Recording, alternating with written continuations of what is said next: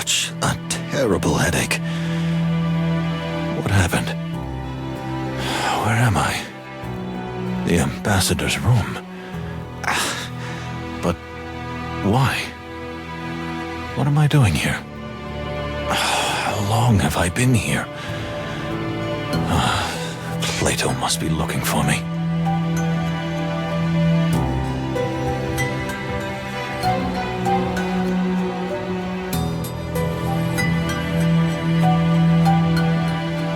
Furry heavens. The ambassador. Is he dead? What might this be? Is this a gun? Hey, what's going on in there? Who's in there?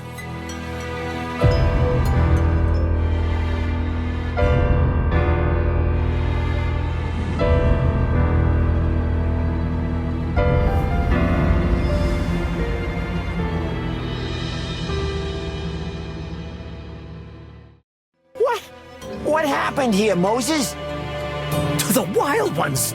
You killed the ambassador? What? What did I do? Hey, calm down. Moses got here first, didn't he? That doesn't mean he killed the ambassador. Am I right? I think so. Do you think or do you know? The poor bastard's lying dead. You're standing in front of him, and that gun may not even be cold. I can still smell the cordite. Unfortunately, I have to say, it's really more than suspicious. Calm down. There's a rational explanation for everything. Moses and I are respected detectives of the Clawville Police Department, whose job it was to protect the ambassador at all costs. Well, in that case, you didn't do your job very well. Furry heavens. It's all over. Peace is over. There will be war. Enough. Everybody calm down. Moses didn't do it. We can't say that. What? What did you just say? I don't remember the events of the last hour or so. I was standing over the body. I don't think I could ever do such a thing, and I abhor firearms, but still, we can't rule out the possibility that it was me. Is everybody gone mad around here? I think it's very clear what happened. The fox drank too much and simply shot the ambassador. Where in the hairy, feathered, scaly world did that come from? I'm just telling you what I see, what we all see. All right, that's enough. Everyone leave the compartment and wait outside. We're gonna investigate the crime scene. You mean you and suspect number one? How do we know you're not trying to cover up the evidence? I can assure you I won't touch anything, even if it had been me. My partner Plato is pure as the Stavonian snow. Honk! Anyone can say that. Empty words. Then it's your word against ours for now, honk honk. A hardened multiple convicted felon against two high-ranking Clawville police officers. What do you think of those odds? What? But this is police brutality. No, it's an abuse of common sense, honk honk.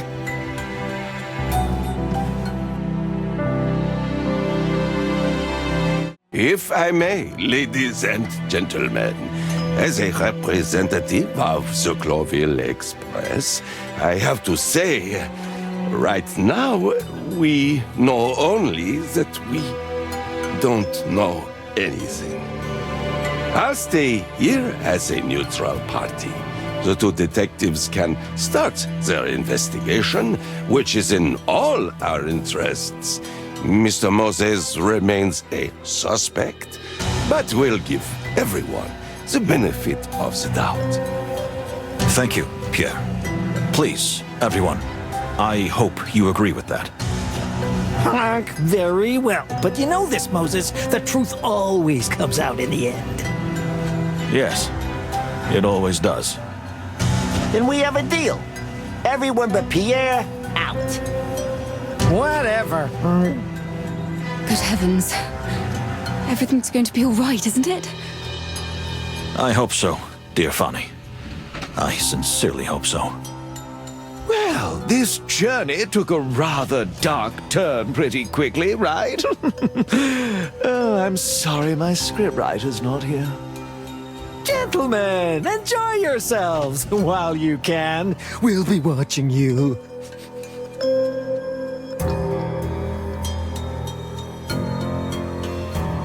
Well, well.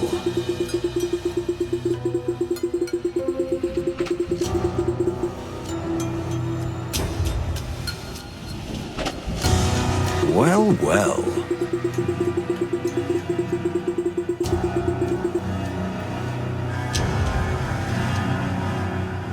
Let's see.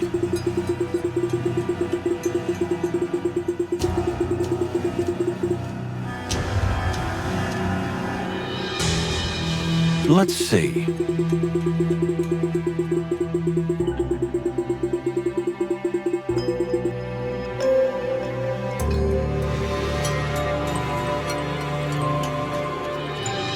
Moses, listen. It couldn't be you. That's madness. We cannot rule out the possibility. What? You suspect yourself? Not a bit, my dear friend, but until I can prove otherwise, I can't rule out the possibility. This is insanity. No, it's perfectly logical, Plato. I don't remember what happened last night, so anything could have happened. You must remember something. It's best to gather what we know from the very beginning. Okay. You're right. Where do we start? Let's say a freezing cold day greeted us on that fateful Stavonian morning. Furry heavens! Could you be any more cheesy? I thought I was getting better at this. That'll never happen. Well then, let's just start at the beginning.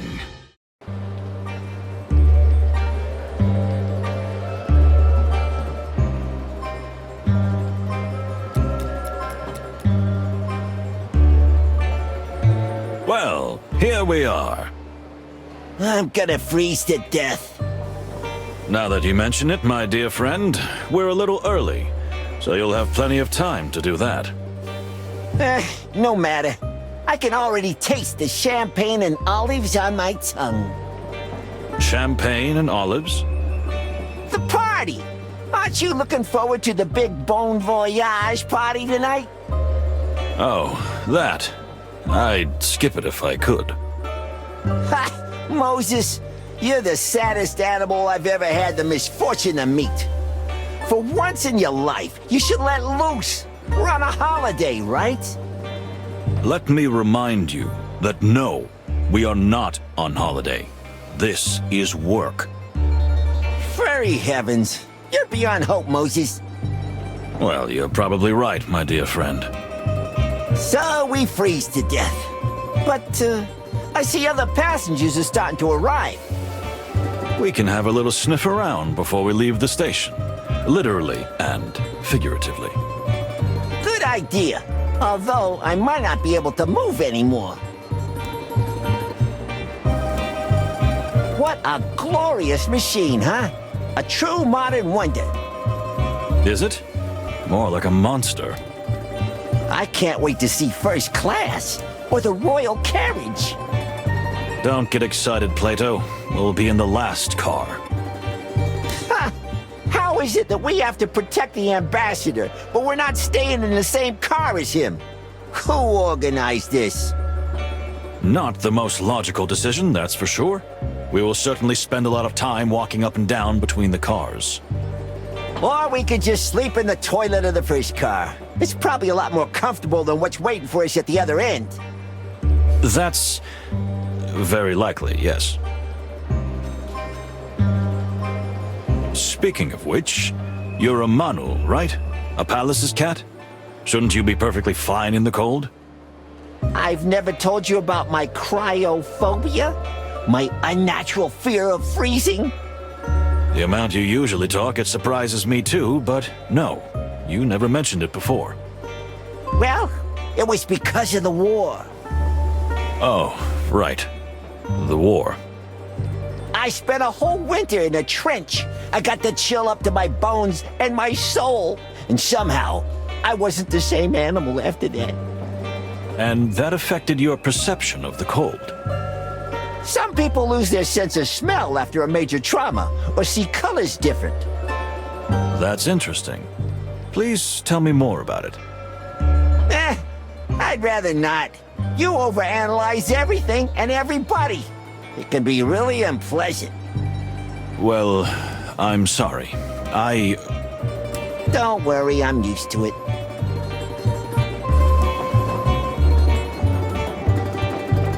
Well, well.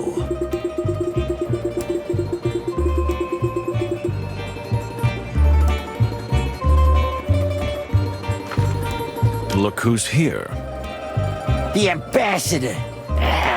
That creep makes my tail tingle. Stay focused, Plato. We'll do what we've been hired to do, then we can take our well-deserved vacation. When I think we have to protect this monster. Let's not jump to conclusions, dear fellow. You know rumors are sometimes just rumors. These aren't just rumors, Moses. They're facts. We have a job to do, and we're going to do it.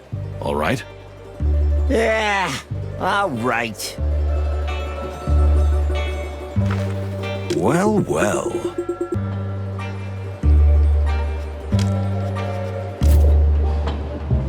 Let's see.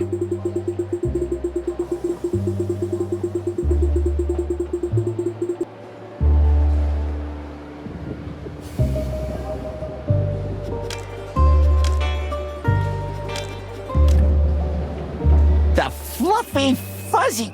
Damn! Quite a tower, isn't it? That could easily accommodate all the members of the country's parliament. Or an invading army. You got that right. Listen.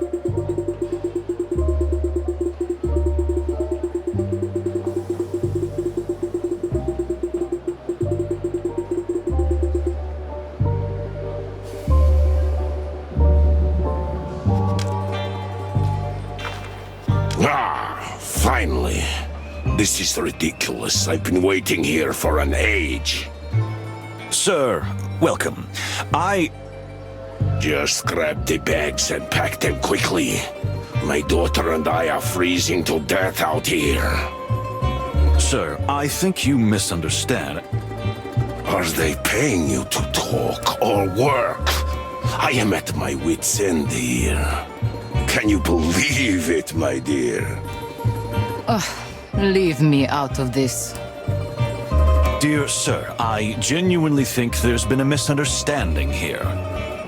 Just take our luggage and load it while I'm in a good mood.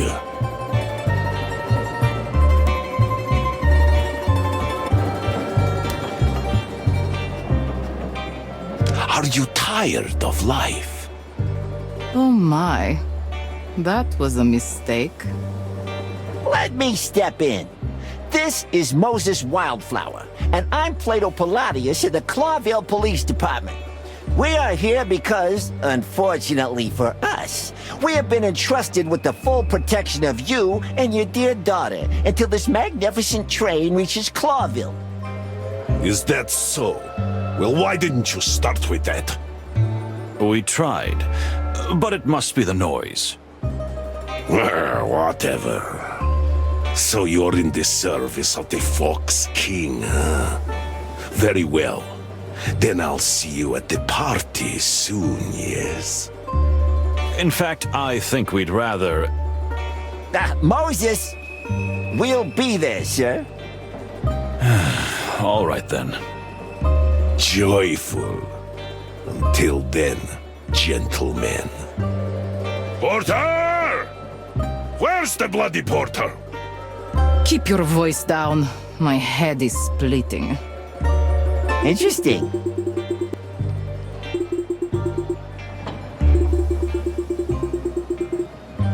What?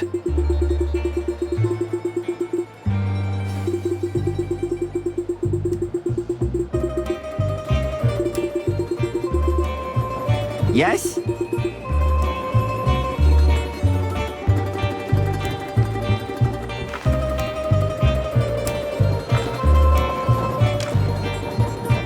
My daughter, a spoiled little brat. But I suppose that's mainly my fault.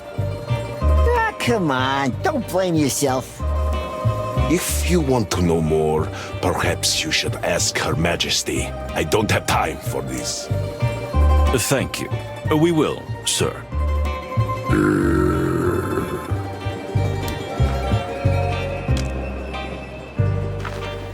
Madam, we are pleased to be of service to you and your good father.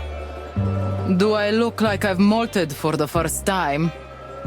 What? I beg your pardon?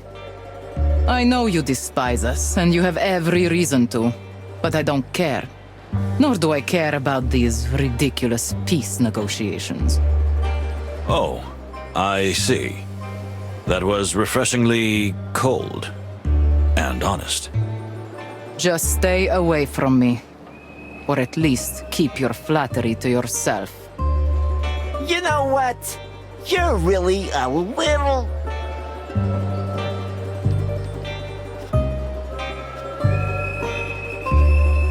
Thank you.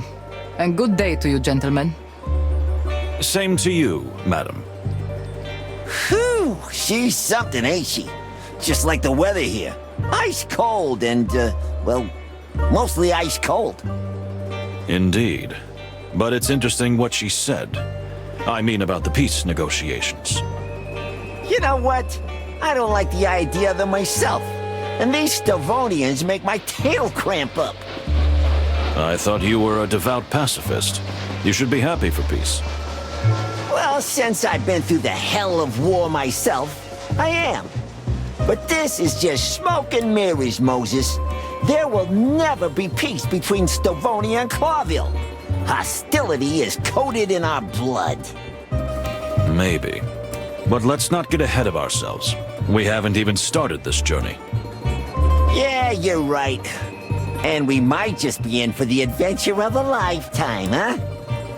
Oh, but every day is an adventure with you, Plato.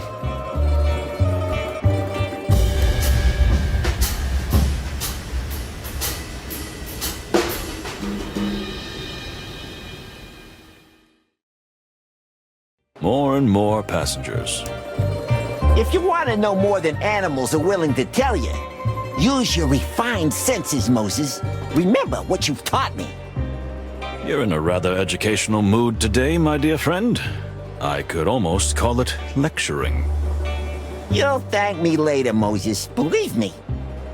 If you say so.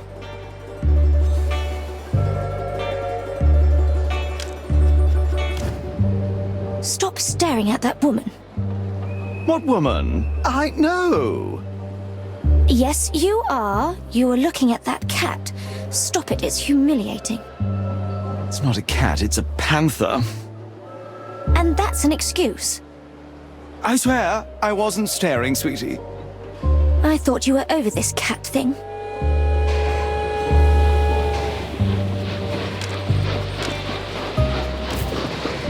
Interesting.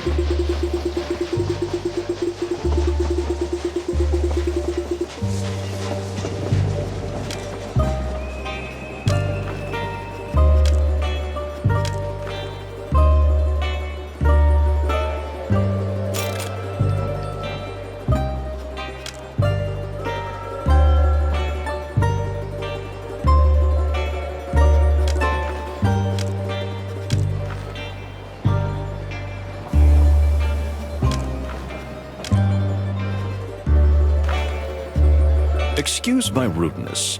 My name is... Oh, come on, it's no problem. What can I write? Who will it be for? What? No, I don't... Then simply Cassidy Lupus, star of Silent Wolf and the Loudest Howl. Here we go, darling. But I... Don't thank me, friend. It's nothing. My pleasure. Well, thank you. Hey, mister. Yes, little... thingy? Little what?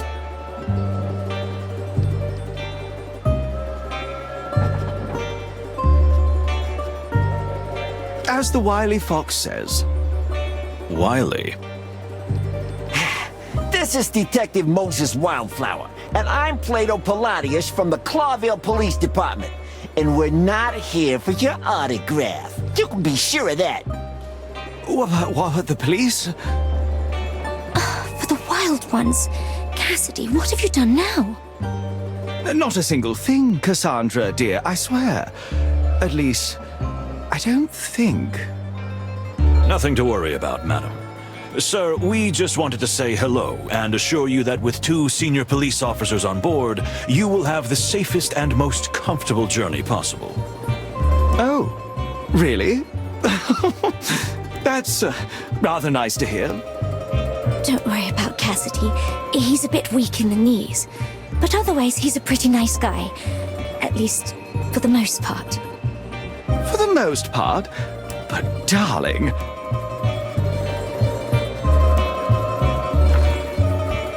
What can I say? She's just as stunning in person as on the silver screen. Really? Yeah, Moses. Doesn't anything make your heart beat? Just because something hasn't happened doesn't mean it won't happen.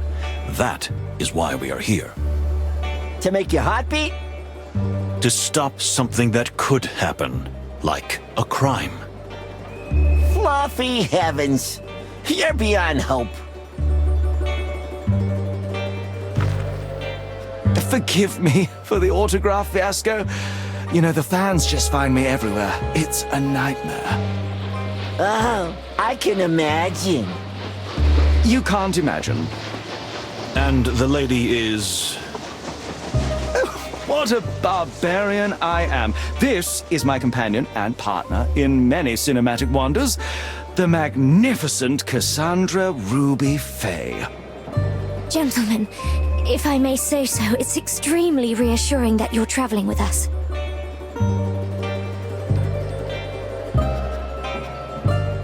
You are a real gentleman. Don't worry about a thing, as long as you see us. Are you two going to the party? I regret to say that we probably will. That's wonderful. See you there, madam. Sir?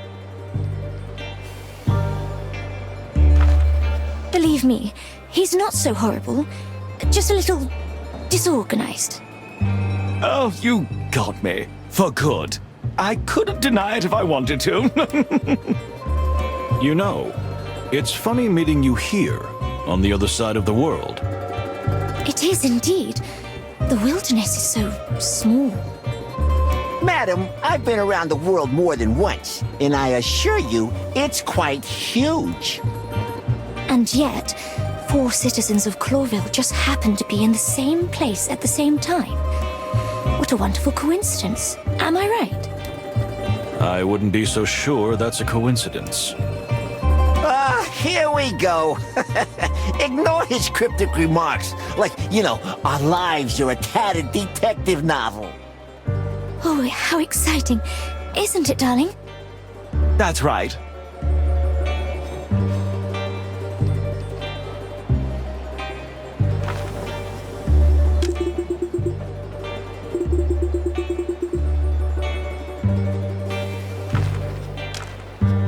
Keep your eyes open, detectives. I mean, all your senses. What do you mean?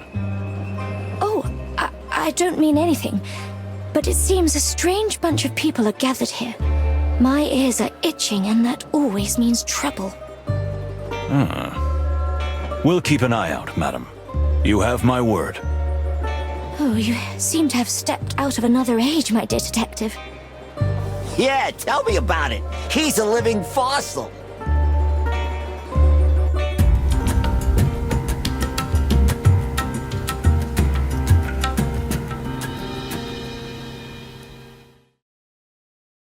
Well, well. Let's do this.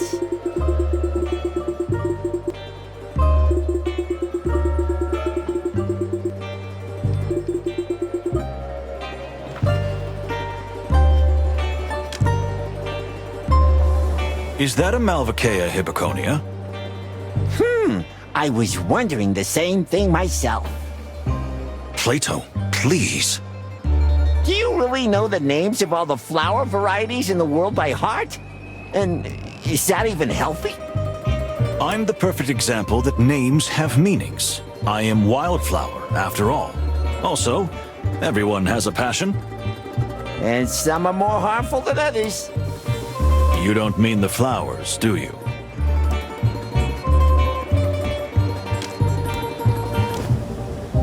Stop staring at that woman. What woman? I know. Yes, you are. You are looking at that cat. Stop it, it's humiliating. It's not a cat, it's a panther. And that's an excuse. I swear, I wasn't staring, sweetie. I thought you were over this cat thing. That dirty cow. Buffalo. What? I said buffalo. Water buffalo. Not a cow. Assassins. Traitors. A little quieter, please, father. I tell you they're trying to kill us. What else would they be doing here? You're paranoid. Have a sip of brandy to calm you down. Don't you tell me to calm down.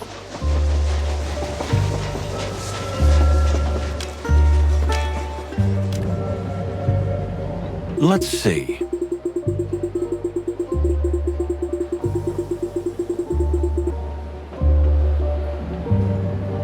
Interesting.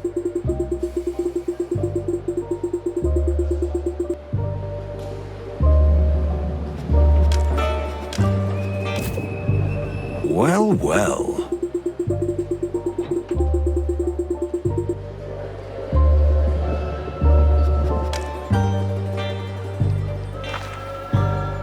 Greetings, sir. My name is... Yes, you two are the detectives, right? Yes, indeed we are. Although, frankly, I'm surprised that you know. The whole station is talking about it. 2 detectives protecting that pale-furred, sharp-toothed bastard.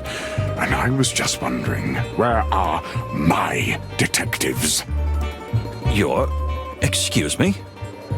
If our beloved king sends personal protection to defend his enemies, like the ambassador of the Stavonian government, surely he sends 1 or 2 to protect his own beloved ally, the ambassador to his own colony. Am I right? Which would be myself. You? You're the ambassador of Torongo? No other. Mujara Panina, ambassador, high priest, guru, and spiritual seer. I'm genuinely horrified that you don't know who I am. If I may say so, you speak the Clawville dialect admirably.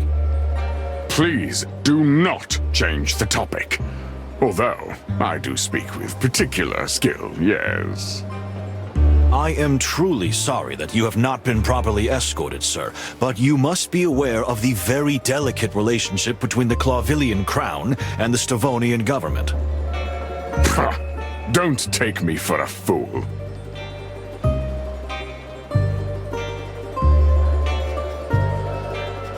Don't blame yourself.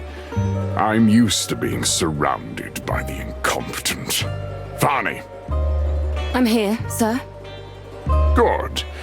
Chat with these gentlemen while I go rest my eyes. Yes, of course, Sepa. How can I help you, gentlemen?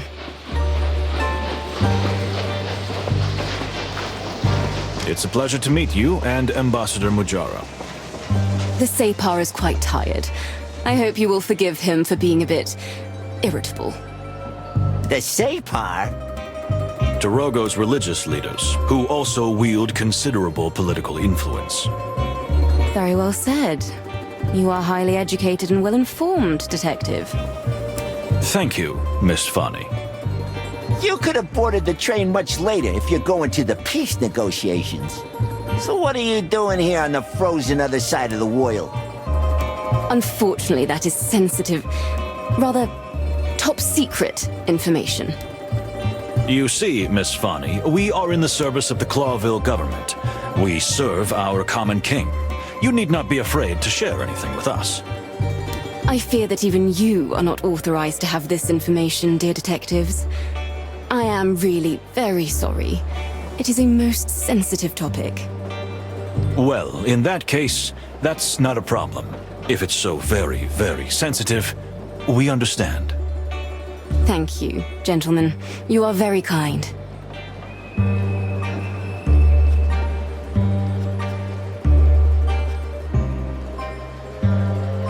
I think it's still worth being a gentleman, even if we're a dying breed.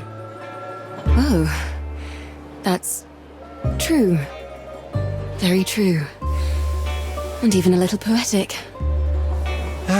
Moses is a real poet, lady. Believe me. Don't mind him, miss. My dear friend Plato is a good fellow, but sarcasm is his stock in trade.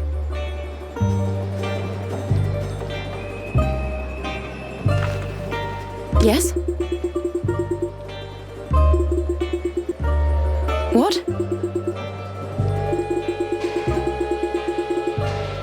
Indeed.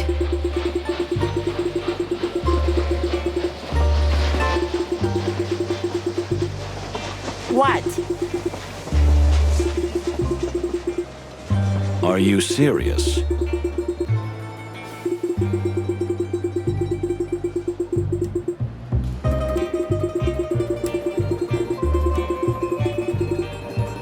No way.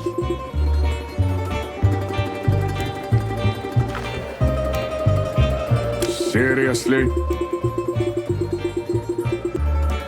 Yes.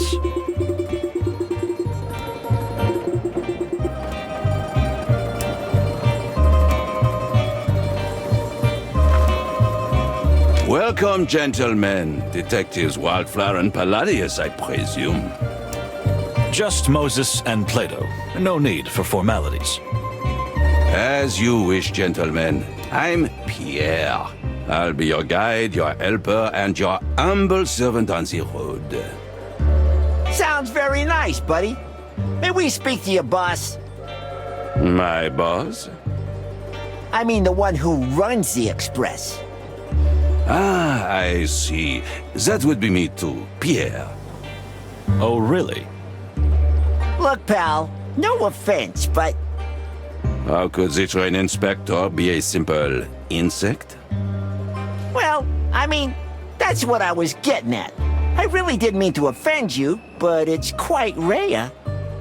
Indeed, it is rare, which is why I feel so honored. And of course, it is a huge responsibility too. In that case, good for you. And congratulations. Thank you. Please enjoy your journey. If there's anything I can do to help, I'll jump to it right away. Huh? You know, jump. Ah, because you're a jumping spider.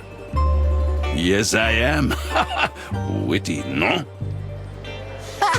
Yes, we all had such a good laugh. But please board the train soon. Most of the passengers have already taken their cabins. We will. Thank you. Ladies and gentlemen, all aboard! About time. I was starting to freeze to death out here. Cassandra, my darling, I'll have you warmed up in no time. Must we tolerate this incessant chatter? Let's board. Slow down, Separ. Don't be in such a hurry. You know your heart.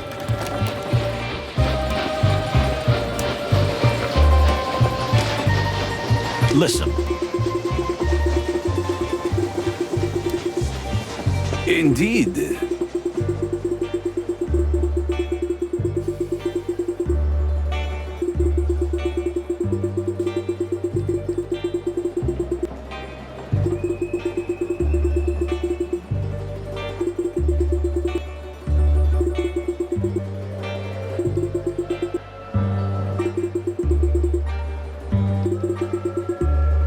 What? No, that's horrible.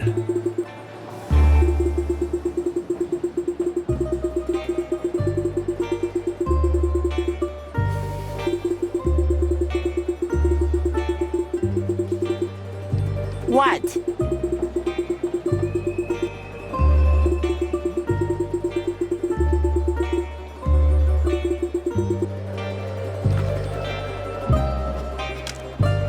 Well, it wasn't that hard to have a little chat, was it?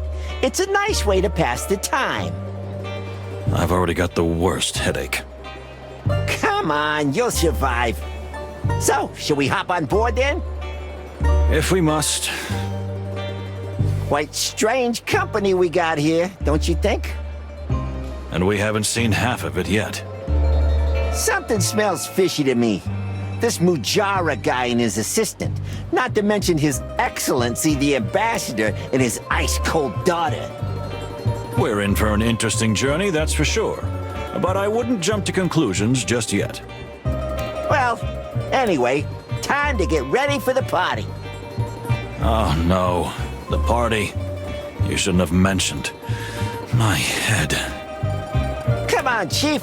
Let's get dressed up, have a drink or two, and go to the little rat hole in the back of the train for a good sleep. What could go wrong? Famous last words, eh?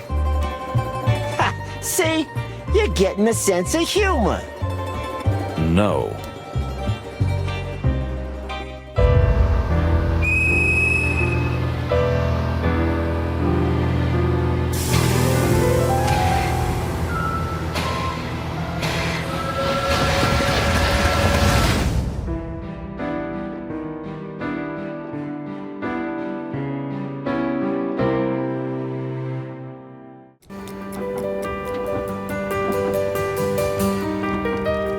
Let's see.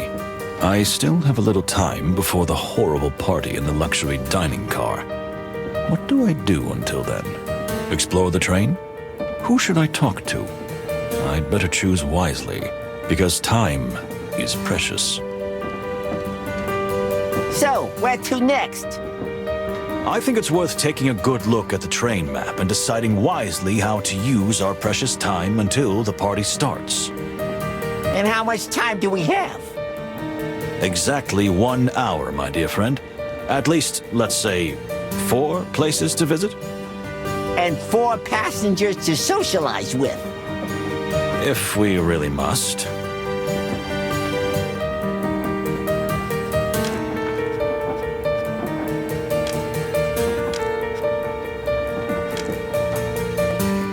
Hey, you're the detectives, aren't you? The high rollers from Clawville. High rollers. I don't hear that enough. Detectives Moses and Plato, yes, that would be us. And who do we have the honor of speaking to? Me? I'm Basil. Basil Pesca is my honest name and its full furry glory. To my friends, it's Baz. To my enemies, it's Reddy Pesca. Well, I'm a wombat, but you don't usually get to choose your nickname, eh?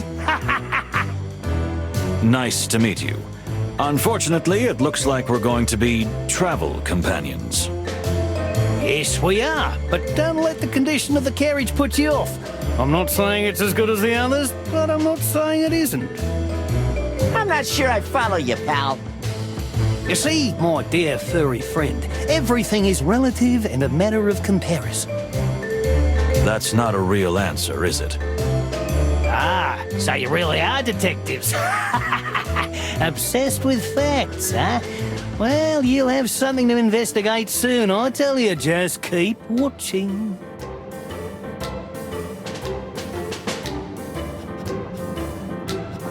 I don't seem very reliable, do I?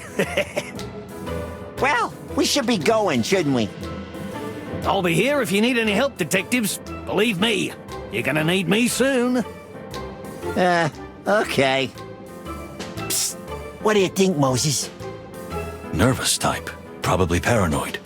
But we do have to be careful, you're right about that. I got a bad feeling about this guy. He's making my tail cramp up. You've got a bad feeling about everyone, Plato, and please get your tail checked by someone. But how many times have I been right, huh? He who throws a handful of stones at a target must sometimes hit it. Oh, very deep. And true, but let's stop whispering because we probably look very silly. Oh yeah. Okay.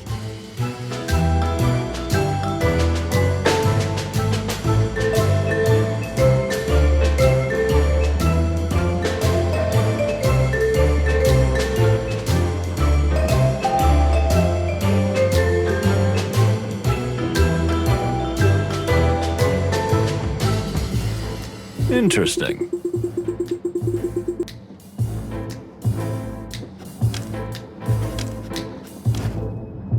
Interesting.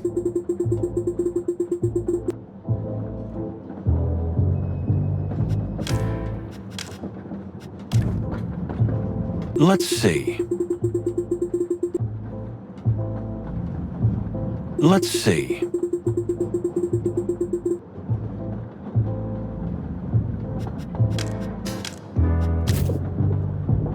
Interesting.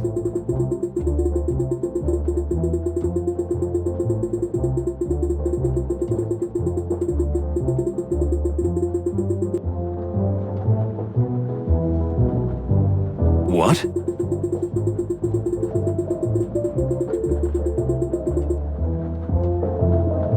Well, well.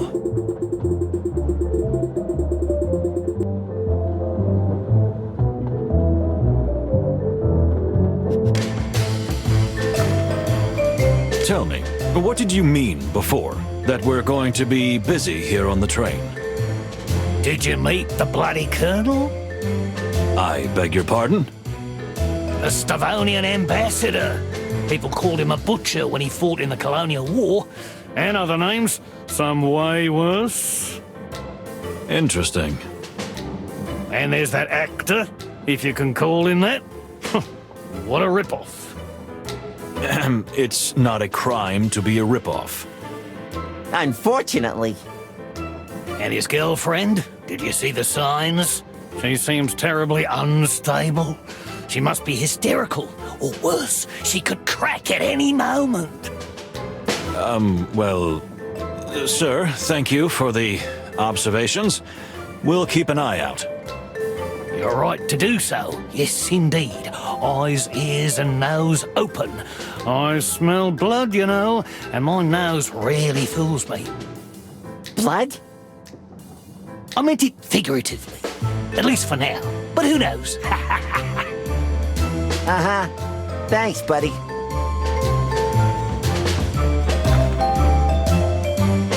If you ask me, it's no coincidence you've been exiled to the last car. You mean someone might have deliberately wanted to distance us? I'm not saying they did. Well, I'm not saying they didn't. You think I'm just paranoid, eh? What? Nah. Well, think what you want. But one thing's for sure, gentlemen. Someone is trying to kill the Stavonian ambassador. I can feel it in my tail. You what? Wombats have tails too, you know. And mine's as good as yours, even if it's a little smaller. For the wild ones. You better take what I say seriously, detectives. You're here to protect the ambassador, are you not? You seem to know quite a lot about everything. What exactly are you doing here? Am I a suspect already? No crime has been committed. Yet. Are you sure? Ah, it's impossible to have a normal conversation with you. Maybe you're right, maybe you're wrong. Let's cut the crap, Pesker. We don't have time for this. The clock is ticking. Tick-tock. We'll be back. I'm sure of it. See you soon, Copper. I mean, Copper.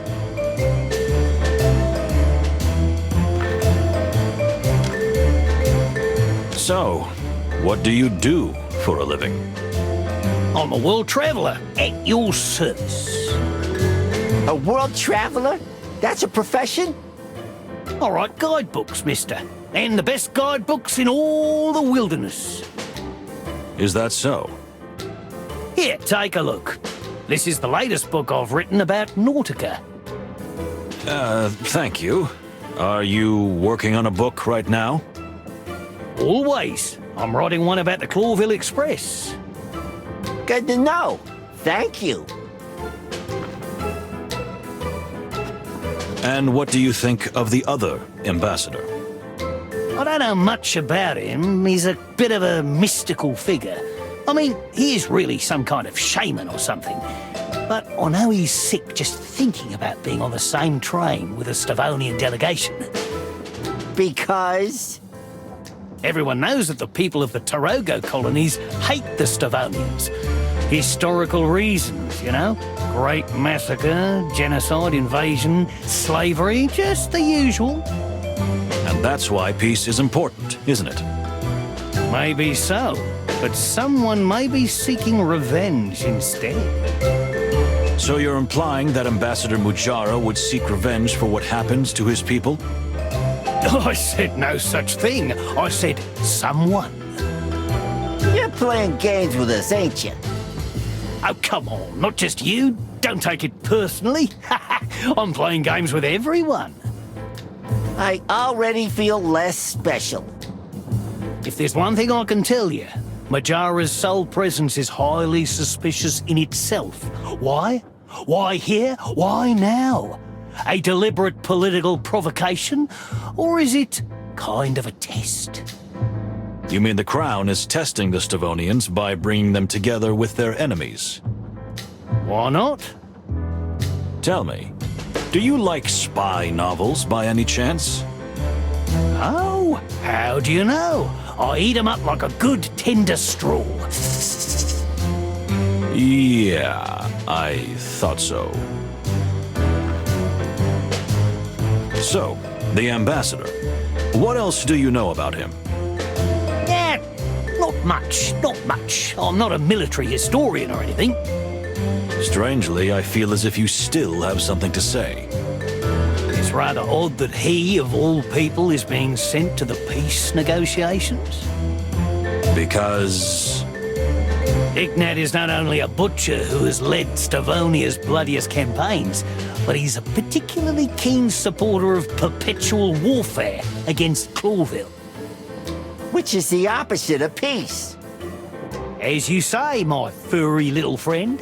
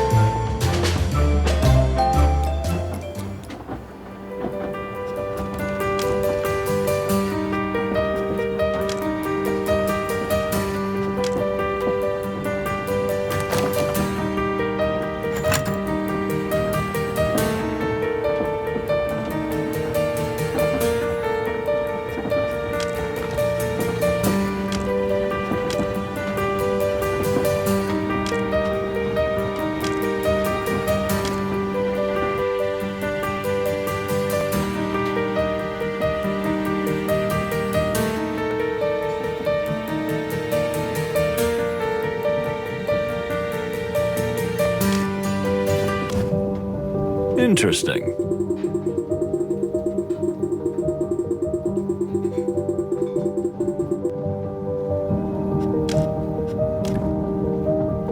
Let's see.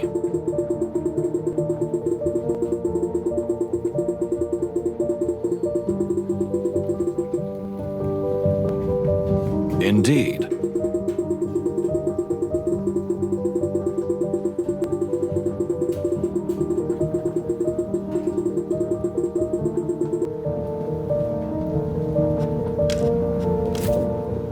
Well, well.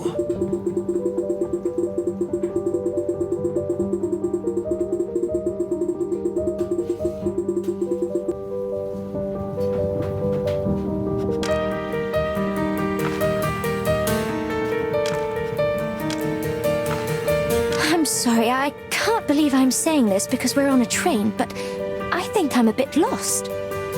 Not to worry, Miss Faye. It is indeed a train, but a rather large one. With quite a lot of secrets. Let's hope not. I'm so glad you detectives are here. And why is that? Well, rumor has it the ambassador's about to be assassinated. What? Haven't you heard? Everyone's talking about it. They say someone on the train is trying to kill Ambassador Ignat. Although we don't think this will happen. I've heard it more than once, and I'm not even the social type.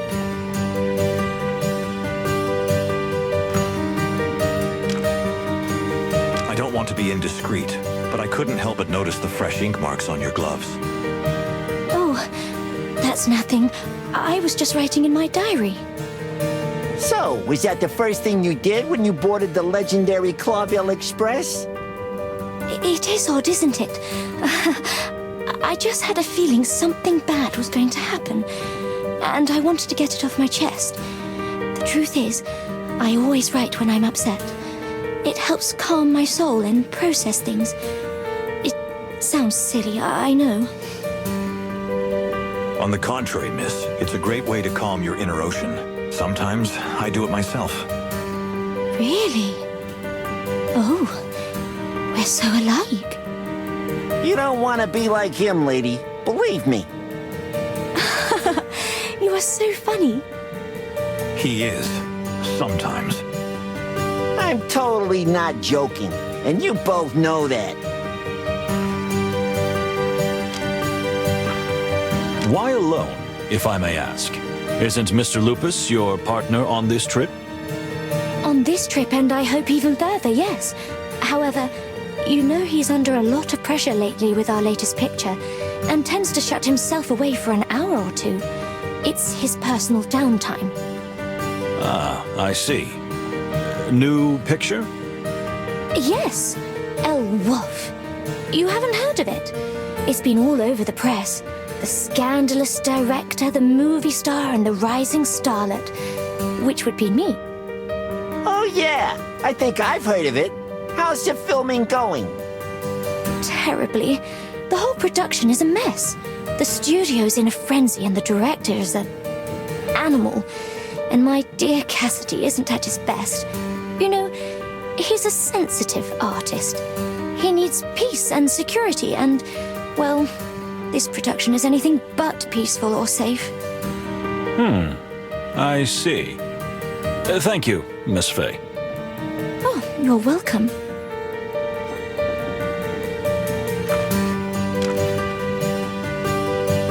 Your dear husband. Partner. Behold, the great Moses Wildflower is embarrassed. Don't be ridiculous, Plato. Don't be embarrassed, dear Mr. Wildflower. Cassidy and I aren't married yet, but if all goes well, we'll finally get wed after filming El Wolf. Oh, congratulations. Well, if we can get through that horrible shoot with that beast of a director. You said the director of the upcoming film is an animal. You mean in a pejorative sense? In every sense of the word. Charles Rufus Vidor has directed some fantastic pictures. In some of them, he was even a brilliant actor himself. But now he's old and sour and evil. As childish as that sounds. A rich director corrupted by money and power? Not at all, miss. You know, for Cassidy and I, this trip is a relief, a break from the madness of shooting. Thanks to the Great Wild Ones, the Crown thought the presence of 2 movie stars would brighten up the whole trip. So you're not just here on holiday? Holiday, relaxation, and still a bit of work, yes. I like to think of us as ambassadors for Clawvillian culture. I see. Nice thought. Isn't it? I think so myself.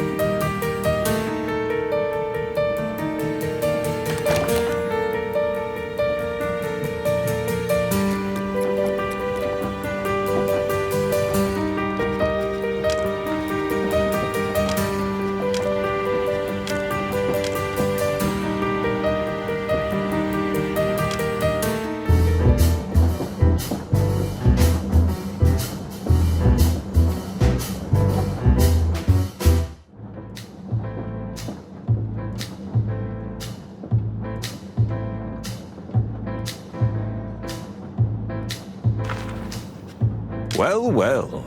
Who do we have here? A real Clawvillian aristocrat, eh? Looks like it. Who is this guy? I got a bad feeling about him. Who don't you have a bad feeling about? But how many times was I right? I don't like this fancy fella. You two look quite alike. I look nothing like that pillow-hugging, spoiled pussycat. It's almost like you're coming from the same litter. Moses, I don't like it when you try to be funny. Ah, the detectives. What a pleasant surprise. No, it's not. Your voice sounds very different from what you say, Mr. Baron Artemis Horatio Whisker, at your service. And yes, you're right. In fact, I'm weary and fussy. I don't want any company. Not at all. We're sorry to interrupt you, whatever you're doing. We'd just like to ask you a couple of questions since we've run into each other. You mean we ran into each other in my cabin after you showed up uninvited? Well, since you're here, ask away. But if you bore me too much, I'm sure I'll fall asleep. My pillows are calling. Tell me, what are you doing on the Clawville Express? Oh, what a surprising question. Well, if you want to know, I'm on my way home after visiting a distant relative in this terribly cold place. Terribly cold. So you have family living in Stavonia? Actually, we're from here originally, but my family has lived in Clawville since my great-grandfather and made their fortune there. If you don't mind me asking, you're of aristocratic descent? Well, I'm afraid not. And I do mind you asking. I really do. Oh, excuse me. We didn't mean to... Anything else? I hope not.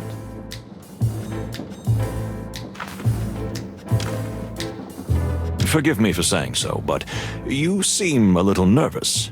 I couldn't help noticing you watching us out of the corner of your eye. And your heartbeat. So, you really are a detective, aren't you? By the way, yes, you're right. Ever since I heard that a murderer... What? Murderer? Where? I mean, there's an alleged murderer on board. So we have heard. Really? Who told you that? Who? Everyone. Everybody's whispering about it. Someone's trying to kill the Stovonian ambassador. Well, who wouldn't want to? No surprise. A little more seriousness, my dear Plato. Unfortunately, it's really not surprising. Still, it's a terrible thing to hear. Is it really? So, you think the ambassador is in grave danger? Isn't it your job to protect him? You could do that instead of harassing me. Bravo, well said.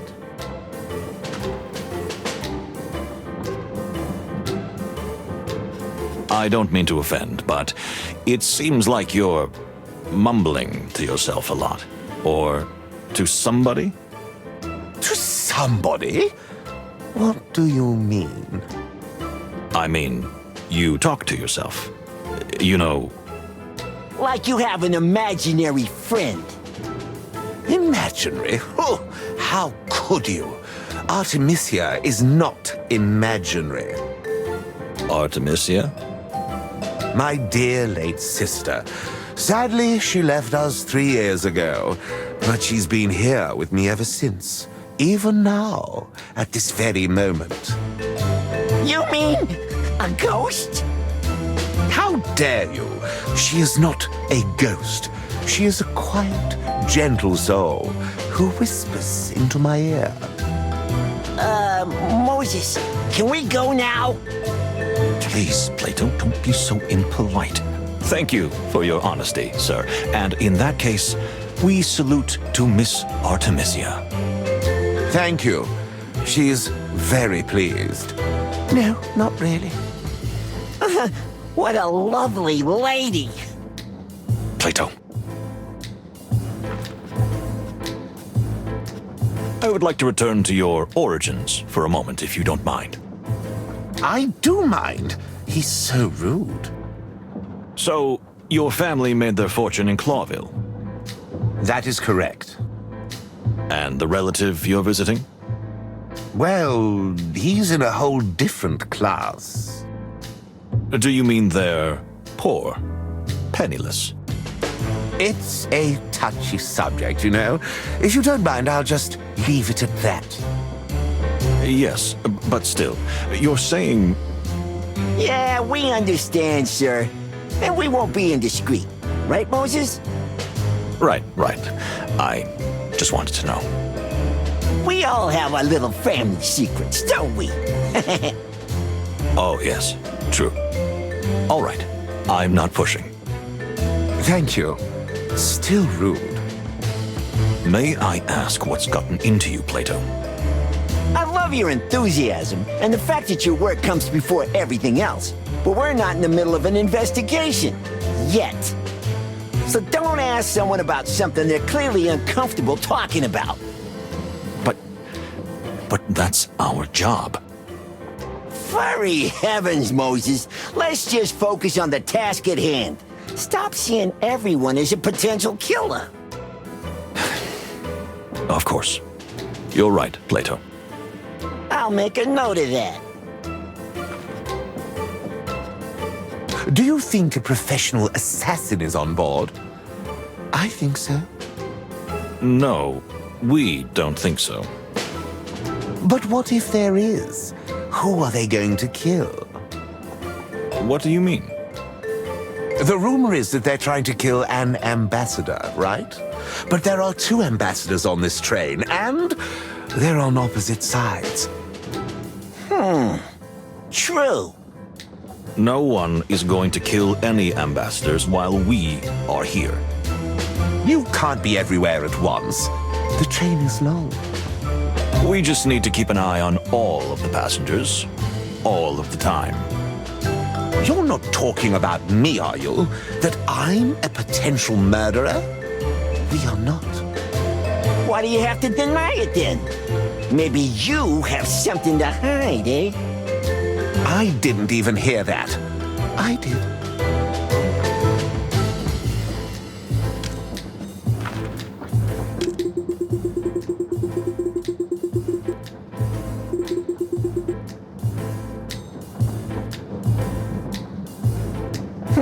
So that's her. The Baron's dead sister? Artemisia. Yes, I confess I shivered a little at the thought of her being here with us even now. Do you believe in ghosts? No, of course not, my dear Plato. But I do believe in the power of faith, if you know what I mean. Yeah. And you? Well, Moses, I believe there are things that cannot be explained. And that we should notice when we stray into territory we don't know enough about. So you're not going to be an occult detective, am I right? Not while I still got fur on my tail.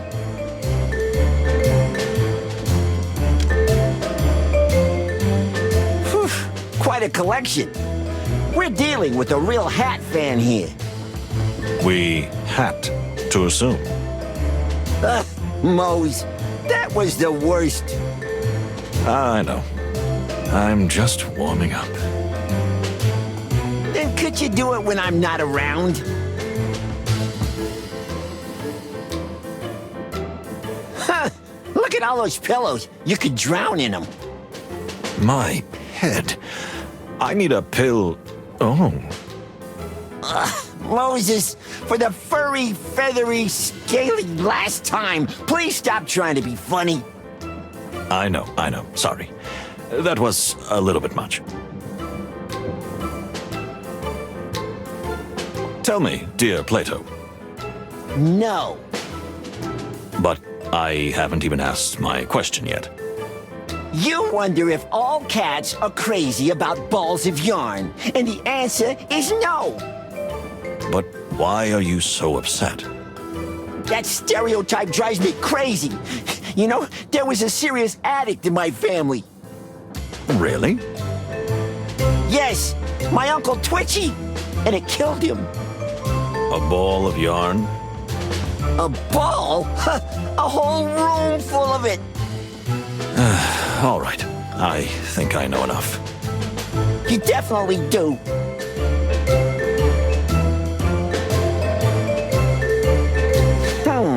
Nice little box. What could be inside? Perhaps the world's most beautiful and smallest ball of yarn. Braided from a golden thread. Or maybe a little jeweled mouse. With ruby eyes and a diamond nose? Perhaps. Or probably nothing.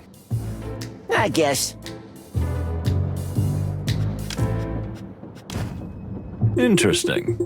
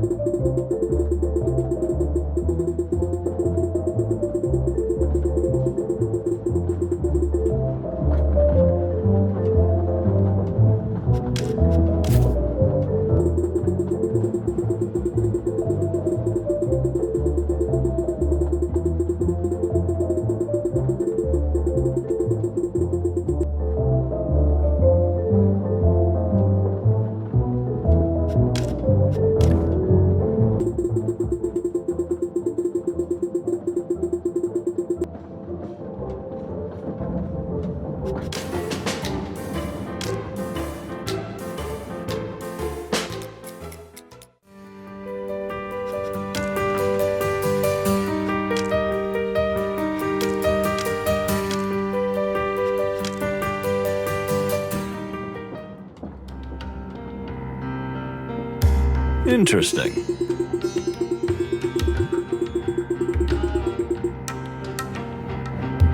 Listen.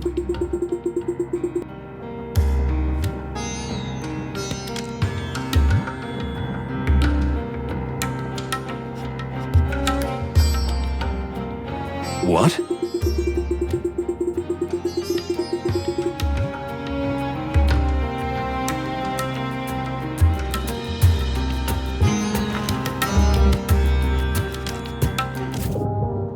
Interesting.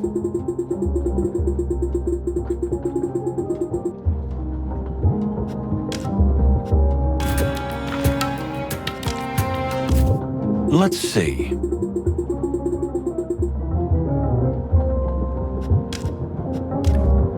Let's see.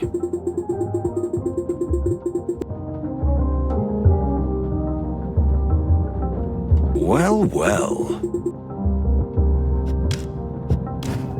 Well, well.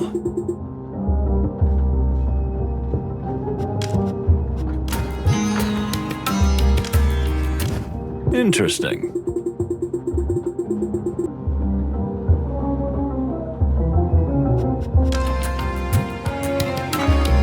Dear Miss Fani, it is a pleasure meeting you again.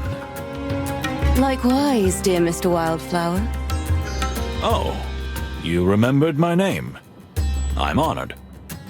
Well, as an ambassador's assistant, I am a prisoner of details. As am I.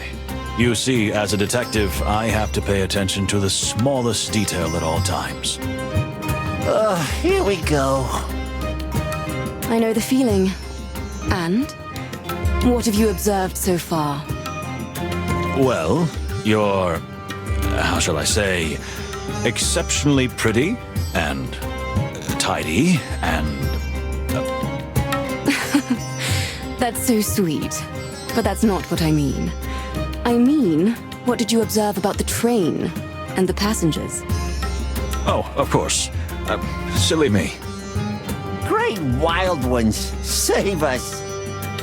So, yes, a rather odd bunch of people have gathered here, although we haven't managed to talk to everyone yet. Have you heard the rumor? The rumor? That someone... it's terrible even to say it, but... there are whispers that someone is trying to kill the Stavonian ambassador. Don't worry, miss. That won't happen. That's why we're here. But aren't you putting yourselves in danger? Maybe so, but it's part of the job. Oh, how heroic. Okay, this is where I die. Please, just let me know if you need anything. Anything? Anything? Anything, milady. I will, Moses. I mean, Mr. Wildflower.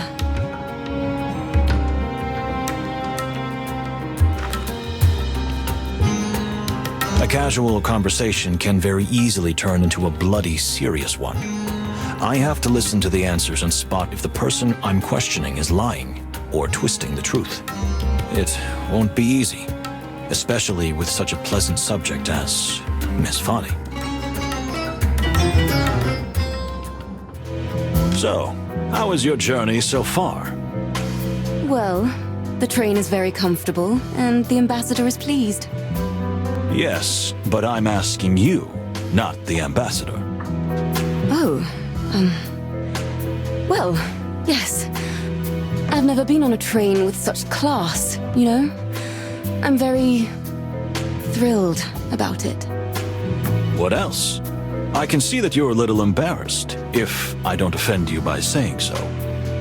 You're so observant. Yes, well, besides being excited, I'm also a little uncomfortable, as I don't really know how to behave in a situation like this, with such important people.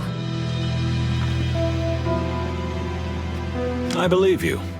I advise you to just be yourself. That's always the best way. Oh, really? I think so myself.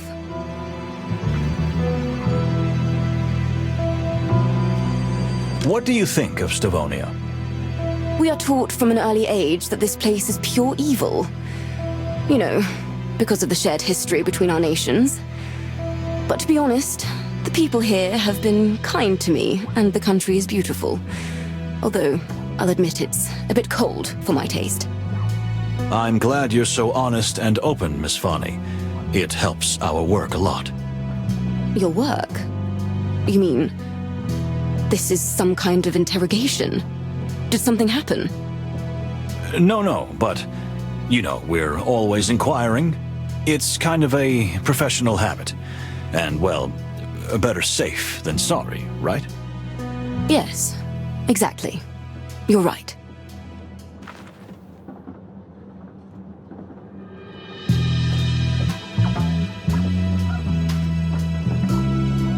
What do you think about the peace negotiations? You're asking me? Yes, you. Not the Separ, but you. I want your opinion. Oh. Well, you know, I hadn't really thought about it that much. I'm so preoccupied with the ambassador's thoughts and concerns. You almost forgot you have your own, don't you? Yes, exactly.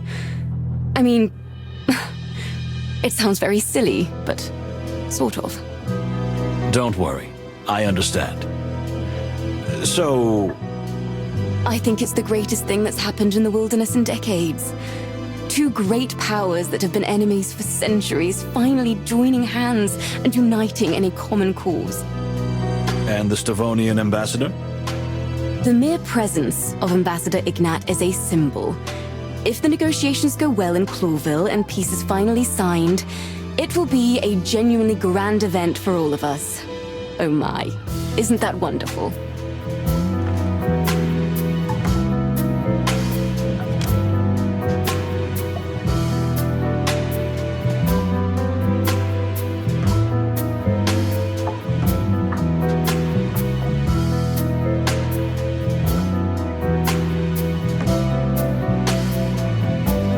That was a lovely speech, but it sounds like you just memorized it.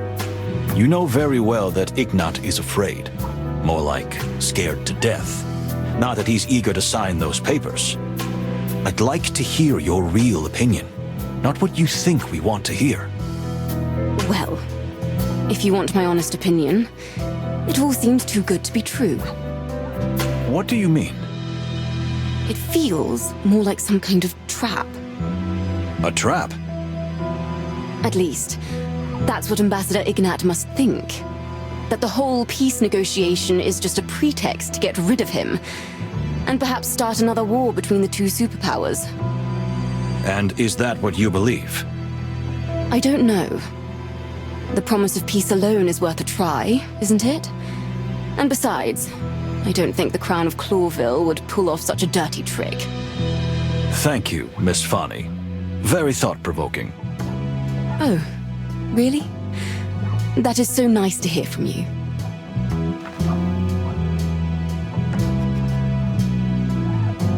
Don't take this the wrong way, but you're wounded. What do you mean? You've been seriously wounded in the past. Emotionally. Am I right? I don't know how you know that, but yes, it's true. My childhood wasn't easy. Not to be indiscreet, but may I ask why not? You know, we were poor, but so was everyone else, so it's not bad. But my parents, well, they... Take it easy, Miss Fanny. You don't have to tell me if you don't want to. But I do. I've always wanted to. But it's so hard. Your parents died violently, didn't they? How did you... Sadly, I have heard too many stories like that, Miss Fanny. I'm so sorry to trouble you with my silly little problems. Not at all. But I think we'd better move on to another question.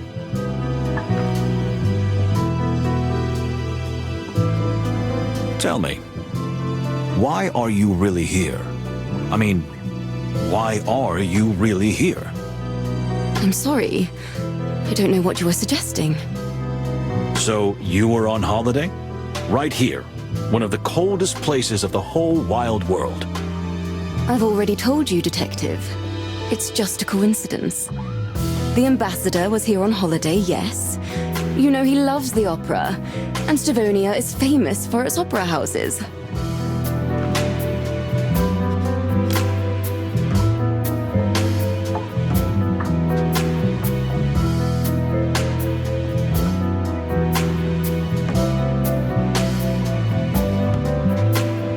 Despite the centuries-old conflict between your countries, you would have me believe that you are here because of the opera? At the very same time the Stavonian ambassador is due to visit Clawville for the peace talks. We just want to know the truth, Miss Fanny. We mean you no harm. You're right. There's no point in hiding it. We are here for a deeper purpose. But unfortunately, I cannot disclose the reason right now. Is this the secret you mentioned earlier? Indeed. It's about our religion. I hope you understand if I don't want to talk about it myself. Perhaps Ambassador Mujara will be more willing. We understand. Thank you for your honesty. I thank you, Detective.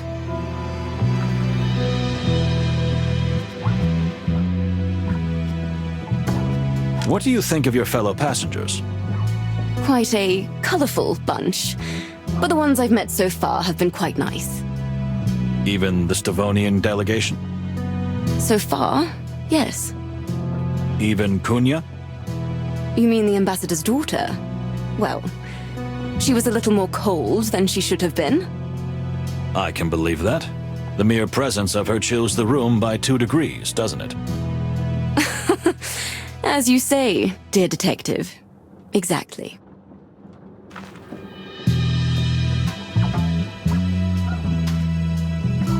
What do you think of Ambassador Ignat? He is a rather frightening figure. He has a terrible reputation in my country, Just think of the Canberra massacre, where thousands perished by the hands of the Stavonians before the Clawville forces liberated the region. I believe that war crime was never proven against the ambassador. That's true. But for the people of Torogo, there is no question that he was guilty. And you think so as well? You know, Mr. Wildflower, I try to see the best in everyone, even when it's very difficult. And in this case, I assume the best in the absence of evidence. It's just the way I am. I can't help it. The ambassador was in a particularly peppery mood this morning. Could it have been the cold? The weather is indeed hard on him. We're from the sweltering Torogo, but... But... The Separ is quite upset about Ambassador Ignat. You mean why he hasn't been escorted in the same way? Not only that, but the mere sight of the Stavonian delegation is deeply shocking and upsetting to him. Interesting. Are there deeper, more personal reasons for the depth of his feelings? Personal? Oh, no, not at all. It's just that Torogo and Stavonia have been in conflict for centuries. This is purely political. Tell me, is there something wrong with the ambassador's health? Why would you think that? I'm just fumbling around, so... No, not at all. The ambassador is in perfect health.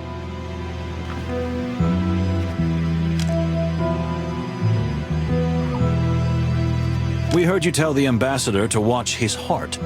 At another time, you said he is often tired nowadays. You've got me, yes. The ambassador has a serious heart condition, but he does not like to appear weak in front of anyone, especially in front of his enemies. That's understandable. Thank you. We won't pass it on to anyone, we promise. Thank you. Can you tell us about your country? You want to hear about Torogo? Exactly, my dear. Well, you see, Torogo is very different from Stavonia or Clawville. We're just on the threshold of civilization. The country is still full of jungles, primitive tribes, exotic plants, and wilderness. You talk about it very passionately. I love my home very much, Mr. Wildflower. Notwithstanding, or perhaps because of, all the horrors it has endured in the last century. You mean the Stavonian invasion? Not just that, but... you know. And I mean no offense, but Clawville is also just another colonial power. And I don't mean to sound ungrateful, I'm very thankful to our common king, but... Please, continue. I don't want to bore you with my nonsense. You're not boring me, my dear. Please. Clawville has done our country a great service, given us many useful modern things. It's just that it's taken something too. Something that was very important to us. Our souls. Our freedom. Darling, this conversation was very useful. Thank you. I hope I've been useful, Detective. Please, call me Moses. It would mean a lot. All right, I'll try. Moses. There you go.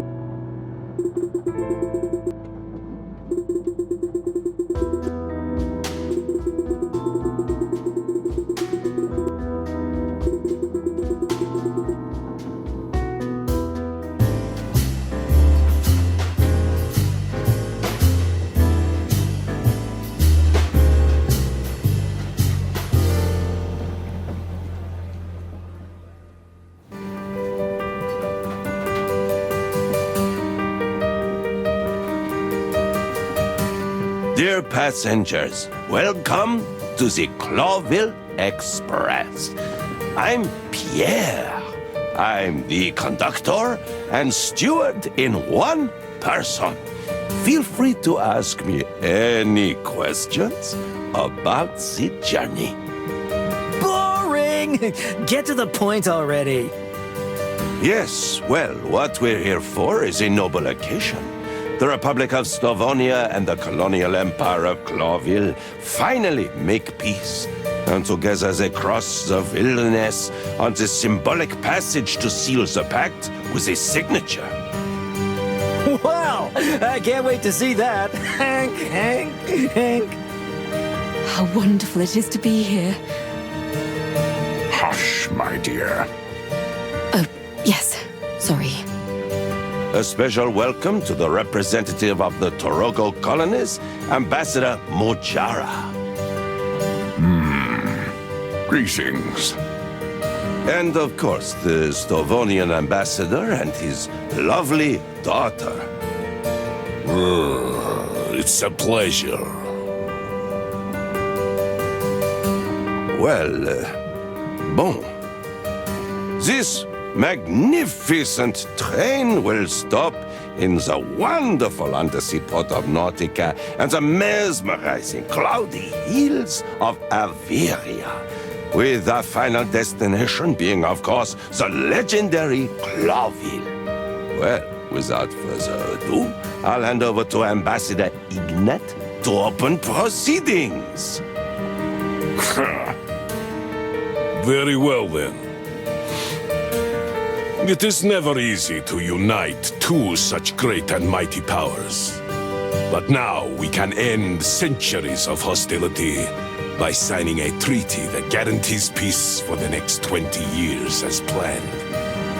That is why I am here, as are many of you, whoever you might be. Are you talking about me? Here we go. Hank. The party is starting. Perhaps many of you know that I am not one for word talk, nor am I one for peace. That's for sure. Please, Ambassador, not now.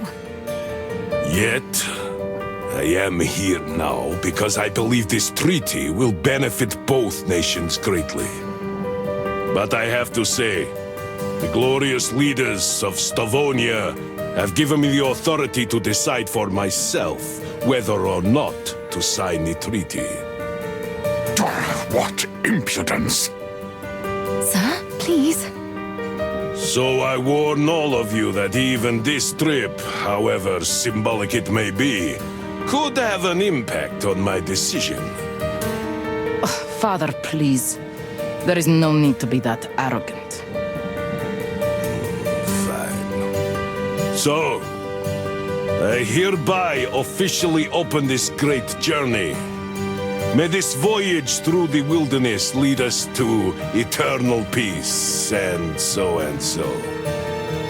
What did he mean by that? That it's up to him to sign the papers or not? Ambassador Ignat does have more power than we thought, and that makes our mission even more important. They don't pay me enough for this. I thought we were going on vacation. Plato, my dear friend, no one ever said that. So, if just one single hair falls off the ambassador's back... The peace is dead, and probably us along with it. Great prospects. Indeed.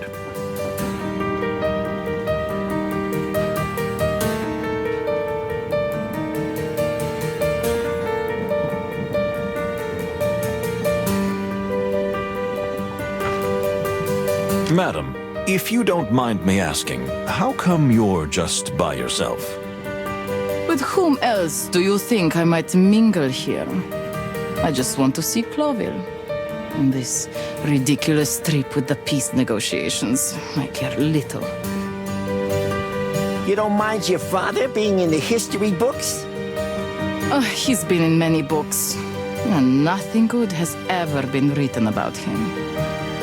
Well, now is his chance to make history with the peace, right? Oh, come on. It's all just smoke and mirrors. They're wasting time. You think war is inevitable? If not right now, eventually, of course.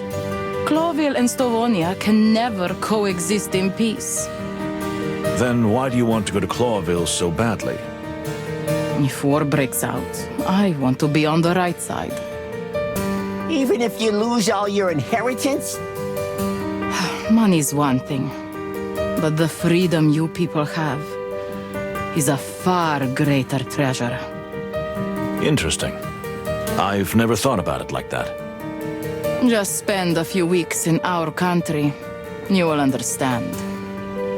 Anything else?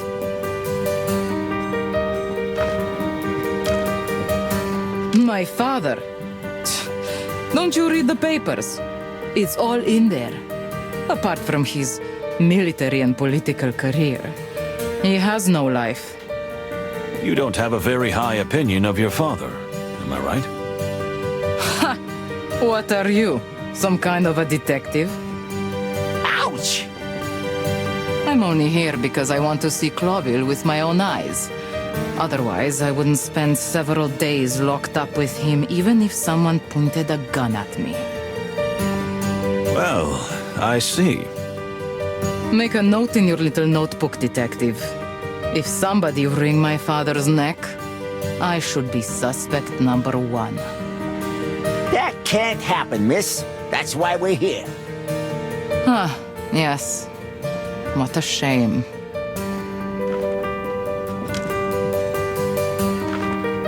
Are you service staff too? You really are a man of many facets. You know, I have my hands in a lot of things.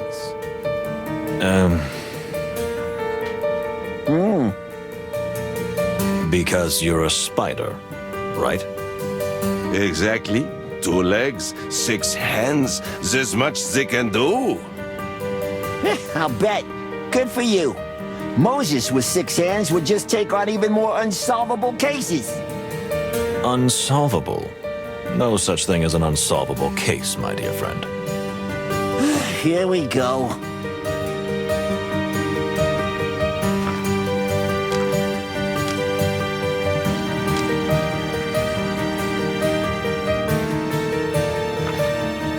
Calm down, darling. No one is killing anyone.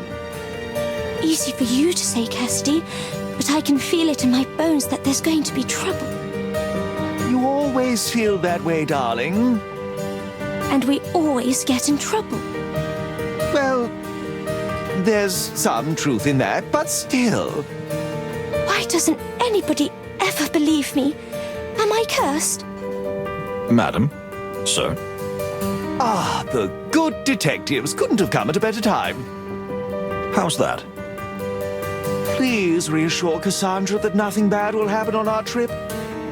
Well, we'll do our best to make sure it doesn't, but promises are hard to make.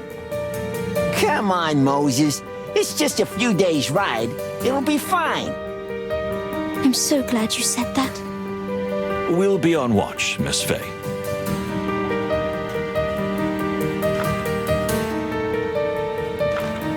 Have you found it yet? Not yet, but I'm sure he's on the train, Mr. Ambassador. Don't you, Mr. Ambassador, me, Hong Kong. Do what you have to do. Ahem. Ah, the detectives. We are finished here. Oh, sorry, we don't want to bother you. Goodbye, then. That was, cold. Well, you guys are real experts on timing, aren't you? We are.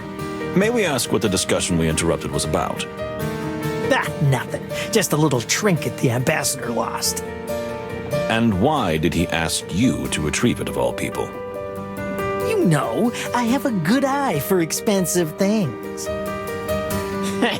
You're a real magpie, honk honk. Well, thank you. I take that as a compliment.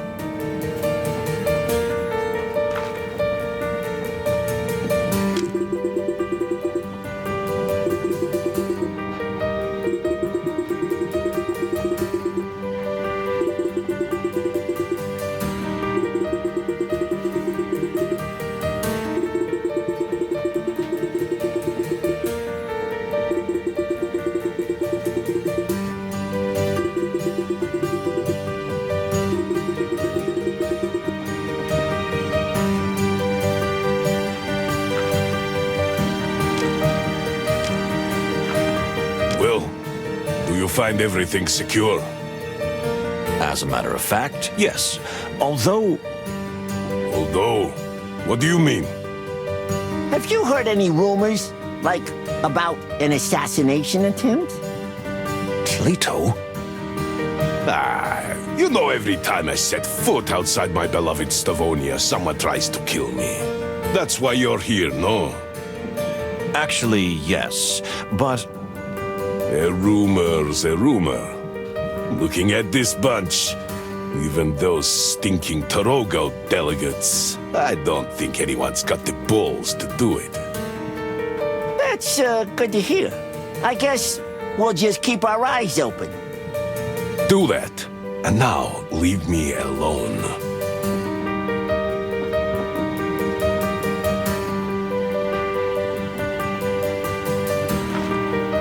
You really are a terrific fella. I mean, my furry friend. Artemis. Baron Artemis Horatio Whisker. Gesundheit. Oh, and I'm Basil. Basil Pesca at your service. Look, my dear fellow, I think you've had a little too much to drink. Would you mind looking for company elsewhere? Oh, the smell. The smell? Yes. So you can smell it too. Something stinks on this train. And I don't mean the water buffalo.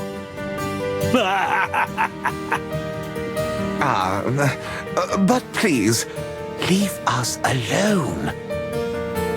Gentlemen. Ah, the Star Detectives. Please, sir, stop shouting.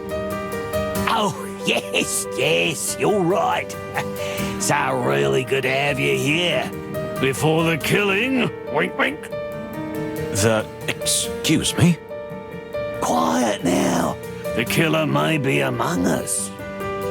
What killer? And how much have you had to drink? A lot. And I don't know. All the other way round. One question at a time, please. So, about that killer, who might it be? I'm not a detective. Or am I? Well, in that case, thank you for the warning. Yeah, don't drink so much. We may have to call a doctor on you. Is there even a doctor on board? What if I'm a doctor? Oh, so what's your diagnosis? My diagnosis is that I'm severely dehydrated. Where can I get a drink around here? Where's my spider buddy? Pierre?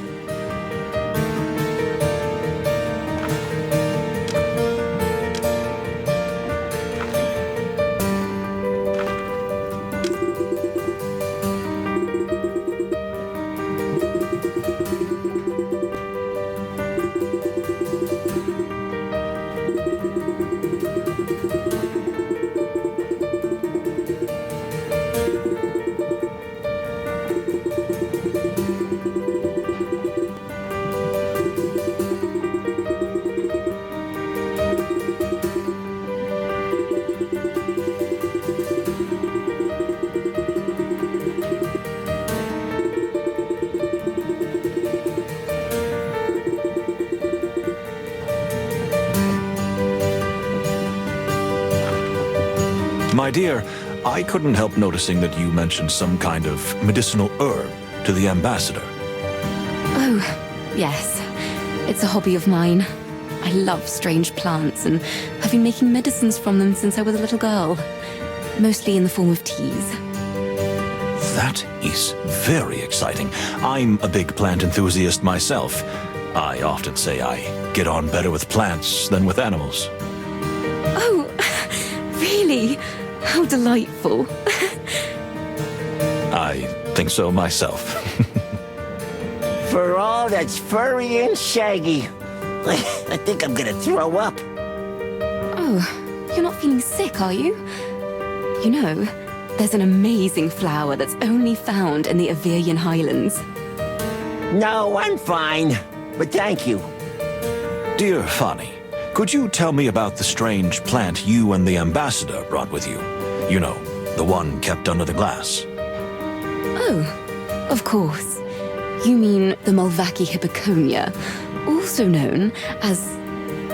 Golden dew, or the chameleon flower. Oh, yes, indeed. Oh, you really are an expert on flowers. Indeed I am. You know, dear Mr. Moses, this flower has certain properties that even the textbooks don't reveal. Really? Don't make me tingle. Please, tell me more. If you don't mind me asking, maybe I could show you more? You mean in your compartment? Well, yes. In my compartment shared with the ambassador. But as you can see, he's quite busy at the moment. Yeah, busy looking out the window and avoiding everyone. In that case, I would be honored. And no, I don't mind. I am delighted, dear Mr. Moses. Likewise, my dear. For the love of the great wild ones. Please, Mr. Palladius, come join us. I assure you, you'll find out some very interesting things about the rarest of all orchids. Yes, my dear fellow, don't be shy. No, I really don't want to be a burden. You really deserve each other. I mean, professionally. I mean, flower-wise. As you wish. Oh, well. You didn't seem to mind that much. I beg your pardon? Nothing. I'm going to take a look around with Plato. Unfortunately, we have to mingle for a while, but I'll be right back to escort you to your compartment. That'd be wonderful. Excellent. Let's go, Plato. So, what do you think? Is this gonna be a peaceful journey? I'm worried about rumors of a possible assassination, but it was expected. Yeah, relations between the two countries is still fragile. That's an understatement. But I think there's no cause for concern at the moment. So then, can we finally enjoy the evening? Make it so, my dear Plato. And I will keep my promise and escort Miss Fani to her compartment. To visit her flower, huh? Whatever you're implying, it is not even worthy of a reply. Just enjoy yourself, Moses. You deserve it. Do the same, dear friend. I'll see you in our compartment. Yep.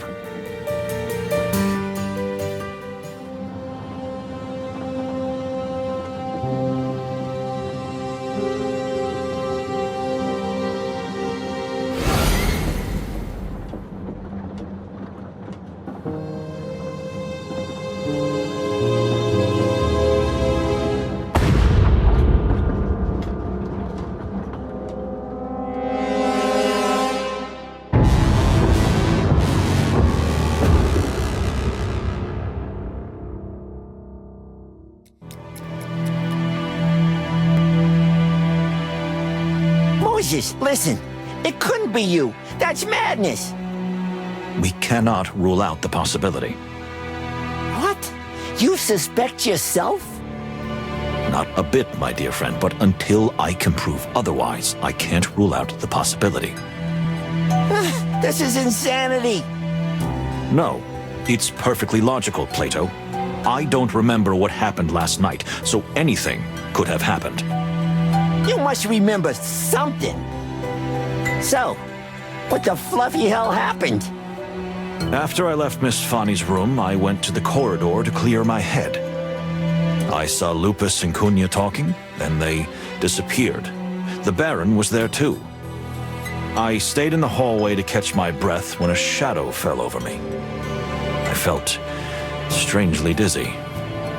And before I could turn around, everything went dark.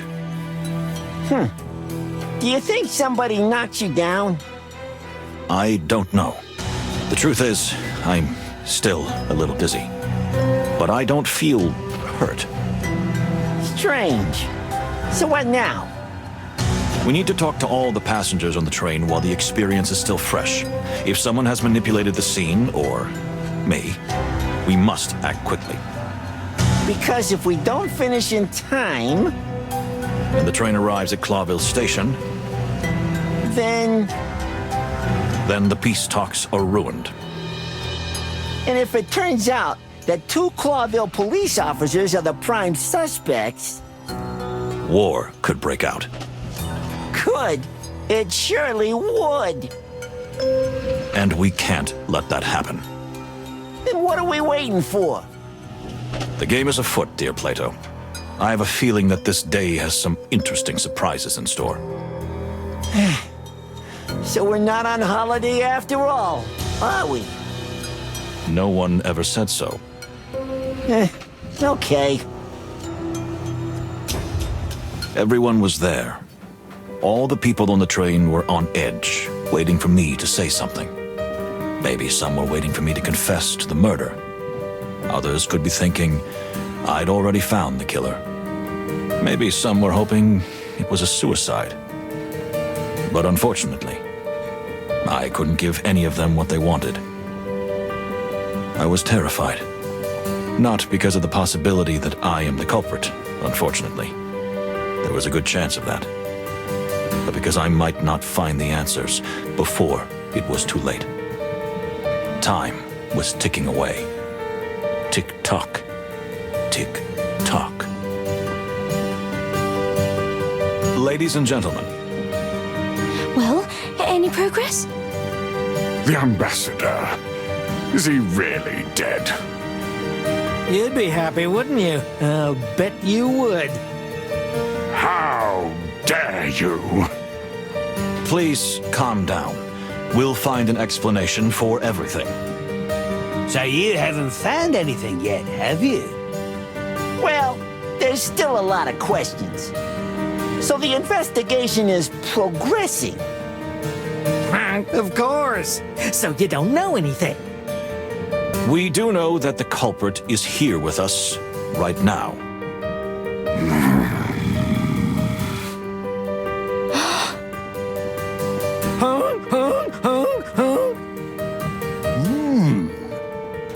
Everybody, please, listen to me. Did I do it? Perhaps. Unfortunately, I have no memory of it. But I can assure you that whether I did it or not, I will catch the culprit with my loyal partner Plato. You have my word of honor. You may think, why should we let the prime suspect roam free? And you'd be right. But from my observation so far, almost everyone on this train would have had some motive to commit this hideous act. I was at the scene, but so far, that doesn't prove anything. And since no one on this train can get to the bottom of a case like this except me and my partner, there is no logical choice but to let us pursue this investigation. We only have a few days before the train reaches Clawville. If we don't find out what happened by then, the peace will never be made. And war may break out. So I ask you, even if you don't believe me, to trust in the professionalism of the Clawville police, and of course in my dear partner Plato, who I ask to be more than just my partner this time, but to watch my every move. Because at this very moment, I do not know if I can trust myself or not. Moses, what are we gonna do now? We need to interview as many passengers as we can. But the clock's ticking. Indeed, my friend. I figure we can probably interview 4 of them before fatigue overrides the shock of the ambassador's death. Or before the killer can come up with a viable alibi. That's an important consideration, too. However, before you start asking questions, remember to use your animal instincts. Good tip, Plato. You're very much in your element.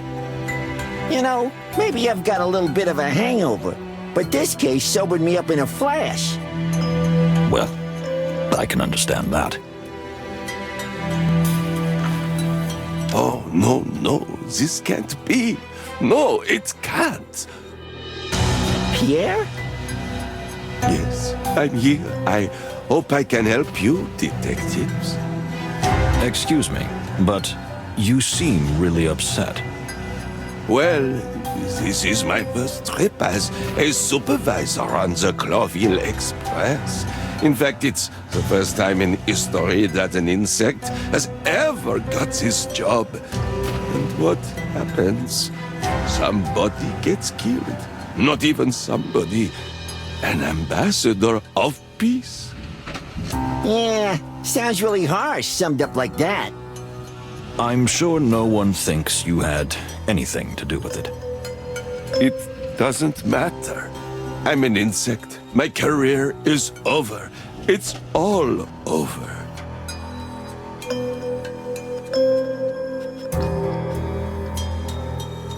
Pull yourself together.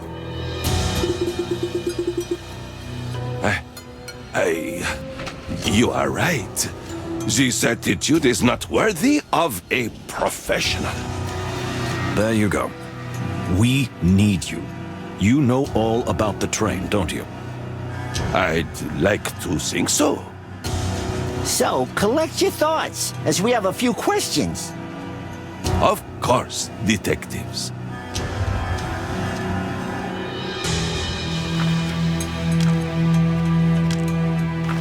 Let's see. So, what happened last night, from your point of view? After the party was over and everyone left the scene, I started cleaning up. Do you remember the order the passengers left the dining room? Of course. Ambassador Mojara was the first to leave after you and Miss Fanny. And then the Baron shortly after. Around midnight, Ambassador Ignat left, followed closely by Monsieur Onk Onk. That leaves the two actors, Basil and Cunha. Am I right? Exactly. You are very observant. The actors left first, then Basil. Miss Cunha was here for a long time, just staring out of the window. When did she finally leave? About 2 in the morning. Haven't you forgotten something, Pierre? I don't think so, sir. Yes, I know what time you left. After the actors, but before Basil. And you remember it better than I do. I was a little, tired. Yes, tired. Of course, sir. Thank you, Pierre. That was very useful information. I'm glad that I could help.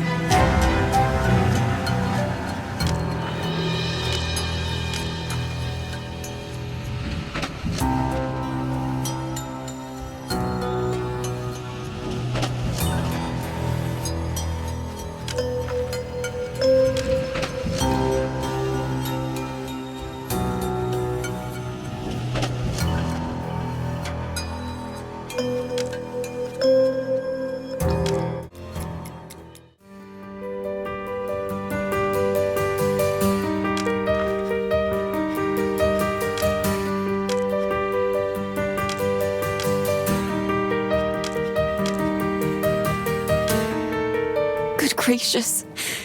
What now, Separ? Just be calm.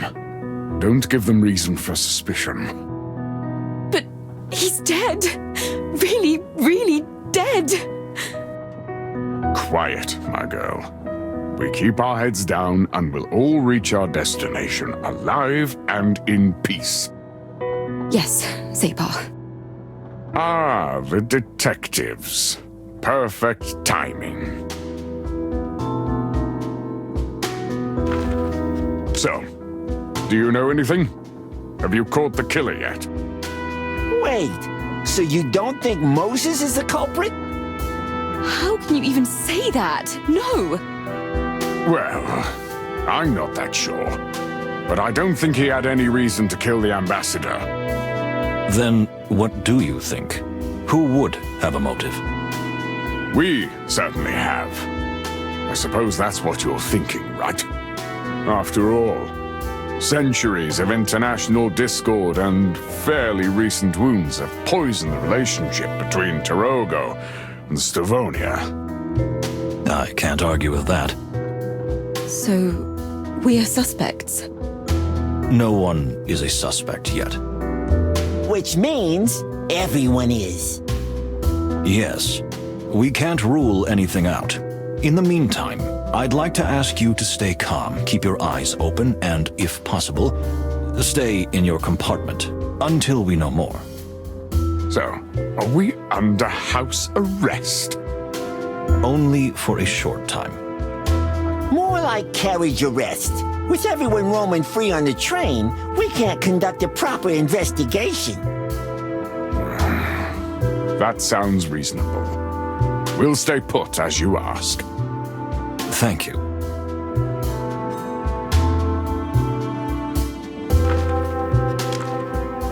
I heard you were the first to leave the party, after Fonny and me.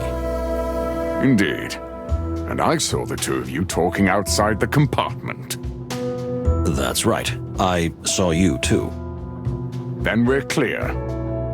Can you tell us what you did after you entered the compartment? What I do every night. I drank the tea Fonny had prepared for me. Is it some kind of sleeping aid?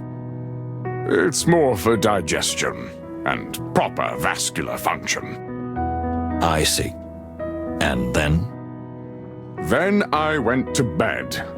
The last thing I heard was you coming in and Miss Fonny whittling on about some kind of flower. Yes, I see. Makes sense. Thank you for your answer.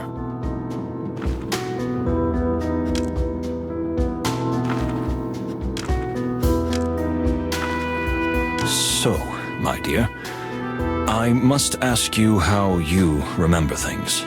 You see, we came to your compartment together, but something happened to me later, so everything is blurry afterwards.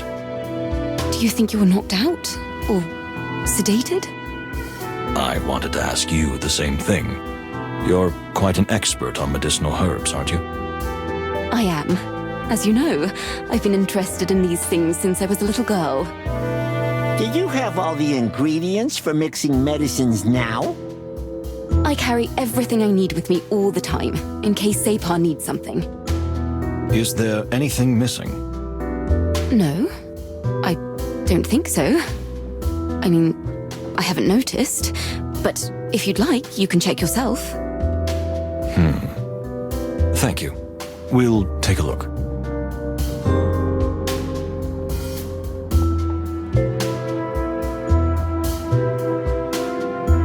Let's see.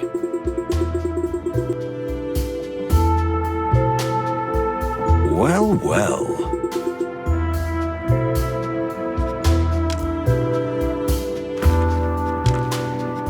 Can you think back to the evening, my dear? You don't remember it at all. Did I not leave a deep impression on you? No, that's not what I mean. Here we go. I just want to hear everything from your mouth. Well, after we came here, we talked a lot about plants. Yes, I definitely remember that. Then, when you were leaving, we walked to my door, where we talked some more and said goodbye, and you headed back to your compartment. Exactly. I have memories up to that point. I'm sorry if I can't tell you more. After you left, I was getting ready for bed, and then I heard the bang, and we all know the rest. Yes. Thank you for your answers, dear.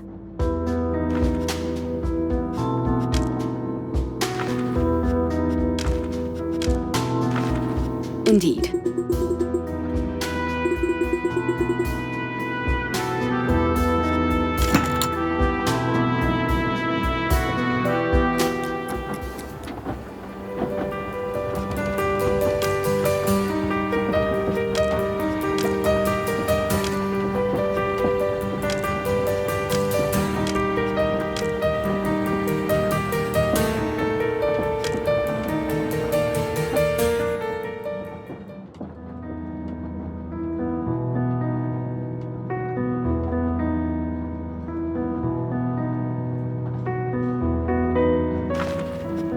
Please, ask me whatever you want.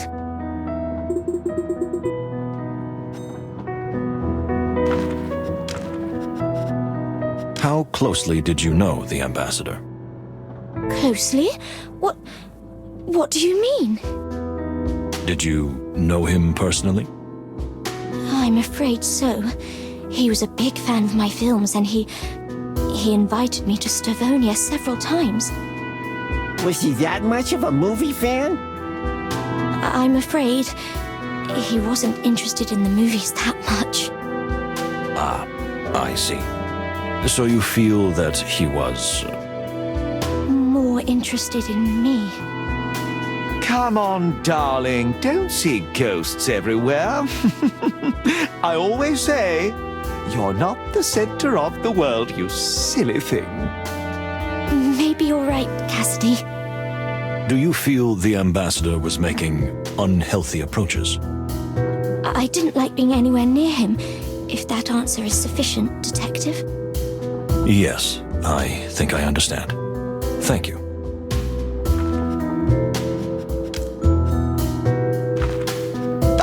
The detectives, or should I say, suspects. So, did you find anything out? Well, not much yet. Can we ask you a few questions? Of us? Come on, what for? We weren't even in the vicinity. Ma'am, are you all right?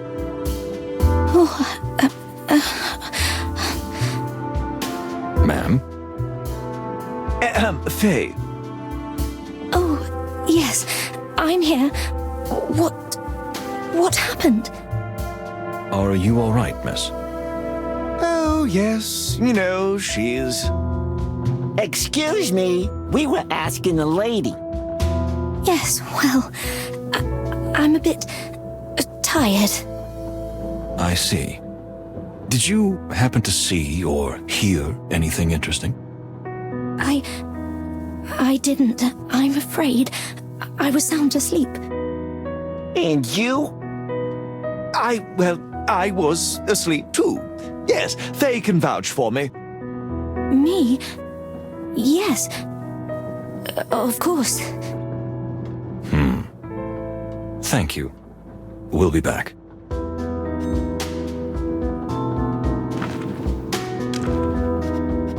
Tell me, Mr. Lupus, when did you leave the dining room? Well, you know, I think maybe sometime after midnight. That's a pretty wide time frame. A little more specific, please. Why are you asking me? You were here, weren't you? Unlike your partner. I'll let that one slide. I don't know. Maybe around 1 in the morning? Cassandra was pretty tired, so I walked her back to our cabin. And then? Then what? Then I slept. That's it?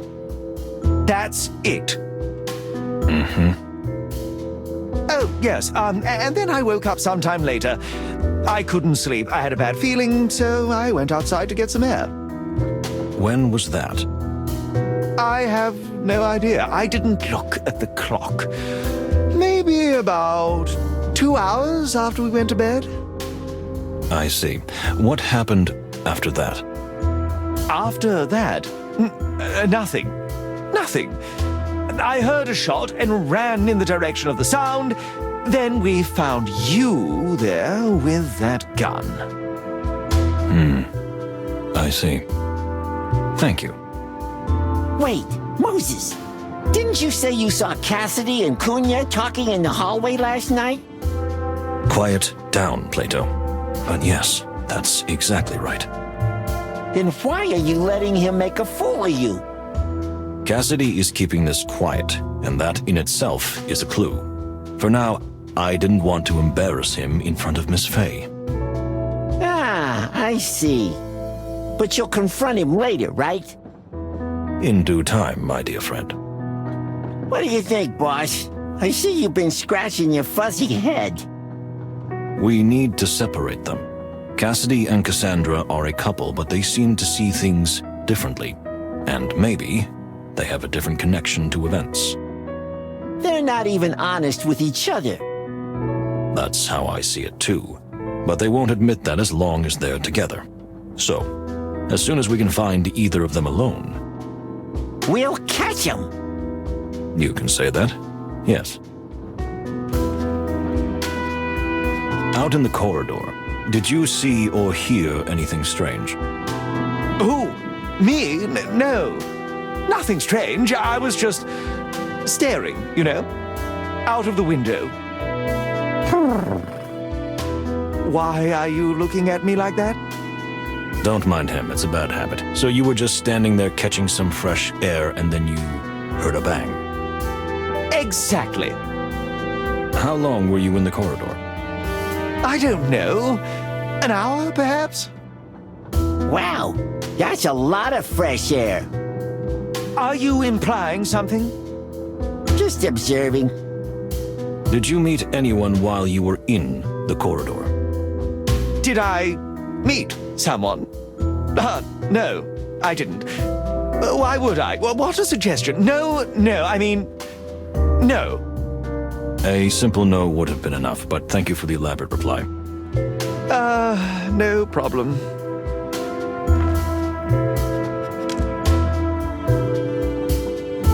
Interesting.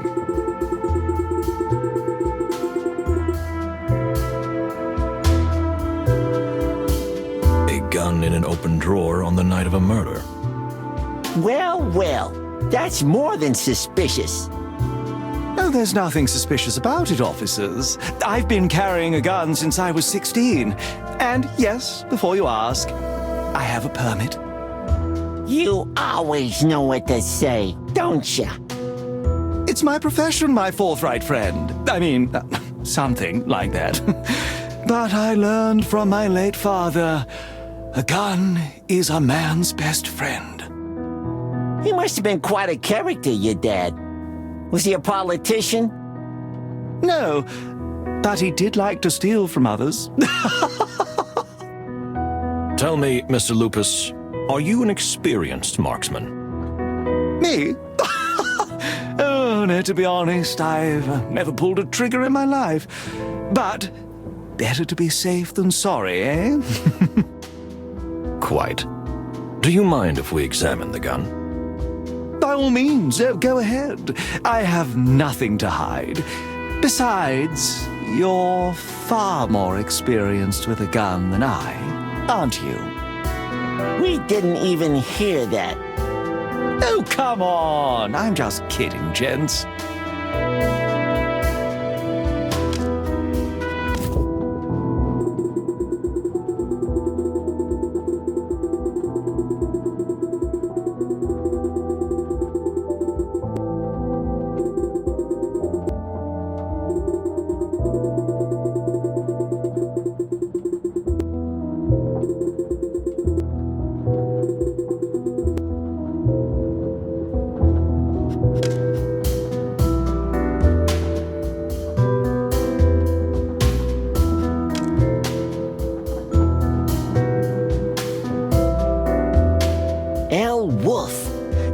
Cinema venture of recent years.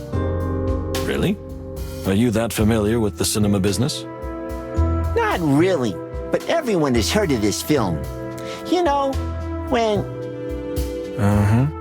Really? You're not even listening, are you? I'm sorry. I'm not really interested in this movie business. You're a real fossil, aren't you? Oh. But why would you say such a thing, my friend? The Silent Wolf, huh? A masked vigilante who brings order to the troubled streets of Clawville. Do you know this picture? Of course. Didn't you read Silent Wolf comic strips as a kid? No. I read Herringway instead. Even as a kid? I feel sorry for you. But why? It's not important.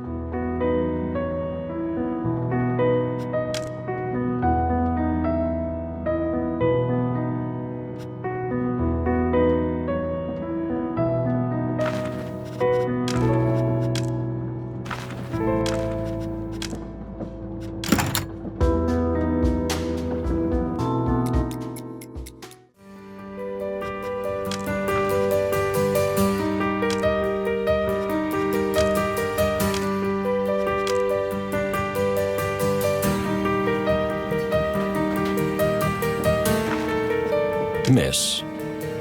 What? Yes? It's you again. The detectives. Look, if you really think I'm the culprit, well, I can... I don't think it's you. Oh, really? That surprises me. Look, almost anyone here has a motive except you. Even me. In fact, especially me. You must be exaggerating, miss. Not a bit. So, are you ready to answer some questions? Of course, but can you wait just a few moments while I gather my thoughts? Everything was so sudden.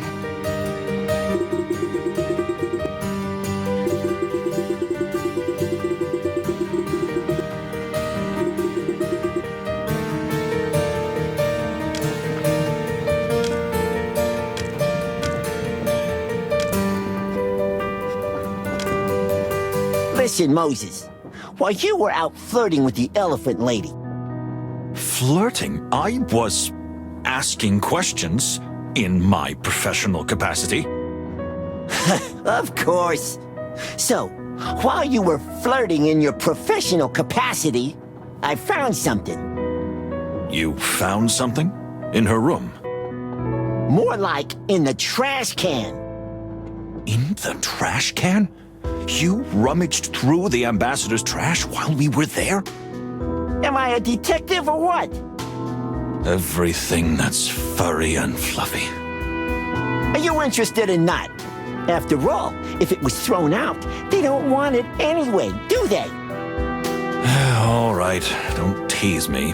What have you got? Some kind of paper. Maybe a note. Maybe a drawing. It's got weird lines on it, but it's been ripped to shreds. Interesting. All right, make room in your bed. We'll take a look. Now you're talking.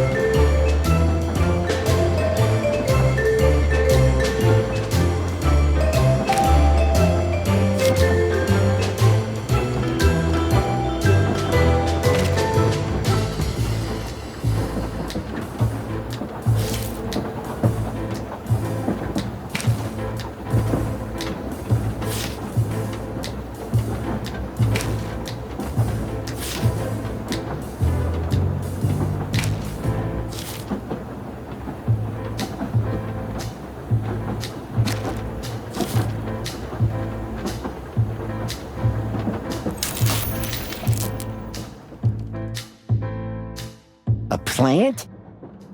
Not just any plant. Do you recognize it? Of course. It's the very same plant Ambassador Mujara keeps in his compartment. And the writing. You ever seen anything like it? Never in my life, I must admit. I've seen Toge writing before, but this is nothing like it. Could it be some kind of cipher or code? Perhaps. Or a long-dead language. I don't know. Well, you could ask your new girlfriend. And admit my partner went through her trash? We have to be smarter. But we'll find out, my dear friend, don't you worry. Even if I don't think it's important. Yeah, we shall see. We shall see.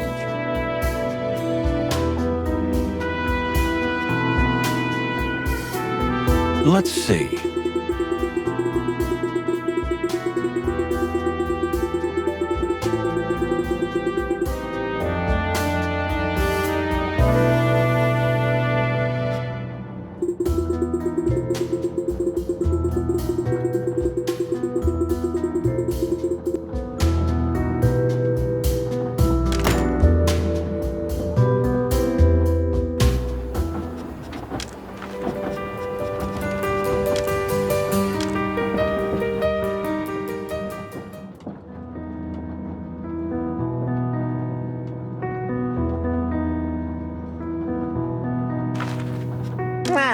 The Black Goose himself. Ah, the killer and his pet. What did you say, honk honk? You don't think you can fool me, do you? I don't believe for a moment that Mr. Wildflower is innocent. And what makes you think that? Aside from the fact that I was found with a gun in my hand next to a corpse. Honk, honk, honk, honk. Are you serious? Do you think we need more than that? Well...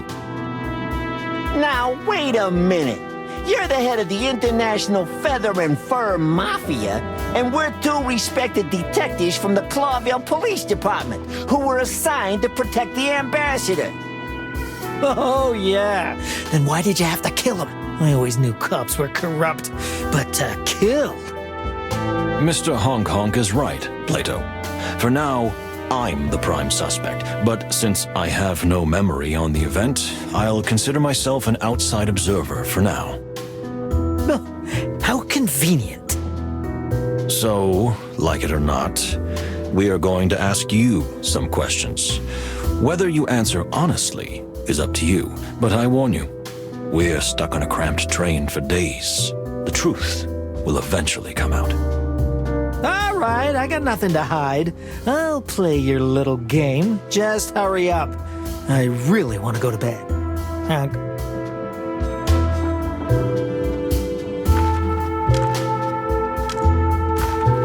Well, what are you waiting for? For me to fall asleep so you can ransack the place? You are full of bull. You know that? Sure. Just don't let the other cow on the train know. You called the ambassador of Toge a cow? Why? Isn't he a cow? A cow is not a he. It's a she, big face. Please, gentlemen, stop it.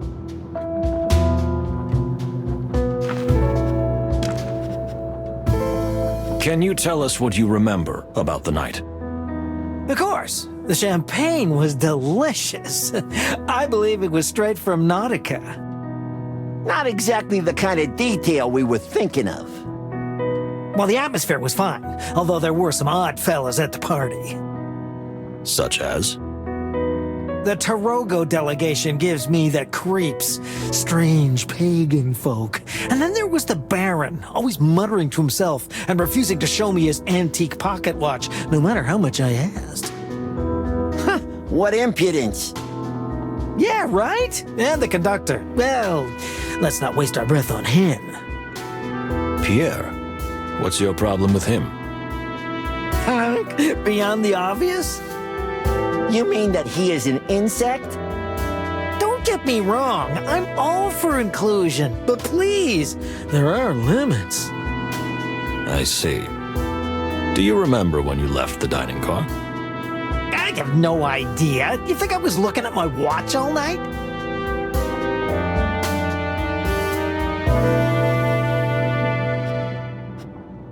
Don't play the fool with us, Honk Honk. How dare you talk to me like that? You're the suspects, not me. You have no right to speak to me in that tone. Leave him alone, Moses. This guy is such an insignificant little fowl that he surely has nothing of value to tell us. You're probably right, my dear friend. I see what you're doing. This reverse psychology thingy, it does work on me. It was worth a try. Yes. So, what do you think of the other passengers, Niels? We have everything here, don't we, Honk? Even a baron, though I suspect he's only pretending to be one. Well, that's interesting. And that Basil fellow. Have you met that rat, Honk? Okay, not a rat, but something like that. A dirty bum, Honk. I'd keep an eye on him if I were you. Thanks for the tip, Honk Honk. But we know who to look out for. Are you referring to me, dear Plato? Honk. Oh, come on. I've been on the straight and narrow as an arrow. Sure you have. You just have to look around here. This is all family heirlooms. Is that so? I didn't know you came from a wealthy family. Me neither. Until my Aunt Lagerlof died. May the wild ones rest her soul. Why does that sound like a big load of bullshit? Because you read too many cheap detective novels, my friend. What do you think about the peace negotiations? It doesn't make any difference to me. It's all nonsense anyway. Just a nice little show to get the old saber tooth out of the way. You mean Ambassador Ignat? Who else? What else would be the point of such a symbolic journey as this? Come on, even you can't be that stupid. Oh, pardon me, that slipped out. Honk, honk. So you think someone organized things this way just to end the ambassador's life? I'm sure of it. You're the one spreading those rumors, Honk Honk. Who, me? What do you take me for? A schmuck. You just did it, you schmuck. Honk, that's different. You're detectives, aren't you? It's my civic duty to tell you everything. We heard that the ambassador might have lost something and that you were to find it for him. Well, take a look around. You see all this stuff? You mean all this junk? Some of this stuff, junk, is worth more than your annual salary. In fact, I suspect your entire career salary. So you really were looking for this thing for him? I just have a good eye for rare and valuable things, that's all. The ambassador was indeed looking for something. But before we could go any deeper, you see, he died. And we're supposed to believe that? You had a whole evening to discuss it. What you believe or not is your business, detective, not mine, Honk.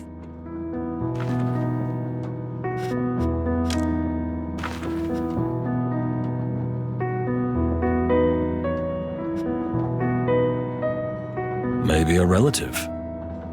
Of course! Admiral Akka, my great-great-grandfather. Indeed, the resemblance is uncanny. Isn't it? I think so myself. You are one loose schmuck, Honk Honk. Not loose, goose, if I may, Honk.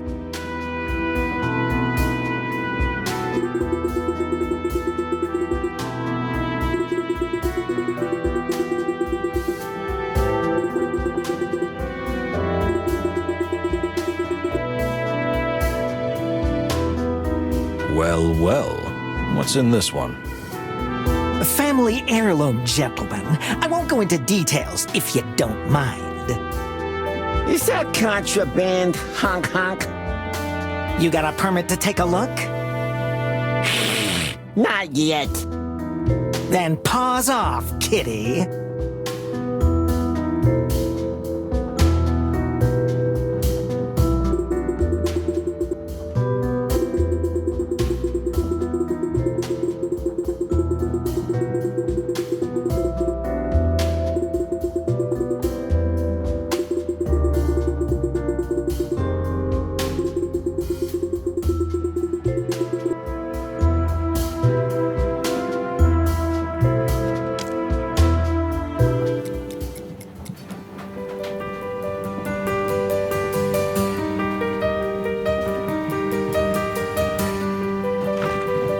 My dear lady, have you calmed down a bit? Actually, I'm not that troubled, Mr. Wildflower. More like confused, I think. Are you ready to answer some questions? I am. I think I'm ready. Don't go easy on me. We'll try to be gentle, lady. Thank you, detectives.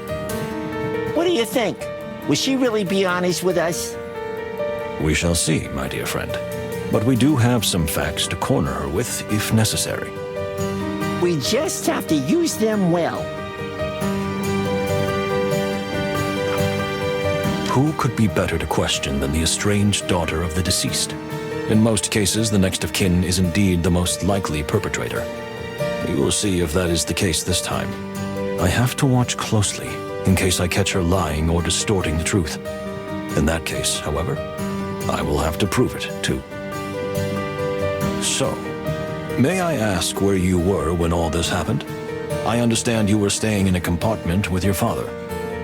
Well, yes, to my disappointment. But you see, after my father took his sleeping pills, I snuck out to clear my head. His sleeping pills? Please don't see anything in it, detective. He just had trouble sleeping and was terribly paranoid, apparently with reason. Anyway, yes, he was taking a type of sleeping pill. I see. So your father went to sleep and you just left to clear your head. That's not exactly how I would put it. So something else happened. I suppose that's what you want to ask me about. Yes. Well, my dear, let's get started. What do you think about the murder? I heard you are cold and methodical, but what kind of insensitive question is that? My father was murdered. What could I possibly think about the murder? That's exactly my question. So, what do you think? What's the first thing that comes to mind when you think of your father being murdered? You're quite a character, but I think I know what you mean. The first thing that comes to mind is shock. And then, I think the fact that there's nothing surprising about it. Because your father had a lot of enemies? He only had enemies. If you must know, even back home in Stavonia, it was the same. So the event itself is shocking, but the fact that it happened is not. Something like that, detective. But I'm not a psychiatrist. And I believe you are not either. No, I'm not. Where were you after the party? I returned to my compartment and I got bored quickly. And the champagne went a little to my head. I had to clear my mind. Is that all? Did you go out into the corridor for some air? Did you leave the car and walk to another one, maybe? No, that's all. I simply went out into the corridor, rolled down one of the windows, and enjoyed the freezing cold air.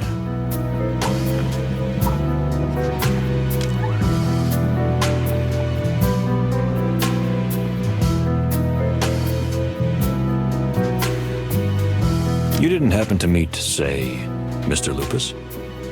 How? But how do you? How do I know? Come, madam. Mr. Lupus had his eye on you from the first moment. And when it turned out that both of you liked to wander around in the corridors to cool your heads roughly at the same time, it wasn't that hard to put the picture together. Please don't tell anyone. This affair means nothing to me. So the two of you were having an affair. That's interesting. Tell me, how long has it been going on? I'm guessing it started before the journey? Actually, he and his wife-to-be had been to a party earlier in the city, where my father was the guest of honor. And there we... Yes, I can imagine the rest. And tell me, if you don't mind me asking, is this serious? No. Why are you looking at me like that? With that cad? Never. But I had to do it. I made a deal with him. When we get to Clawville, he'll help me start a new life there. Please don't tell anyone. That young lady, Miss Fay, she'd be torn to pieces. I see. Well, I won't reveal your secret, ma'am, as long as it doesn't interfere with the investigation, unless its disclosure becomes vital. That's fine with me. Thank you.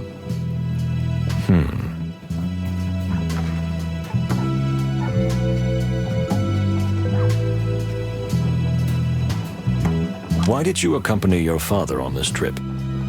I just wanted to get out.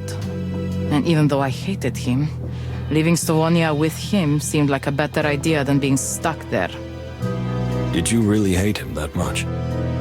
Look, I understand why you're asking me these questions. I could have done it. If only you knew. I had 1,000 reasons to do it. That's a pretty strong statement. This is a pretty strong moment. That's true.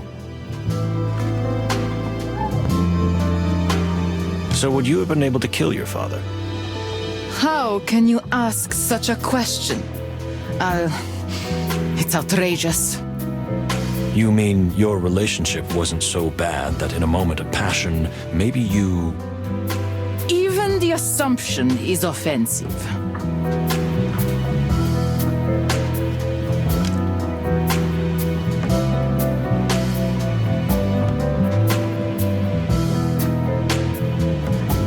You were quite hateful about your father. In fact, you said you might even have had reason to kill him. Detective. Animals sometimes say things like that. I was not on good terms with him. I despised my father. He made me uncomfortable and anxious. But I did not hate him. And I couldn't have killed him. That seems a very sudden change of attitude. After he's dead.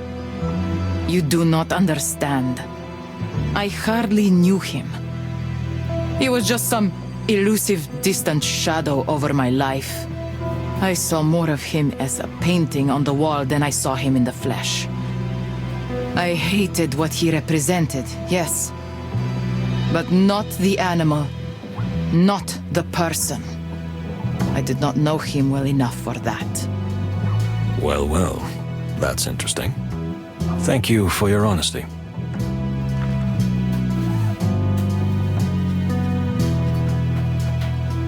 Was your father in his compartment the whole time? I wouldn't know. Maybe he left. Could he have been killed somewhere else and taken there? Don't you think that's a little far-fetched? Your father was quite a big character, in every sense of the word. Do you think he could have remained unnoticed? I don't know. But we can't dismiss the possibility that when I wasn't looking, he left the compartment, right?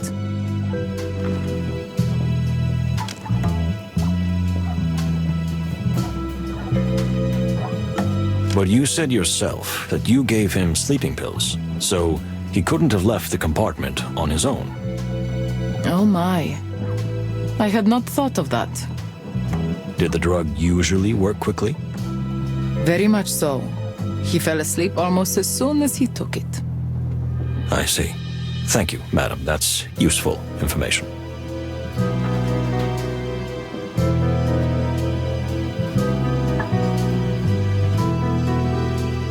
You do not like animals, am I right? I can't help it. I tried. But something seems to be missing in me. I can understand that. Lovers and friends come and go. Parents die. But inside me, somehow nothing changes.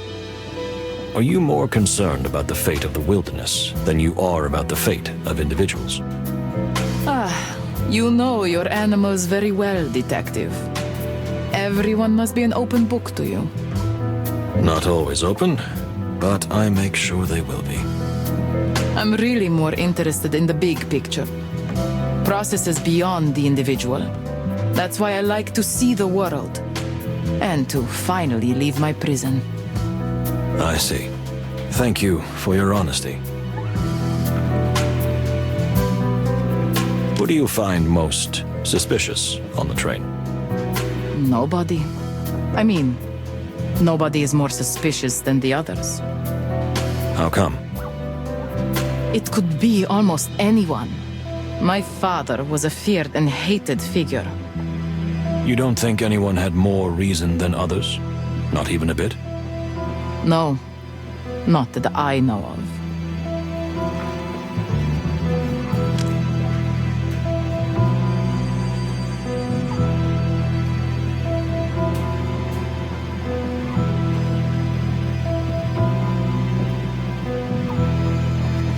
It is well known that the Toge delegation had a particular contempt for your father, if I may be so blunt, and your father felt that his life would be threatened by them.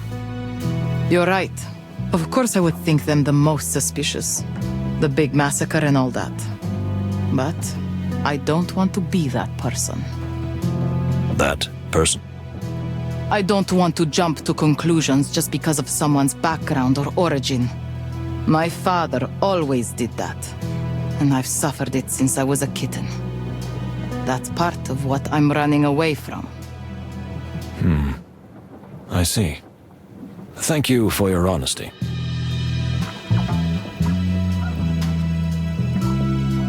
Have you been fighting with your father lately? Lately? Not particularly. I mean, no more than usual. You know, my father always tried to keep me on a short leash. But you're more of a liberal woman than that, aren't you? I want freedom, Mr. Wildflower. Fresh, clean air. The air of other lands. Far away lands. That's why you signed up for this trip. It suited my father, because he could keep an eye on me while he travels. And I don't turn the castle we live into some kind of party cave. Because that's what you'd normally do? Either that or burn it down. But this trip gave me a chance to see the world. And, if I could, somehow escape from him. You wanted to get rid of him? Not the way you think. I wouldn't have killed him. Yes, I wanted to be free. And Clawville has a certain allure. You would give up your luxurious lifestyle to live in one of the most crime-ridden cities in the wilderness? You couldn't have phrased it more deliciously. I see. Well, thank you.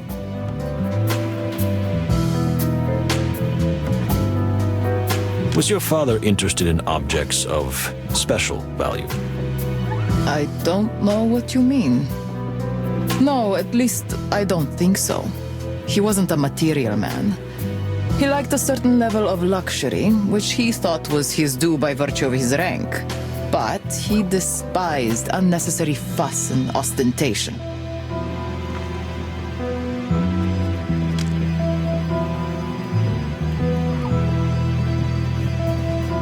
We heard that your father was obsessed with finding some valuable object on the train. Yes, so you mean that. Indeed, he told me he was aware of something on the train of great significance.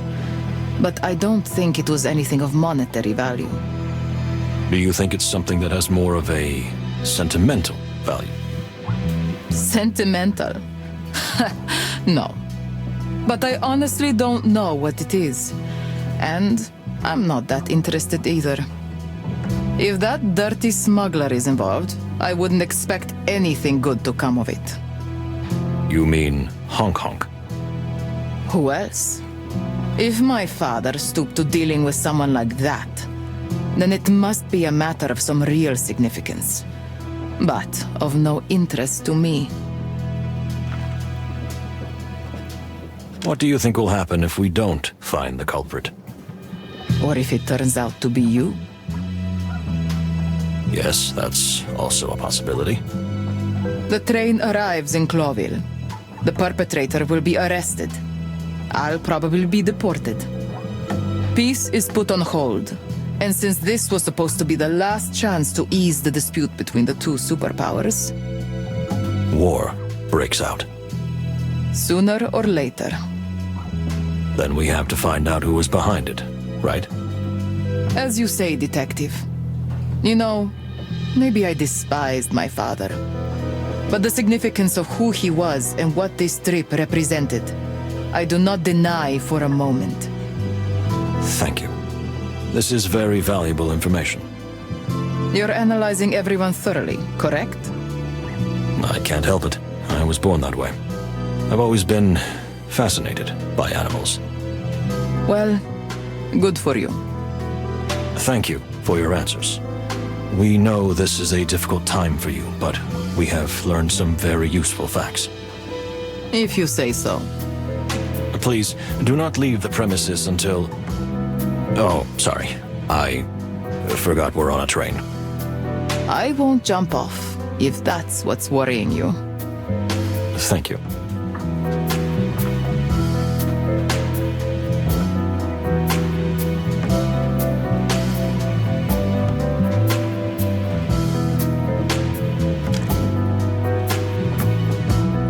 What do you think, Moses? I don't know. My head is still spinning. I think it's too early to jump to conclusions. But what worries me most Is that almost everyone seems to have a motive? And yet everyone seems to have a solid alibi. Except you. We are not doing too well, my friend. But you don't think it was you, do you? I can only repeat myself. I'm not ruling out any possibilities. Anything with fur on it. What have we got ourselves into? Well, we'd better get some sleep. What? I'm sure we could stay up all night theorizing, but we just don't have enough leads. And our brains work better if we rest. How can you sleep in this situation? Panic never helps, my friend. And a calm, relaxed mind is always sharper. I'm telling you, you are from another planet. I'm not ruling out that possibility either. You're just joking, right? You think so? Enough of this. So, off to bed? Good night, my dear friend. I guess I'll think things over one last time. You'd better. Good night, Moses. I hope no one else dies tonight. I beg your pardon? Nothing.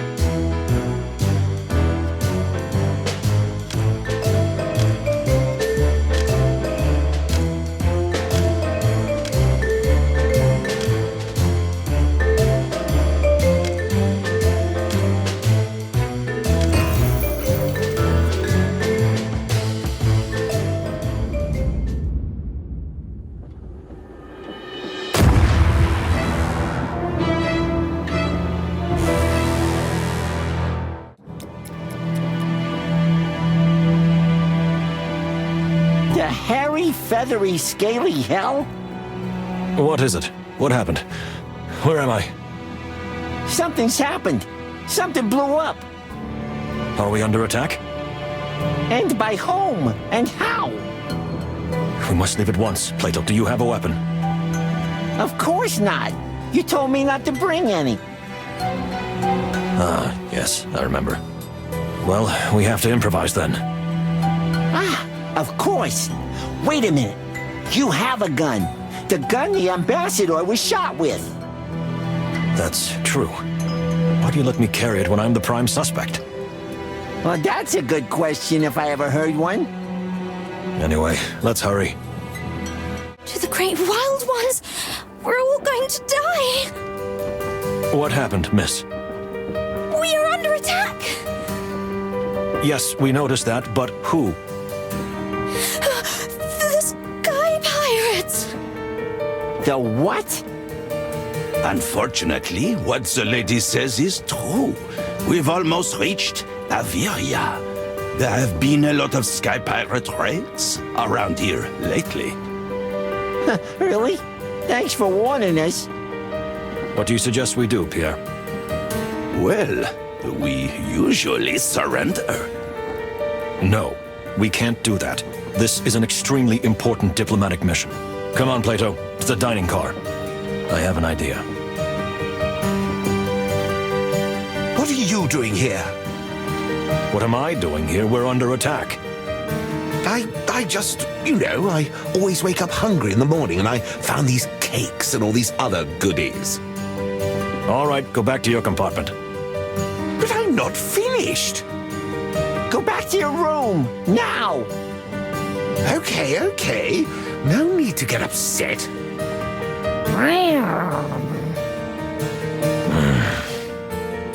And now? To the window, dear Plato. Perhaps we can stop them before it's too late. Really? With what? We gonna throw cakes and sausages in their faces? That's what I was thinking. Is that what you were thinking too? What? I was only joking. No. You're a genius, Plato. Just accept it. If you say so.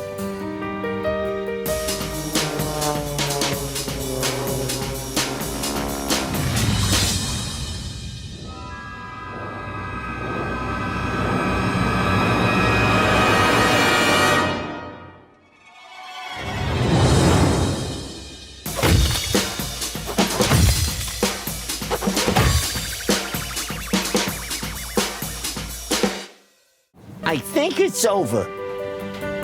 What a nightmare. And the cookies are gone. You have nothing to fear now, miss. It is so fortuitous that you were here. Well, yes. You see, it's nothing. Moses, there's someone there, behind you. What? If you'll excuse me, miss. Sir? Oh my.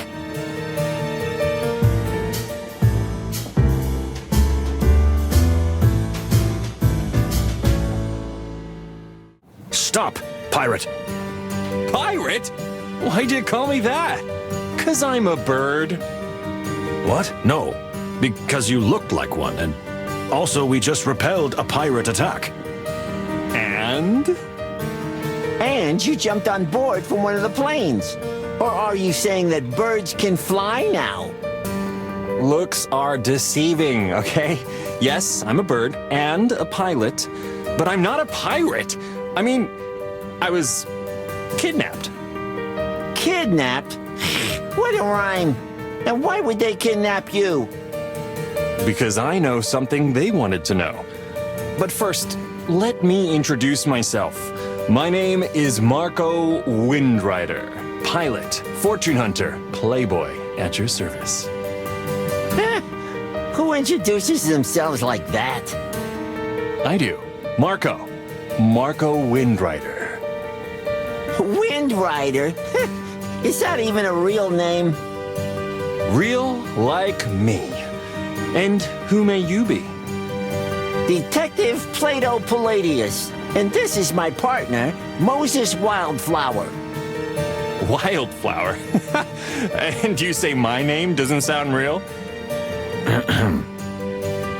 Oh, sorry. I didn't mean to offend. I'm not the easily offended type, but... Let me guess. You know, I'm a really good judge of character. So, you're the silent genius type, and the loud little furball is your loyal squire. Am I right? Ah, furball? Squire? Plah! I'm a detective of the Clawville Police Department, you pirate.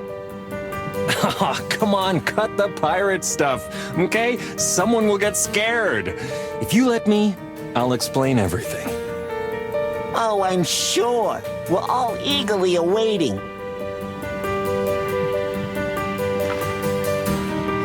What do you think, Pierre? Me? Well, whatever this man says, he sounds like a pirate to me. We feel the same. But since he's here, I might as well open one of the empty compartments for him. You want to accommodate him? That's totally reasonable, my dear Plato. We can't let him just walk around on the train. So, we're essentially sentencing him to confinement? Something like that. And we'll keep an eye on him. Pierre, would you help us with that? Of course I will. I will keep all 8 eyes on his compartment all day if you want. It'll do until we get to the next station. Which is when? Less than an hour. Perfect.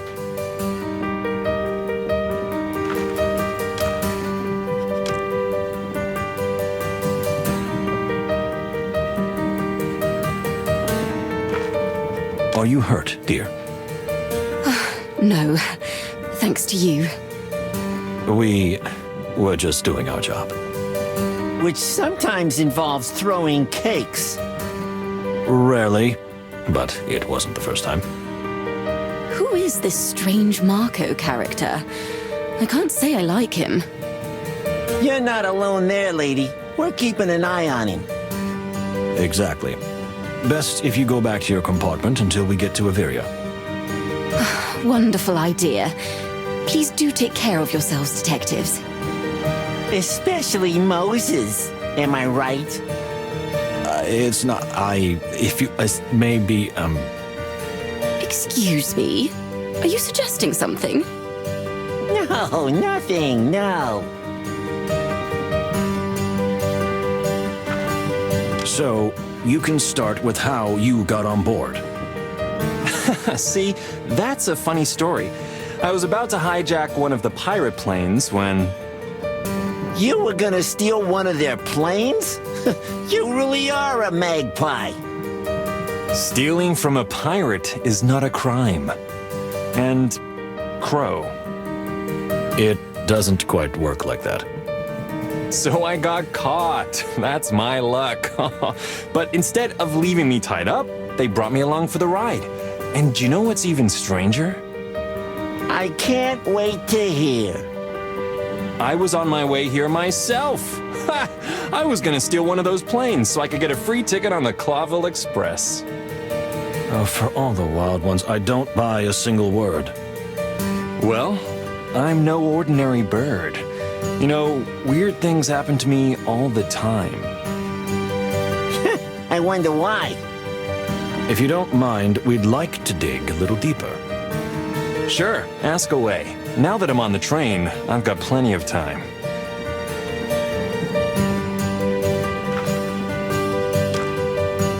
So, let me get this straight. Are you a pirate or not? My name is Marco Windrider. Pilot, fortune hunter, playboy, at your service. You said that already. What the hell, are you rehearsing this? Well, you know, it's kind of a catchphrase. Hairy heavens. Stop monkeying around and speak plainly. Hey, okay. Who's the furry little poison sack? Plato Palladius, like I told you already. See? That's what I'm talking about. Please, can you tell me what you have to do with the Sky Pirates? Okay, I'll tell you the truth. So, I was a pirate. Ha! I knew it! In the past, many, many years ago. So, I know quite a bit about the sky pirate families around Avirya. Like when I can steal a plane from them if I need one. So, you're not a pirate, but you used to be. I see. And the people you tried to steal from this time, they're your former family? I'm sorry, what? No. The Blood Claw family is a joke. That's why I was trying to rip them off. Blood Claw family? How theatrical, right?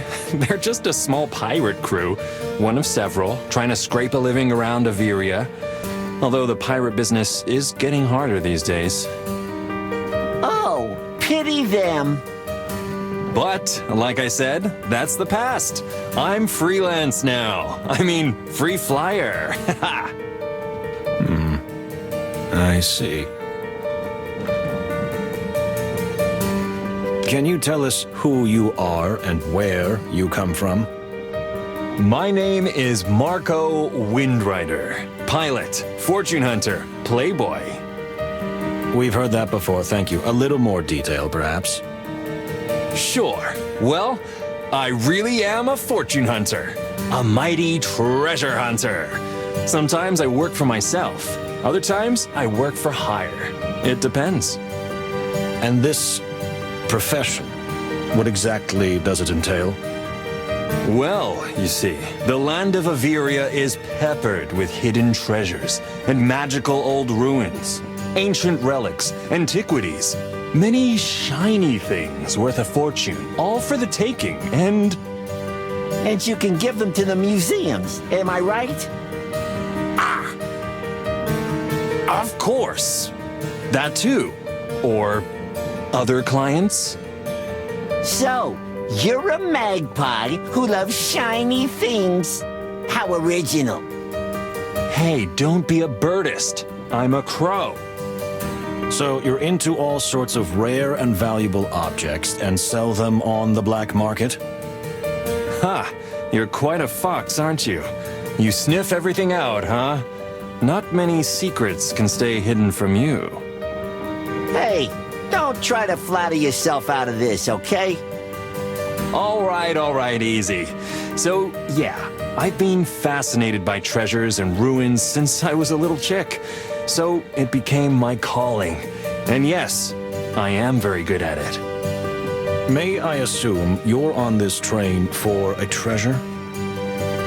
For a treasure? This train is a treasure. Please don't try and mislead us. All right, you got me. Boom. Yes, I was sure that on a train with a baron, 2 ambassadors, and an antique dealer on board, I'd have a chance of getting something of value. For the right price, of course. Of course. You're quite knowledgeable about the passengers on this train. Though I confess I knew nothing of you two, I thought the ambassador would have a more famous escort, like the chicken police. We're a lot more famous than the damn chicken police. Hey, easy, furry fella. Don't get your tail in a twist.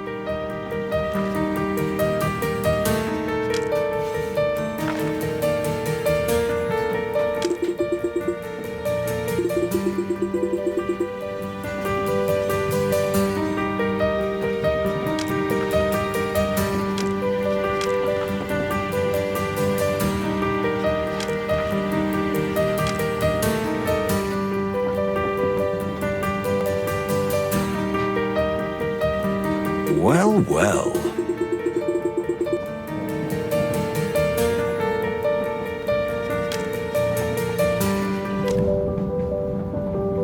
Well, well.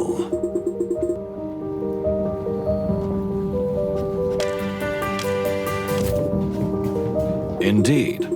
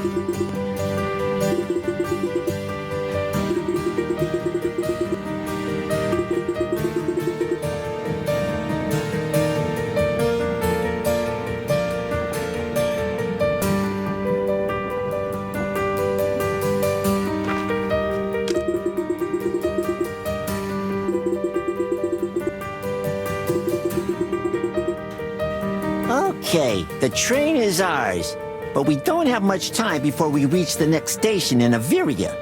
So, who should we talk to until then? Is there anybody we think might have had something to do with this little pirate detour? Or even know anything useful about pirates?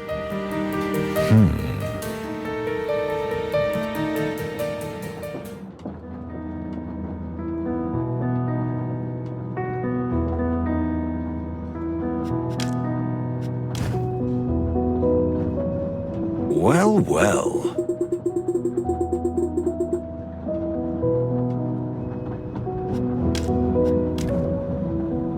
Let's see.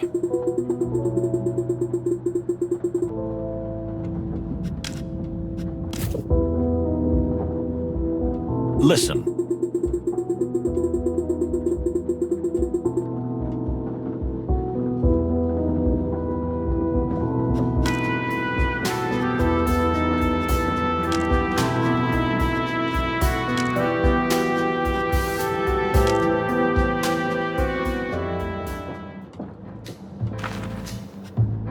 Hunk, thank the great wild ones that you're here. Excuse me? Now that's what I call a turnaround. The pirates, have they left? Well, that's a matter of perspective. What? Hunk, what do you mean? The attacking pirates were repelled, yes, thanks to my partner and myself. But there's a pirate, or rather an ex-pirate, still on board. Have you gone honk mad? Why did you let him on board? Well, let's just say he invited himself, but don't worry, he seems quite harmless. They've come for my treasure. I'm telling you, they found out about the treasure I've brought with me, and of course the treasure I'm looking for. Excuse me? Hunk, it just slipped out. Are you talking about the same thing you were discussing with Ignat? What? No. Stop hallucinating things. Don't play with us, Nils. Someone's been killed already, and the train was almost hijacked this morning. Plato's right. It's not a good idea to keep secrets now. Not even for you. Okay. That thing is really valuable, Hunk. But I don't know exactly what it is. He's trying to fool us, Moses. We'll find out. Let's see.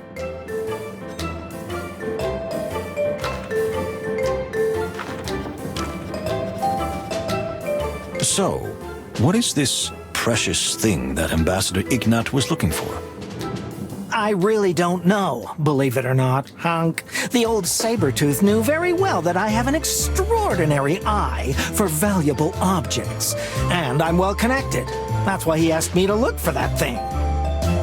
But what kind of thing? He must have said something about it. Yeah, well, now that the big cat's paws are in the air, there's no point denying it, right, Hunk? You're right. So? So, all I know is that the old carnivore got a tip from Stavonian intelligence that there was going to be some agent on the train carrying an extremely valuable item. The intercepted message did not specify the nature of the item, only that it was important, valuable, and old, and that it contained a secret that could block peace negotiations and could cost the ambassador his life. Well, the last part has already happened. But there's still no trace of this mysterious object. Hunk, yeah. But there are some suspicious characters and circumstances. For instance, there is you. If you were the killer, would that make you the secret agent too? And then you've got this object, and if not, who could it be? And who's hiding this mystery thing? And then there are the pirates. What about them? Do you think it a coincidence that this is the very train they were trying to rob? It's a famous luxury train, a rather obvious target. Would be, Hunk. But this trip was classified. Only a few of us knew about it. Somehow, Hunk, exactly when and where we'd be this morning was leaked. Thank you. That was surprisingly helpful. It was? Good for you, Moses. I feel like I know less and less. Every puzzle has a solution, my dear friend, and we will find it. If you say so.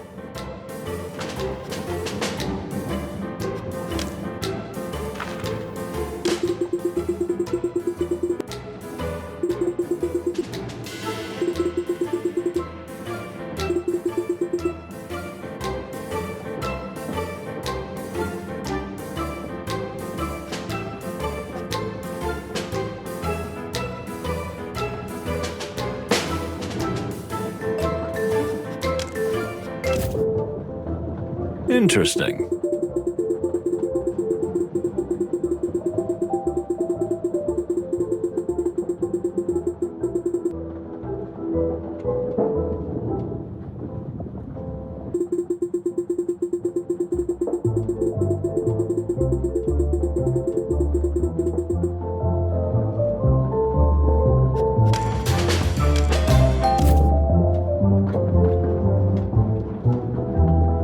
Interesting.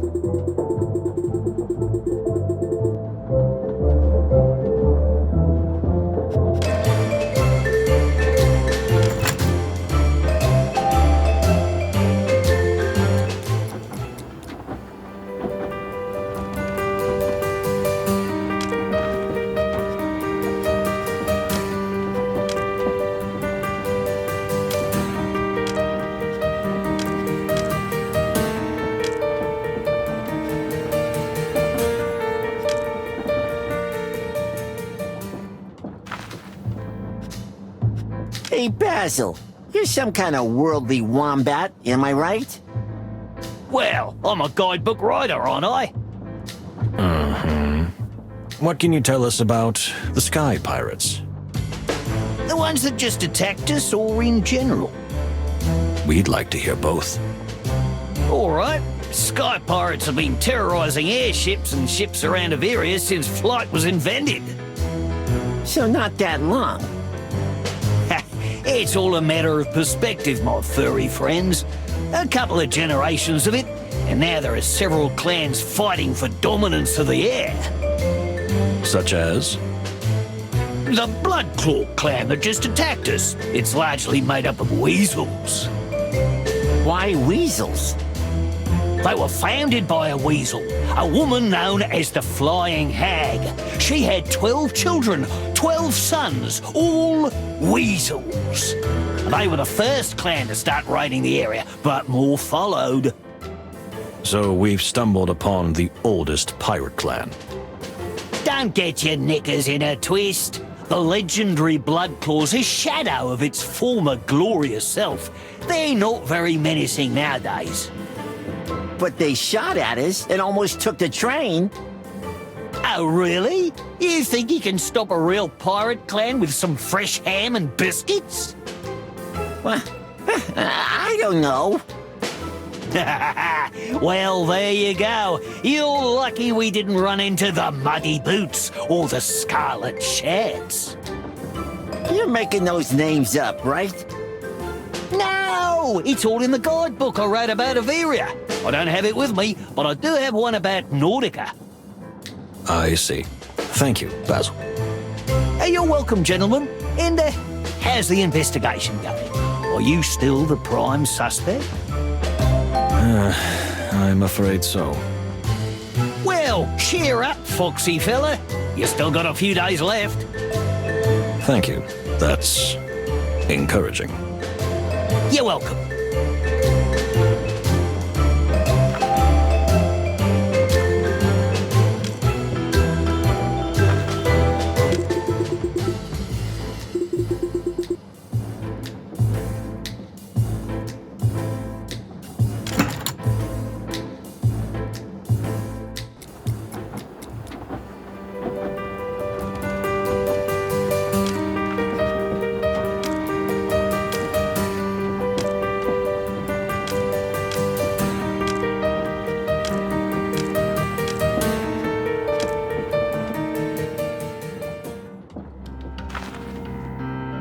Dear Ambassador, may I ask if everything is all right with you? What is that supposed to mean, detective? The events of last night and now this attack? Indeed. I don't think it's a coincidence. Someone is trying to make sure this peace effort goes down in flames. Wouldn't the death of Ambassador Ignat been enough for that? It is likely that they want to kill another ambassador, namely me.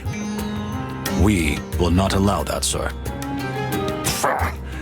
And how will you stop it? Like the last one? Come, please, don't make me snort. That's... yes, that's perfectly justified. Thank you for your honesty. But I don't mind if you try, so keep your eyes open. I think the wisest choice would be for everyone to lock themselves in their compartments until this hellish journey is over. You mean you don't want to take a breath of fresh air when we reach Avirya? Not likely. I'm not suicidal, and I don't like that filthy place. Oh, really? I see.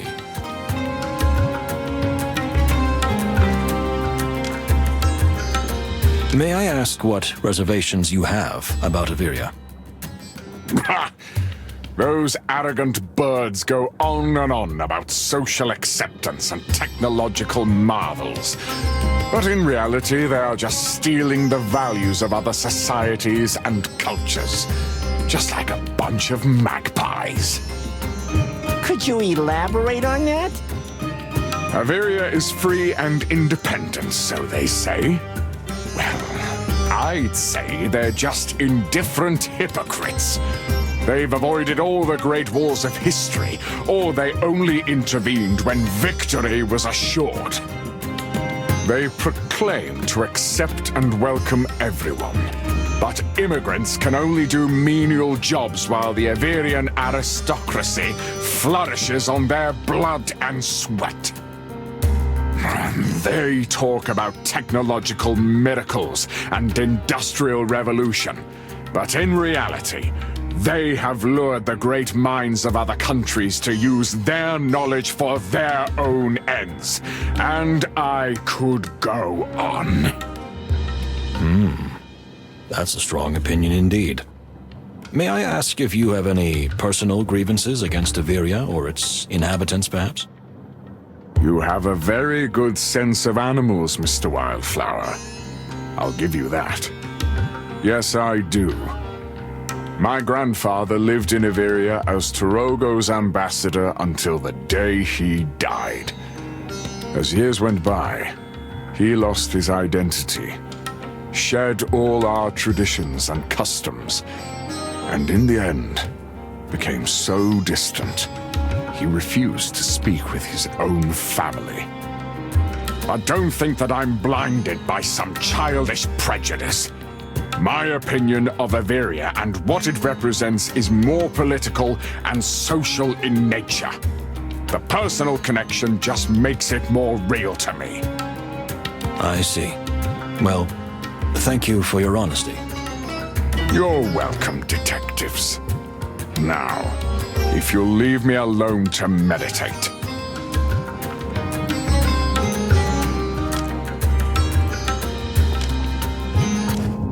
Let's see.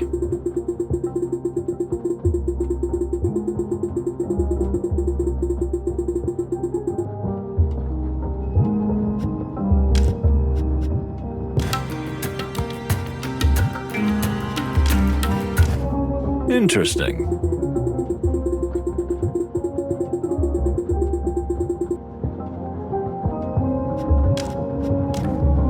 Let's see.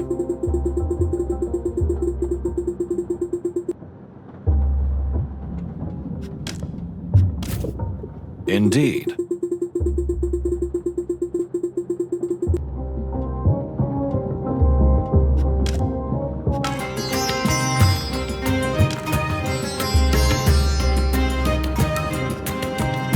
Forgive me for asking, but are you taking any strong medication? What makes you think that? You see, I have a very sensitive nose, and I can smell the aroma of some kind of potent medication, but I couldn't tell what kind. You're quite the detective. You really live up to your reputation. Reputation? Do we have one? I do take a medication that my assistant Farney prepares for me. I need it for my heart, but it also helps me calm down and meditate. So, you take this sedative for your heart problems? Something like that. As I said, I also use it for ritual purposes. It helps me relax and connect with my past selves. Past selves? You mean because of reincarnation? Well, well. You are familiar with Tarogoi religious customs? Familiar would be an exaggeration, but I have read a thing or two. Farney is an expert on medicinal herbs, as you know. She introduced me to this ancient medicine, and I've been using it ever since. Even if it does make me a little dizzy sometimes. Dizzy? You mean sleepy? More like someone who's had one too many drinks. I see. Thank you, Ambassador.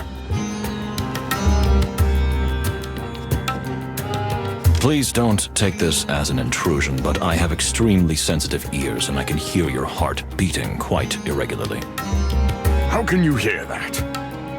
I'm sorry, I can't help it. I get it. Fox instincts, right? What can we do against them? Well, yes, I'm quite upset. And my heart's not what it used to be. I have to watch out for it. The ambassador is indeed suffering from a weak heart, so he has to be careful not to upset himself.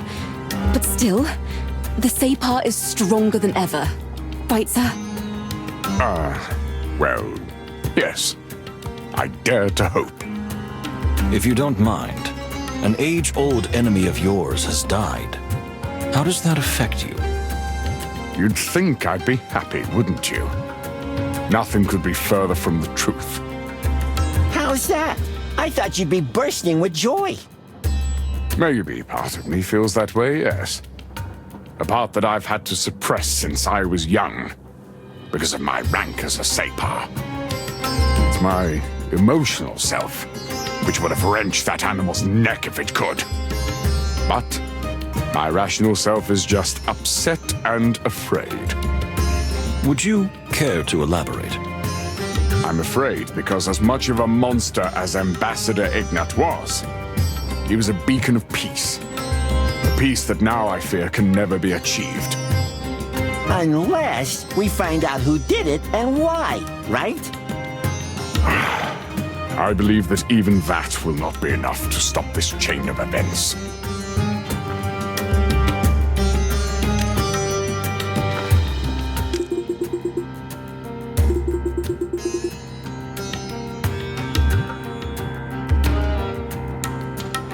Let's see.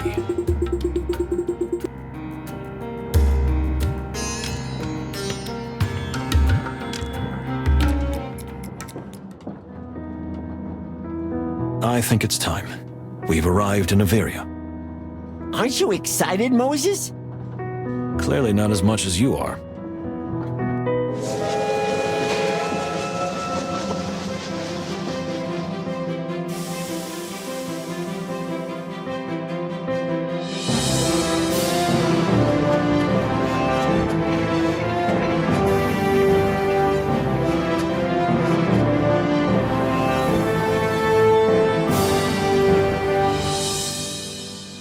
train crossed a long bridge and survived a pirate attack, finally reaching the magnificent Avirya. It promised to be an extraordinary place, a city built on 1,000 sharp mountain peaks and rocky cliffs, with branches extending even into the very heart of the mountain. This is the land of airships, and also the land of freedom, at least according to the rumors. Let's see how much of what we've heard about this ethereal place is true, and how much is just a fairy tale. So here we are. What do you think, Pierre? Can we let the passengers out to the wild? I don't think we can do anything else, Monsieur Moses. The passengers are tired, scared, and angry. Locking them up would only add fuel to the fire. But what if the murderer escapes?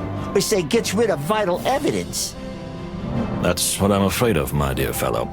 But I think Pierre is right. We can't lock everyone in their rooms, especially since, unfortunately, I'm still the prime suspect. So what do we do? We simply try to keep an eye on everyone. Pierre, can we count on your help? Naturellement, detectives. I'll keep all my eyes open. Thank you, Pierre. Without you, we'd be blind and deaf. Please don't say that. But thank you, nonetheless. Finally, fresh air and freedom. Hey, Hunk! No one should be so free that they end up bunny hopping away, if you catch my drift, miss. I would have no reason to, but you might, sir. Mesdames et messieurs, if you please, enjoy your visit to the lovely Avirya. But the detectives and I would like to make a request. You mean suspects number 1 and you, right? Shut up.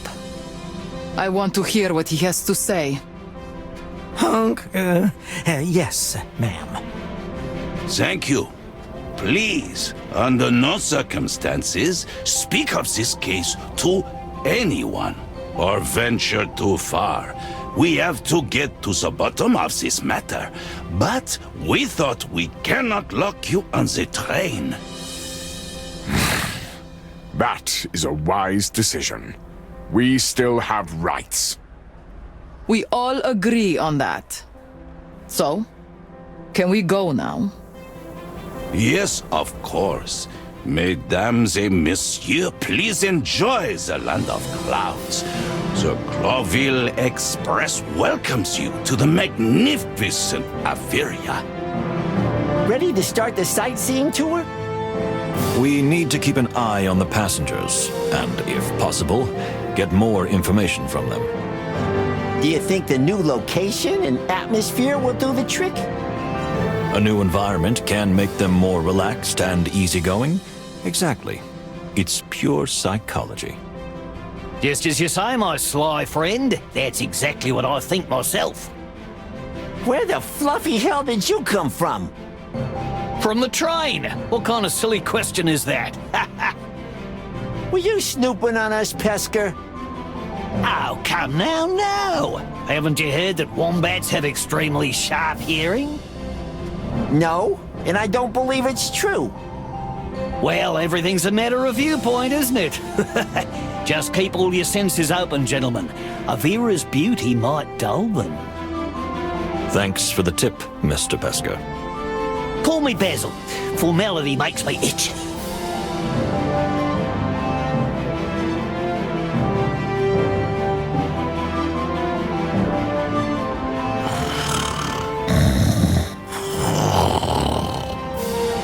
Everything all right, my dear friend?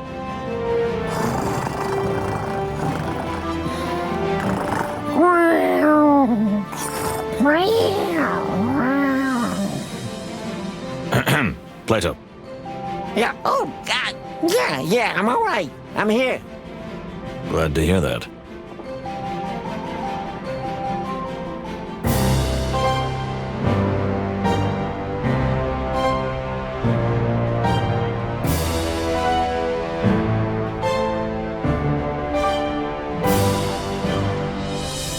Well, well.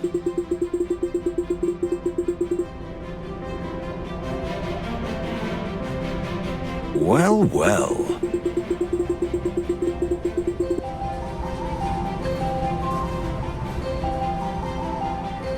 Indeed.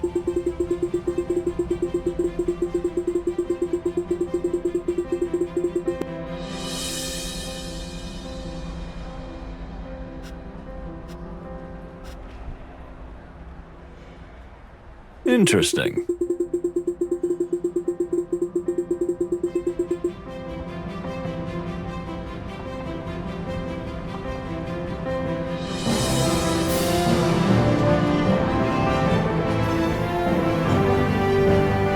Well, well.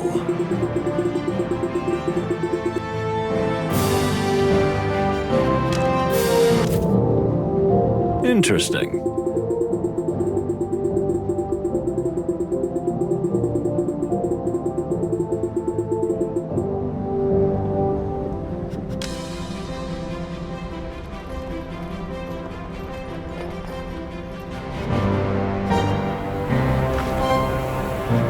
Please don't wander too far, Mr. Honk Honk.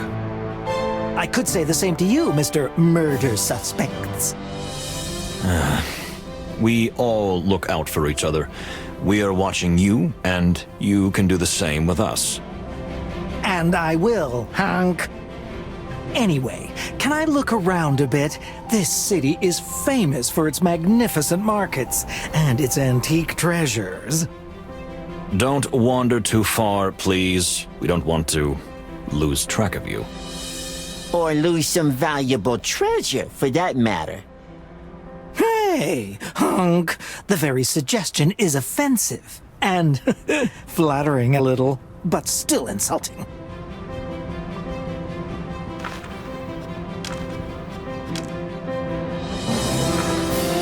Huh, our little ex-pirate. Hello, fellas. How's it going? Have you settled in on the train yet? What a great question from a great chap. Yes, thank you. I'm quite comfortable. So you'll be traveling with us all the way to Clawville? Unless I get murdered before. Oh, right. It's too soon to joke about this? I don't think it'll ever be appropriate. Well, that's definitely true. But let's change the subject. Enjoy the breathtaking beauty of Avirya, gentlemen. Thank you. We'll try.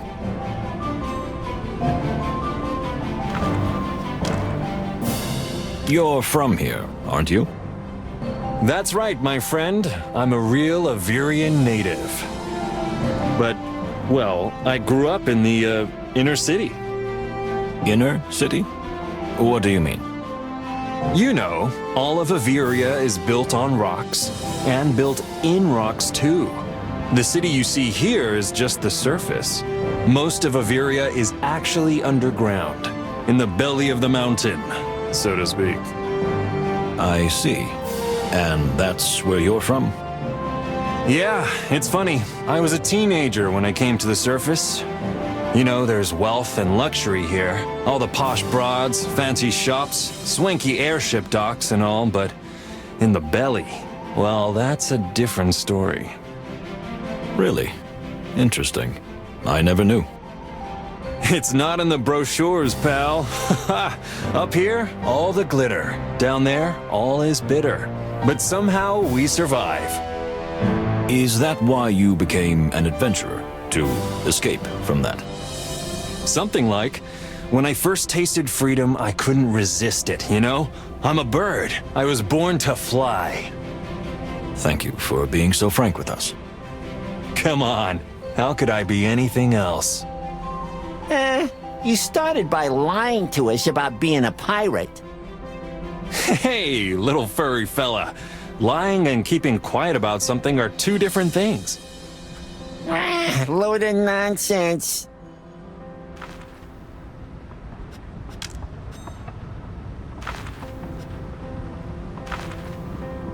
How are you feeling, dear Baron? Well, now that we're finally out in the open and on solid ground, I must admit, much better. Though skipping breakfast has left a deep mark on me. You mean the pirate attack? don't you?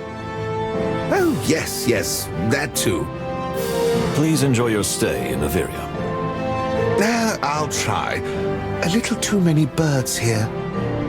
Well, this is the land of birds, right? Yes. Unfortunately.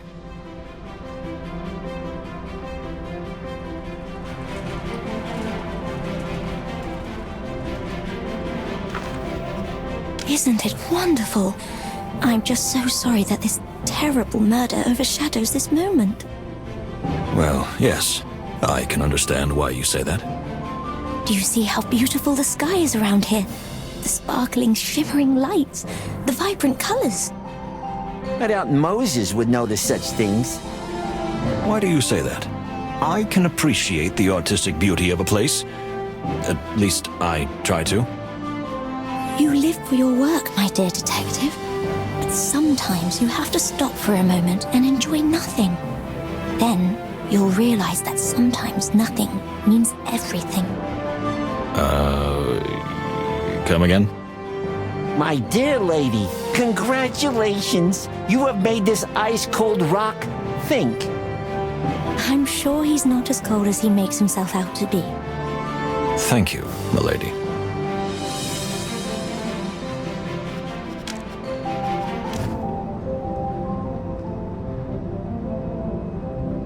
Listen.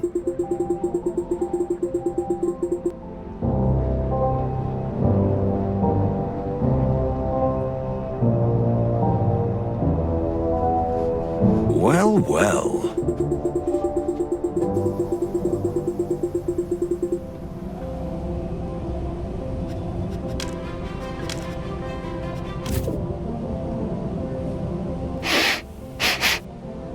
Ugh. What is it? Did you really just sniff the lady?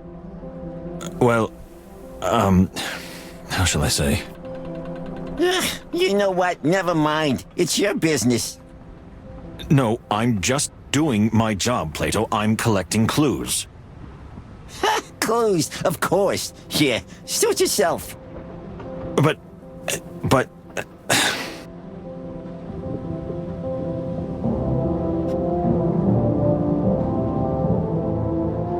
Indeed.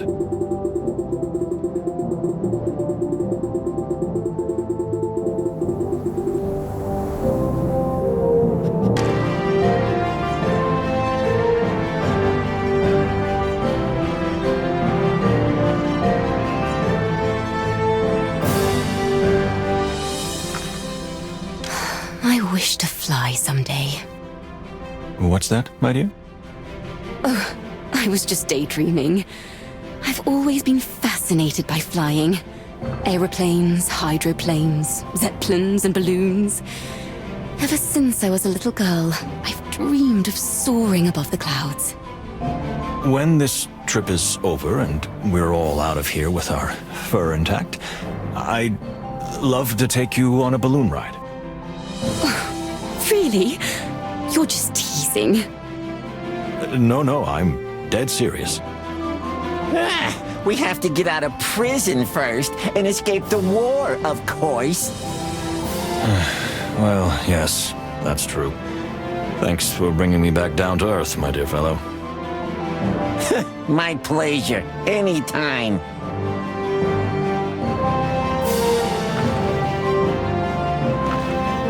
Do you believe in an afterlife? Come again? Whoa! Didn't see that question coming. Don't get me wrong. I was raised an atheist. My father only believed in power. He was terribly religious about that, but still. Now that I'm standing here... Look, miss, I've also lost people very close to me. Family members, dear friends. I know what it's like when everything you believed in seems to falter in an instant. Now that I'm standing here in this unreal place, I don't know what to think. The loss of your father affected you more than you ever thought. Well, To think that only yesterday I said I'd like to kill him myself. Yes, it affected me more than I thought. So tell me, what are you gonna do? You can do what you want from now on, can't you? Strange. I've wanted this all my life. And now that I have it in my hands, I don't know what to do with it. The chains of freedom, huh? You're a lot smarter than you first appear, Mr. Palladius. Is that a compliment or an insult? Sorry for that. I can't undress who I am. Never be sorry for being yourself, ma'am. You never told me how you felt. About all the loss you've suffered. Ah, come on. I've been through 2 wars. I come from a miserable place where death was a close relative. I've learned how to deal with that kind of stuff. You know, I envy and pity you at the same time, my dear friend. And we're even on that. Anyway, don't be afraid to tell me if something's bothering you. I'm here for you. What is it? Did I say something wrong? No, Moses. On the contrary.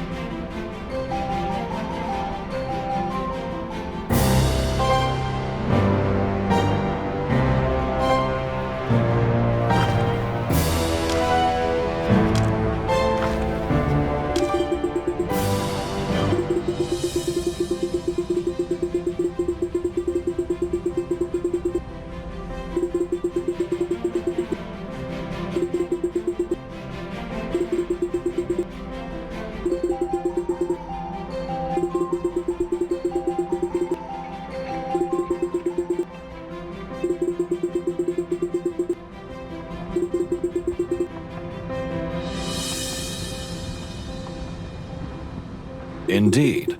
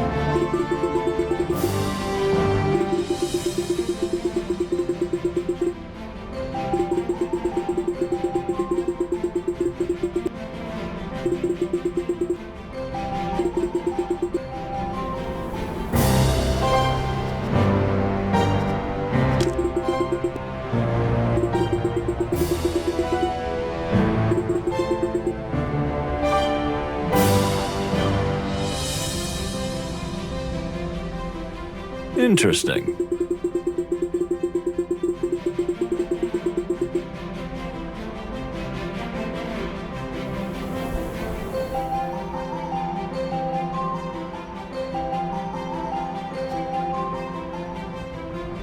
Indeed.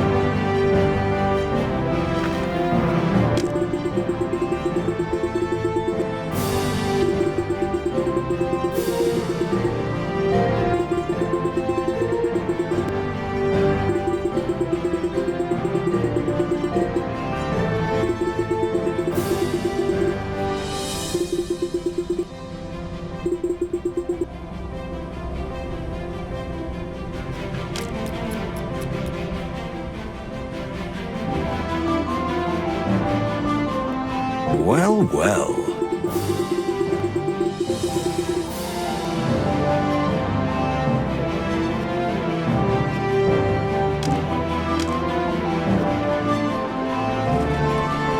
It is dizzying to think what huge machines run everything here.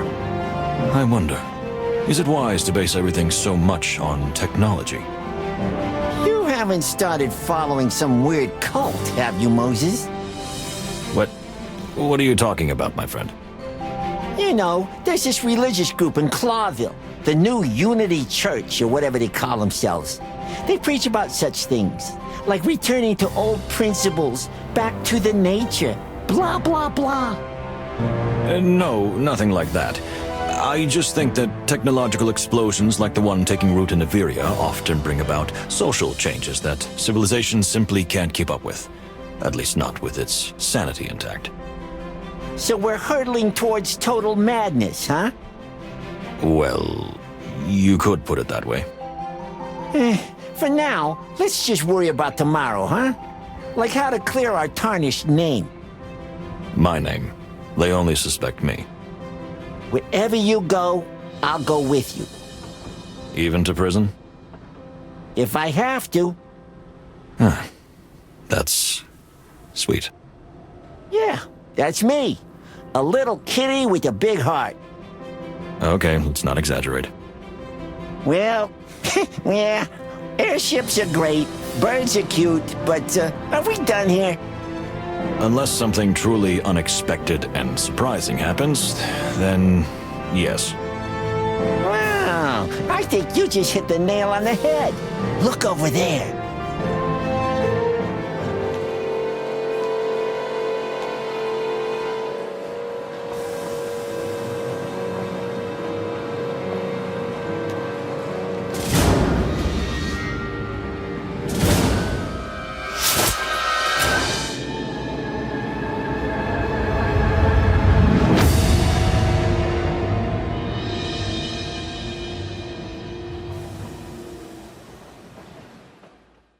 So, what have we here?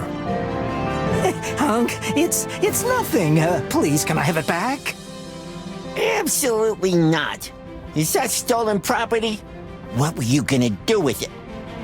Stolen? No! The deal was prearranged. Hunk. Deal? What deal? You were going to sell this to someone? If I may. And what do you want, Mr. Wind Rider? I know what it is. That is a Tarogian secret box. Hunk, will you shut your beak? What's a secret box for? Ugh, what do you think, genius? To keep secrets in them. Usually rather delicate secrets. But the boxes themselves are extremely rare and valuable. I mean, so I've heard. Wait a minute. Moses, are you thinking what I'm thinking? Honk. This was the item Ambassador Ignat was looking for, was it not? And you wanted to get rid of it. But why? forgetting all that. Hank. This was simply a prearranged deal, and they're waiting for me at the market. Please, may I go, Hank? Can I have it back? I'm sorry, but in light of last night's murder, and because we know you were involved in some kind of deal with the ambassador, I'm afraid we're going to have to seize this item as evidence. Hank, you can't do this. Unfortunately, we can. Or would you like to visit the Avirya Police Station with us? Hank. I suspect that the reputation of the Black Goose has reached this far. And you? Why are you here? I was just doing my civic duty. I saw this crook trying to get rid of a strange, suspicious object. You know, I have an eye for these sorts of things. Who are you calling a crook? You crook? Thank you for your help, Mr. Windrider. You're welcome. And if I may offer a tip, if you want to know more about the Tarogian secret box, perhaps you should ask your Tarogian friends about it. We will. Thank you. And you, Honk Honk, get out of here. Or we'll lock you in one of the cabins and won't let you out until we reach Clawville. Honk, you can't prove anything against me. Not yet, Honk Honk. Not yet. Pierre? Yes, Monsieur Detective? Would you mind keeping an eye on Mr. Honk Honk? Please don't let him out of your sight. I have a feeling we'll need to question him thoroughly soon. As you wish, Mr. Wildflower. Thank you, Pierre.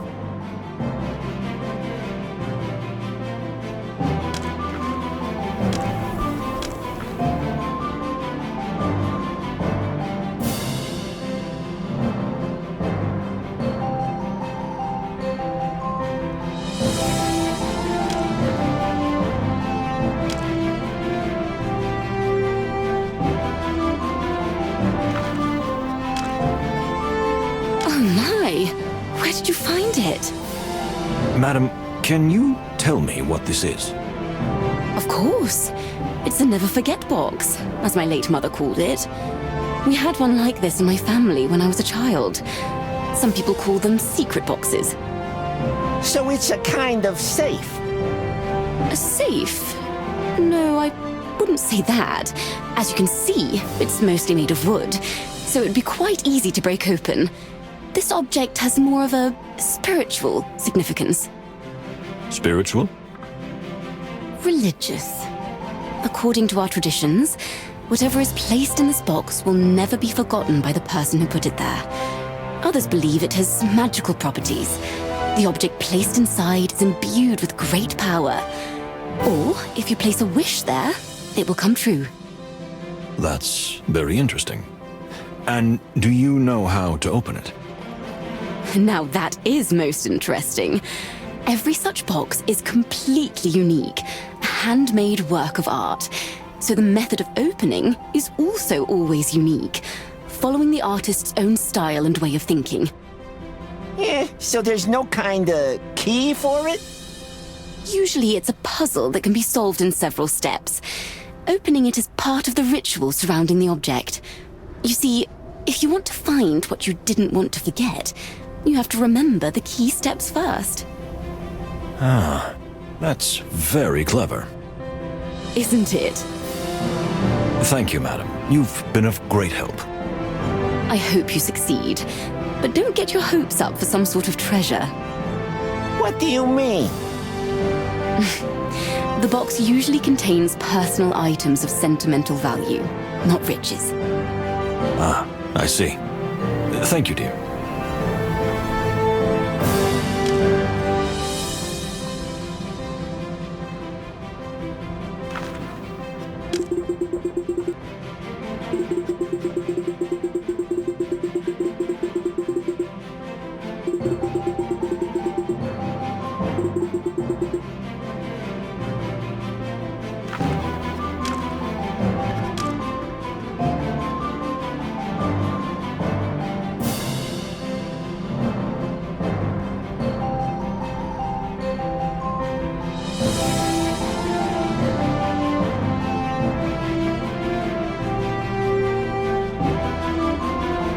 Well, what now?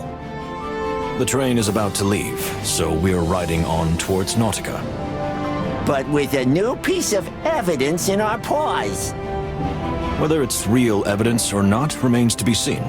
We have to open it to find out what's inside. And, of course, question Honk Honk about the whole thing.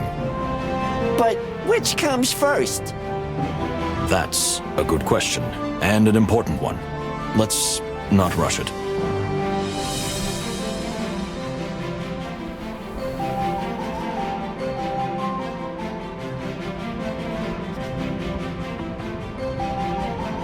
Questioning Honk Honk cannot wait. All right then, let's go to Honk Honk's cabin. Goodbye, land of clouds. Adieu, Avirya.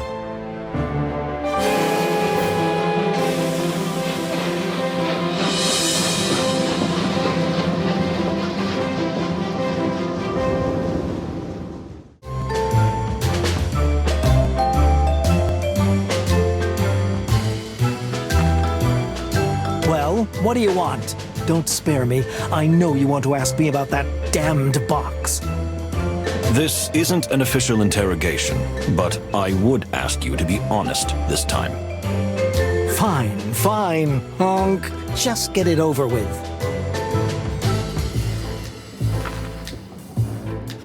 Honk Honk is a possible suspect, although I don't think he personally pulled the trigger. However, I am suspicious that he knows much more about the circumstances of the murder than he is letting on, and this whole box fiasco has only reinforced my suspicion. Let's see what we can get out of him, now that he hasn't had the time to come up with a fresh cover story. So, it's time to come clean. Honk, yes. I'm a believer in speaking plainly. Good. Very good. So, why did you want to get rid of that box? What? I had no intention of doing that. I had a customer waiting for me in town, and I was going to give him the package. Uh-huh. So this has nothing, absolutely nothing, to do with the death of Ambassador Ignat or your relationship with him?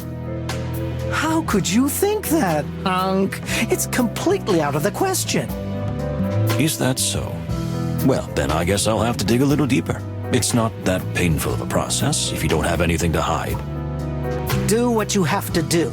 But remember, dear Mr. Detective, you're still the suspect, not me. How could I forget when you're rubbing it in my face every 5 minutes? Huh? What did you say? No, nothing. Let's get started. So who is this mysterious buyer you mentioned? The who isn't important. I mean, Honk, well, how should I put it? So you don't know? You were going to meet an unknown buyer. Well, Honk, yes, in my line of work, it's not that unusual.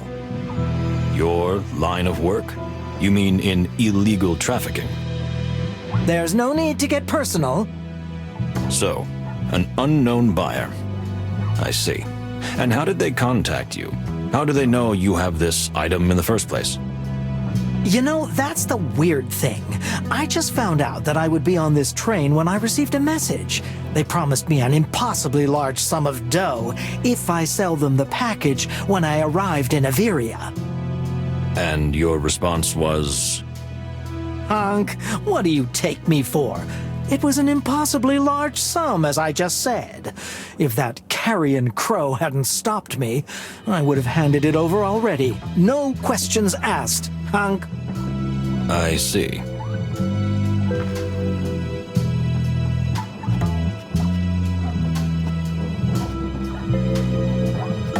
What do you know about the origin of the box? I know nothing. It's some kind of antique, or it's meant to look like one. Meant to look like one? What do you mean? The market is full of fakes, replicas. They're not even worth a fraction of the originals. And you think this could be a fake? Who knows? Maybe it is. I didn't even know what kind of box it is.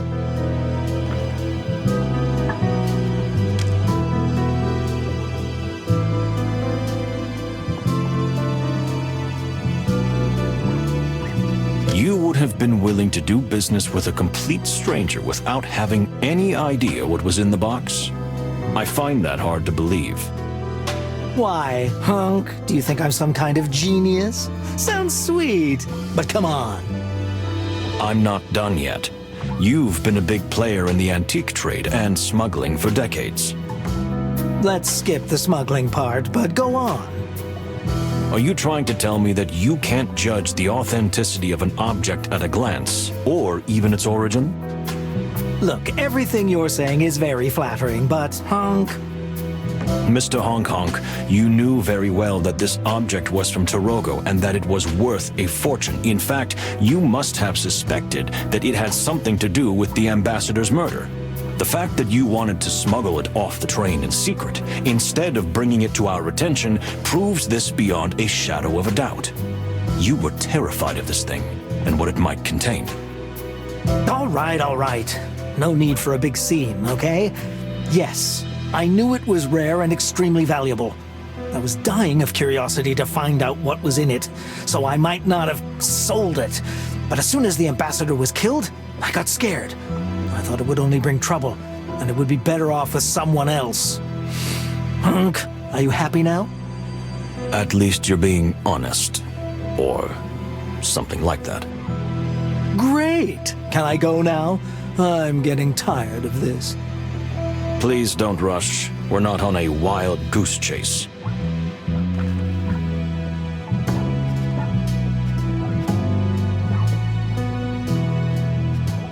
Why did you bring so much stuff with you?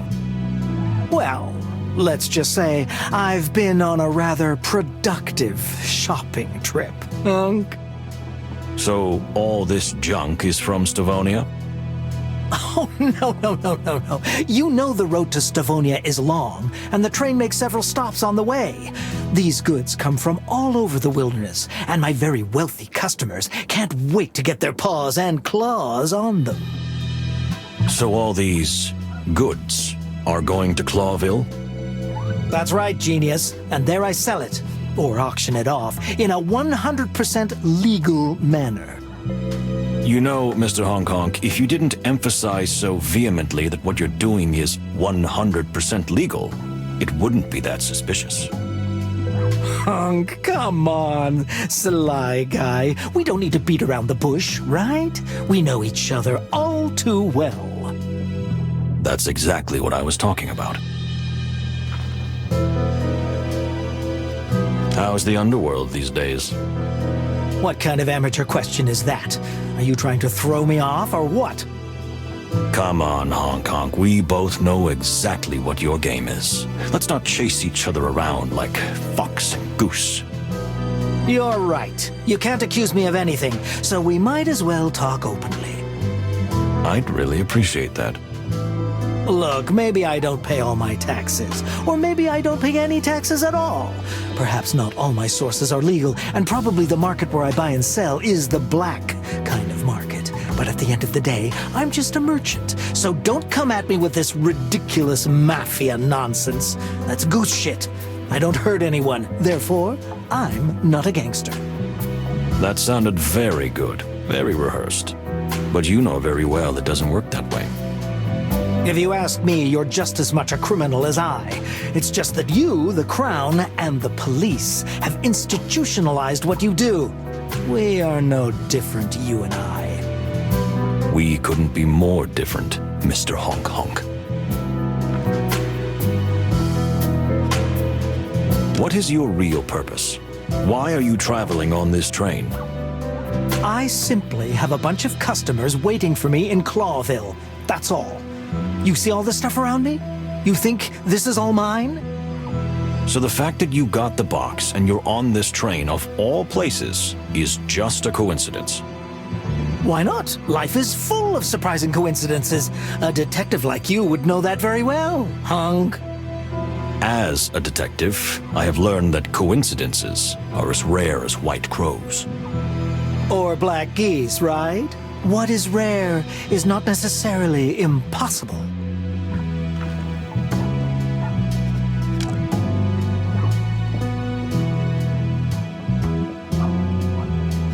The The sender of the box was perfectly aware that you and Ambassador Ignat would both be on the train. This is not a coincidence. Okay. I may have blabbed to a couple of guys before I came to Stavonia about my purpose to travel. So the real purpose is not to buy and resell art treasures in Clawville? Listen, I figured I'd mix business with pleasure, so in the end, I'll definitely come out of this as a winner. All this precious junk is just the cover story. The package is the real reason why I'm here, and probably the reason why the ambassador is dead. But feathery hell! I had nothing to do with the murder. I lost a huge amount of money on this. You're right about that. You didn't gain anything by the ambassador being killed. Hunk, thank you. Huh? You see? For a moment, I got worried. Don't get too relaxed, Niels. We're not done yet.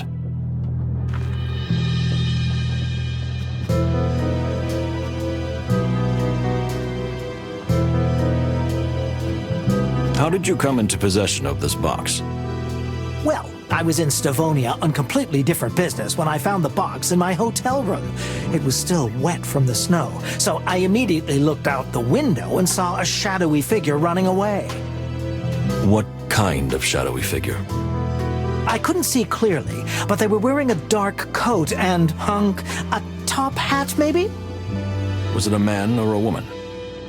Hunk, probably a man. At least that's what their clothing suggested. What did you do with the package? There was a note on it, for the ambassador's hands only. And maybe something like, do not open, Hunk? That's it? No instructions on what to do with it? Nothing at all. So I didn't feel I should do anything with it. I thought it would be a good bargaining chip. And what do you think now? Well, maybe I should have given the box to the ambassador right away, or sold it to him, but there's no use dwelling on the past, right? Hunk. Tell that to the dead ambassador.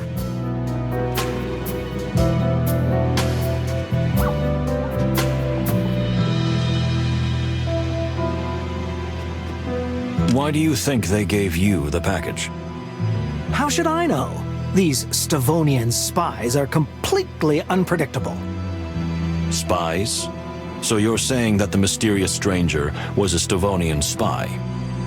Look, Inspector Brainiac, I was approached by a mysterious shadowy figure in Stavonia who left me a secret package intended for the Stavonian ambassador. See? Hunk, it's obvious. I'm sure it was an intelligence officer, commonly called a spy. Well, I wouldn't call that irrefutable logic, but let's move on. What did you do next? Nothing unusual. I tried to open it, but I couldn't. So I took the box to a local acquaintance who deals in old Stavonian treasures like that.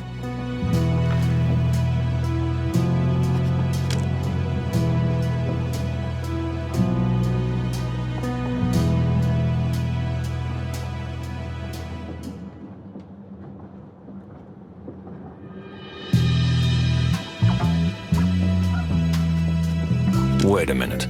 As we learned from our dear Fani, this box was not made in Stavonia, but is in fact a distinctive, sacred object from Toge.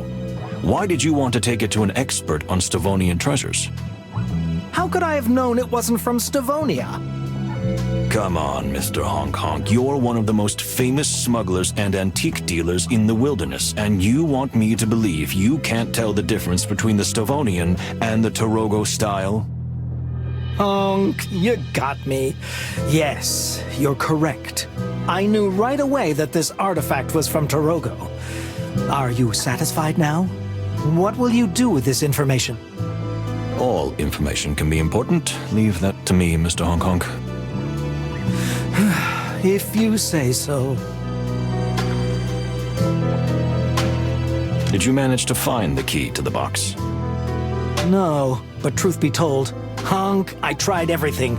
You can imagine that I don't like to sell something if I don't know what's inside. Do you have any idea what it might be? Maybe it's nothing. Maybe the box itself is what's valuable. And maybe it's like a message. A message? Since it was originally intended for the ambassador, the box itself can be a message, right? What's inside? Hunk, well, if you can manage to open it, please tell me what you find. So, what do you think is the real purpose of the package? I have no idea. Maybe, Hunk, maybe it's all a hoax. You think? It's kind of expensive and complicated for a simple hoax, isn't it? That is exactly the way these spies work. Spies? Have you ever heard of the red herring? The red what? Are you living under a rock or something? The red herring is the most famous spy in the world. Some say he works for the Clawville crown. Others say he's a double agent, or a triple even. And there are those who say he's just working on his own, or is actually part of some super-duper secret organization. But please, Mr. Hong Kong, this is ridiculous. Are you really falling for this kind of baloney? That's exactly what the red herring wants and is spreading, don't you see? It's brilliant. They want you to think it's all just a fairy tale. All right, but how does that fit into this? How does that connect you and the box? I don't know, but I got a tip in Stavonia that the red herring would be on the train. And this box is the kind of bait he usually uses. You see, this is the red herring's tried and true method. He plants something in the animals' minds so he can act unnoticed while they're chasing their own tails. You see? So, the box is the bait, and there's a secret super spy on the train. I swear to the wild ones and on the memory of my dear departed mother that this is the truth. Well, thank you. I'll think about it. And always watch your back. The red herring could be any one of us. I mean, Hunk, anyone but me. Hunk, of course. But that's exactly what the red herring would say, wouldn't he? Hunk? You're not even that bad. Am I right? You got everything you could out of me, champ. Be proud of yourself. I am. Thanks for your cooperation. Whatever.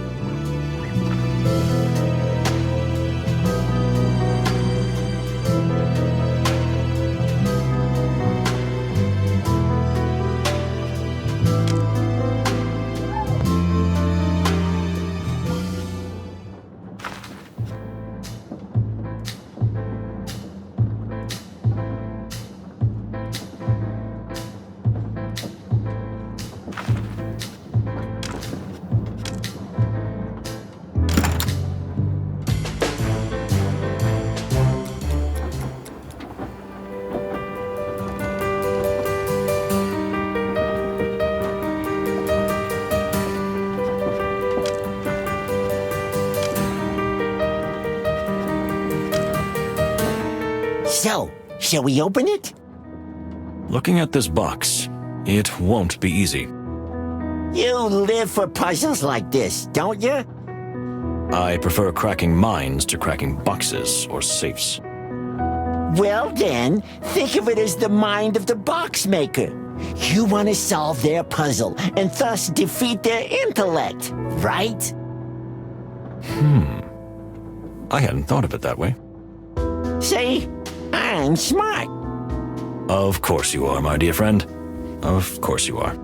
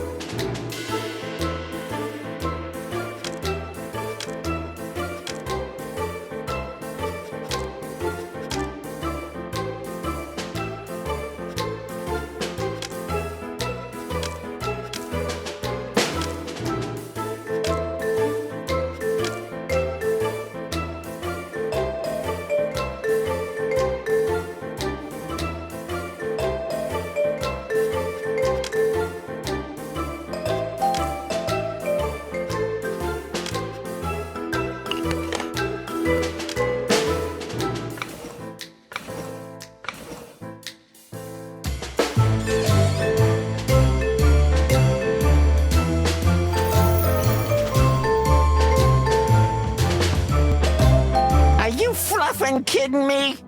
Are you saying there was another box inside the box? Not a box, but some kind of decoder. This is getting way too complicated for my taste, Chief. That's weird coming from a detective. In Clawville, we had completely different kinds of cases. Brutal, but simple. Who's the predator? Who's the killer? The husband or the wife? Bang, that's it. Case closed. You have a point there. So then, what do? Start waving this thing around to see if anybody knows anything about it? Absolutely not, my dear friend. If the killer is on the train, they can't know that we've opened the box and have its contents. This will buy us time for them to reveal themselves. You think they'll come after the box? I'm sure of it. So we need to set a trap. A trap! Yo! Now that's more like my jam. One thing is certain. Whatever they want to do, they will do it under the cover of night. Yeah, we still have a little time left. Yes, let's look around the train to see if we find anything suspicious. Then, we'll wait vigilantly for something to happen. We won't sleep tonight, right? We'll take shifts keeping watch.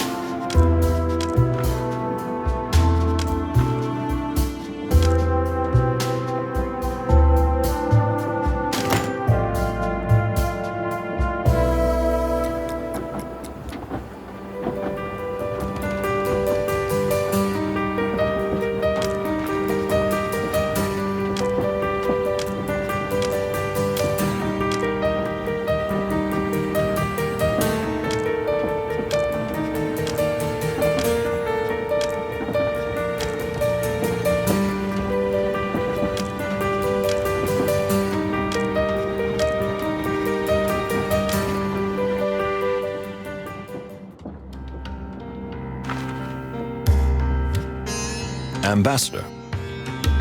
What? Yes, I'm here. I'm listening. What do you want? If I may, you were very deep in thought. Well, yes. I must admit, when I embarked on this journey, I expected everything, even the start of an international scandal. But this is something much worse. Well, scandal is certainly inevitable now. The question is how to handle it. And whether we can provide answers when we reach Clawville. And whether we can keep what happened a secret. Am I right? Moses! We didn't even think about that! I thought about it, dear Plato. Well, of course you did. If the news gets to Clawville before we do, and before you can come up with a reasonable explanation, the war may have already begun. And we must do everything we can to prevent that. Yes, we must. That's true. But to what end? To what end, sir? I don't quite understand. War is inevitable. You see, Torongo is just a small country, whose insignificant problems seem real only to its inhabitants. But we fought our own war with Stavonia, and if I've learned anything about war, it's that... In war, you can't win. As you say, there are no winners. Do you think war is inevitable, no matter what we do or would have done?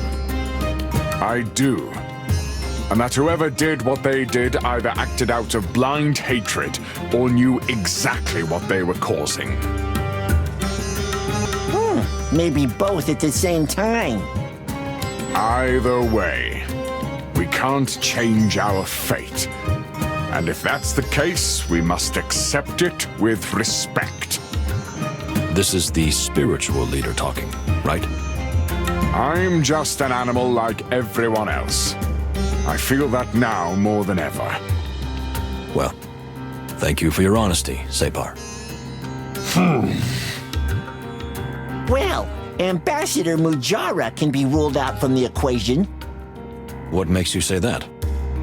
After what he just said? That's exactly why we can't rule him out. Explain that, because I'm at a loss. If Ambassador Mujara sincerely believes that the war will happen anyway, then Ambassador Ignat's life or death has no bearing on it. So? So if it changes nothing, he might as well kill the ambassador he hates with all his heart. It doesn't matter when you look at the big picture. You are an evil genius, Moses. It's still just a theory, and doesn't make him any more suspicious than the others. But we have to keep an eye on him. And we will, like an eagle. Come on, don't be that hard on yourself, my friend. Felines have great eyesight too.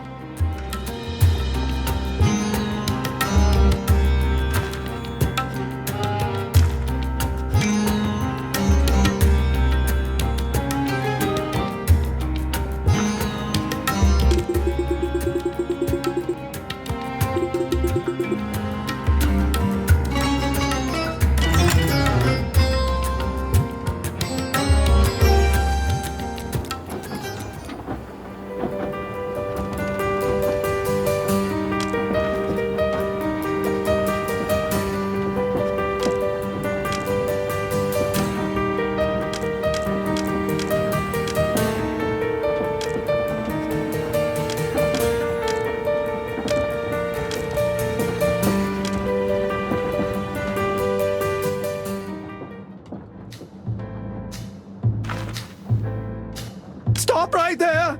I have a gun! Oh, it's just you. Forgive me. Is there a problem? Problem? What kind of problem? After all, there's only one murderer on board. It's just my nerves are on edge. Just a little. But so far, you seem to be handling things quite confidently. Well, I have to keep up appearances, you know, because of Cassandra. She's so weak and fragile.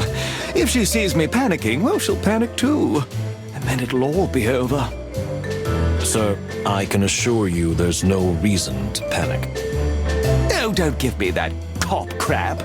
You think I don't know? Even an idiot knows. Everyone saw it. What are you talking about? That Cunha and I, you know, the affair. So they're definitely going to kill me. Wait a minute. This is too fast for me. Why would they want to kill you? Isn't it obvious? I had an affair with the ambassador's daughter, so I might know something that no one else knows. Some secret, which could be important to the killer. So, do you know a secret like that? What? Me? No! No way! No, but that doesn't mean I couldn't, no. So the killer will definitely want to kill me, and probably Cunha too, for that matter. Please, calm down, Mr. Lupus. The killer has likely achieved his goal by killing Mr. Ignat. I don't think he would risk committing further murders. In such cases, the perpetrator usually goes into hiding or tries to escape, or pretends to panic in order to divert suspicion from himself. You're not talking about me, are you? Well, there is a movie star from Clawville who seduced the ambassador's precious daughter. If the ambassador found out, he would surely wring his neck. And then there's the daughter, who repeatedly stated that she would kill her own father if she could. All things considered, don't you think that makes you a very likely suspect? Oh, good heavens, I hadn't thought of that. Oh, but it's perfectly logical. I mean, are you crazy? This is absurd. We'll see, Mr. Lupus.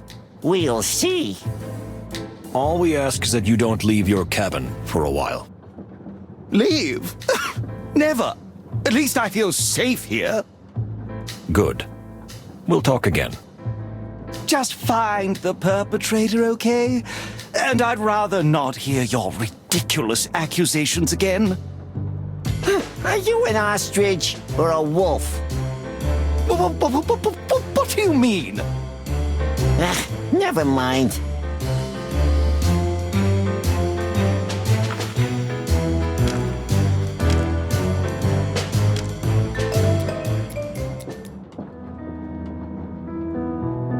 This case makes my head hurt, Moses. Yes. I think it's better to call it a day. And... Hello? Are you there? Detectives! Yes. Well, what would you like, Mr. Windrider? I think you need to come right away. I mean, immediately. What happened? Someone's been killed. Again. What? No, that's impossible. It can't be. They'll kill me for this. Pierre, what's going on? They're going to kill me. What? How? You? Why? It doesn't matter. If we can find out who did it, I'm already finished. I'll lose my job. I'll go to prison, a labor camp, or worse. Please, Pierre, pull yourself together. No, you don't understand. I'm an insect. I shouldn't even be here. I shouldn't have gotten this job. It's all just for facade, just to show the Stavonians how open and free we are. It's all a lie, and now I'm done for. Well, that's, brutal. Please, Pierre, believe me, I understand how you feel, but you have to help us. No, detective. You don't understand. Okay, you're right. I don't understand. I can't understand. But one thing is certain. Without you, this case will never be solved. And after this all ends, my partner and I will vouch for you. But please, help us. If we don't get to the bottom of this, then the word of two suspects won't help me. Quite the contrary. That can't happen. Because with your help, we'll find out who did it. I give you my word of honor. Or may my name not be Moses Wildflower. And mine, Plato Manuel Palladius. Well, thank you, gentlemen. I suppose you're right. Whatever happens to me, this case is bigger than a tiny insect. That's true. But you are neither insignificant nor tiny, Pierre. I don't care what others say. Without you, we might not be alive today. Gentlemen, I thank you. Well, what are we dealing with here? It's better if you see it with your own eyes. And here endeth the tale of the Black Goose. I didn't expect this. This story must have been written by a lunatic. What do you think? What could have happened? We need to thoroughly examine the crime scene, Pierre. Please, don't let anyone in or out. In fact, it will be best if no one left their room until we're done here. I'll do what I can do. Thank you, Pierre.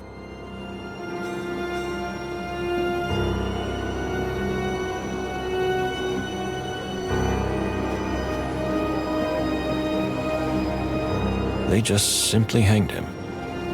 Are they trying to make it look like suicide? Maybe it is. We don't know yet. I don't think so, though. There's something creepy about him hanging there. We should take him down, shouldn't we? We'll do that as soon as we've finished our thorough investigation of the scene. I wouldn't have believed it. But I honestly feel sorry for this son of a bird. It would have been better if we had caught him and brought him to justice for his crimes. You and your obsession with justice. But he was a real animal. And now he's really dead. Don't think I'm completely insensitive, Plato. I've just learned to block these things out. I have to be the one who focuses on the case and nothing else. Are you saying I'm getting carried away with my emotions?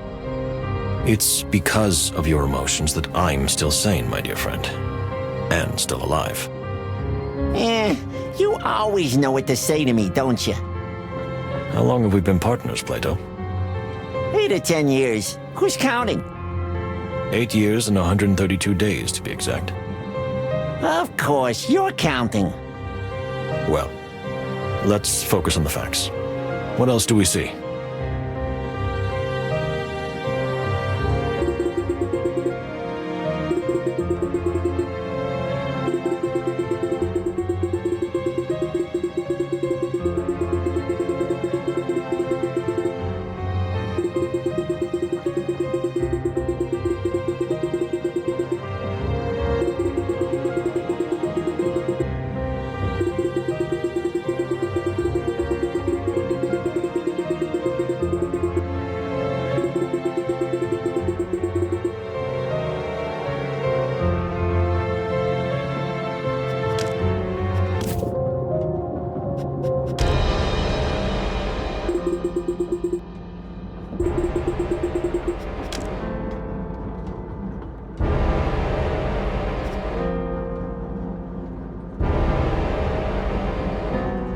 Let's see.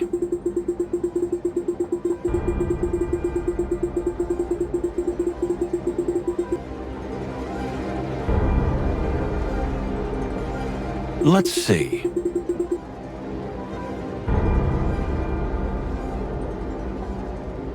Now that Mr. Honk Honk is no longer with us, It's time to raid his belongings.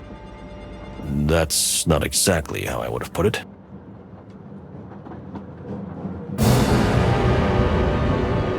Now this is more like my jazz. What fascinates you so much about weapons? You know, I've never been attracted to violence. For me, there's no romance in bloodshed. But the way art beautifies and even glorifies tools that are designed to kill has always fascinated me. Engineering marvels, crafted with artistic flair.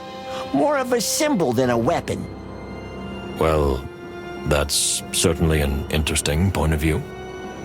Don't you agree? Not at all. But don't let that deter you, my dear friend. On closer inspection, all these glittering treasures appear to be nothing more than worthless junk. Well, not all that glitters is gold, as they say. I doubt that Mr. Honk Honk's primary intention was to sell these in Clawville. Yeah, it seems like a pretty obvious cover. I agree, but a black diamond is best hidden among a pile of coal. Ooh, what's that? Snake spear? Or perhaps a little Herringway? No, I came up with that one myself. You are a real poet, Moses. Thank you.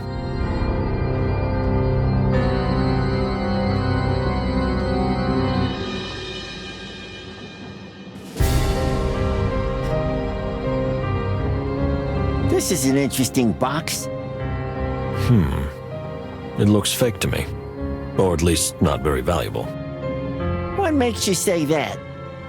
It's not real gold. It's just gold-like paint. The wood is fairly low-quality Grassmore oak, very common wood. I could have noticed that myself. I pay attention to the little details. You pay attention to the big picture. That's why we make a good team. That's true. I couldn't have said it better.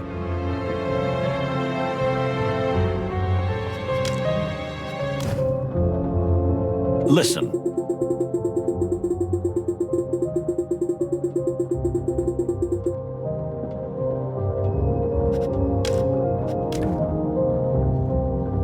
Let's see.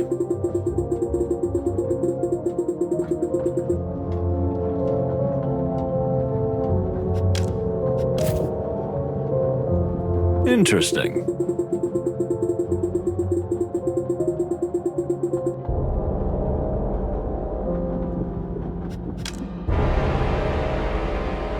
Look, Moses, there's something here. Some kind of message? Seems like it. Read it, my dear friend. If you're reading this, I'm no longer alive. Such a classic. But, Plato, please. Okay, I'll continue. You must know that I was not involved in the assassination attempt, but I know that someone on the train is trying to kill Ignat. Since I am the only one who suspects who it might be, they will surely kill me. So he knew, yet he didn't ask us for help. Unfortunately, I don't know who the assassin is, but I know that it's someone who is not who they say they are. Someone who is playing a role. I have to figure out who it is. That's it? That's it. That's the end. No signature. Nothing.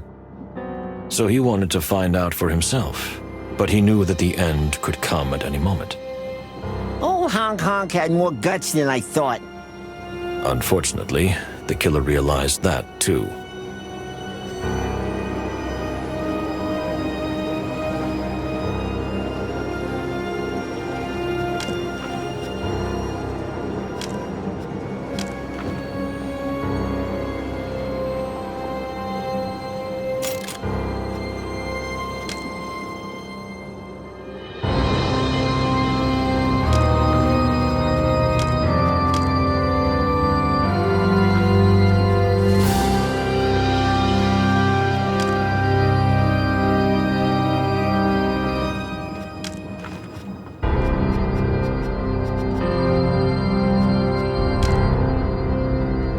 Doesn't add up. So what now?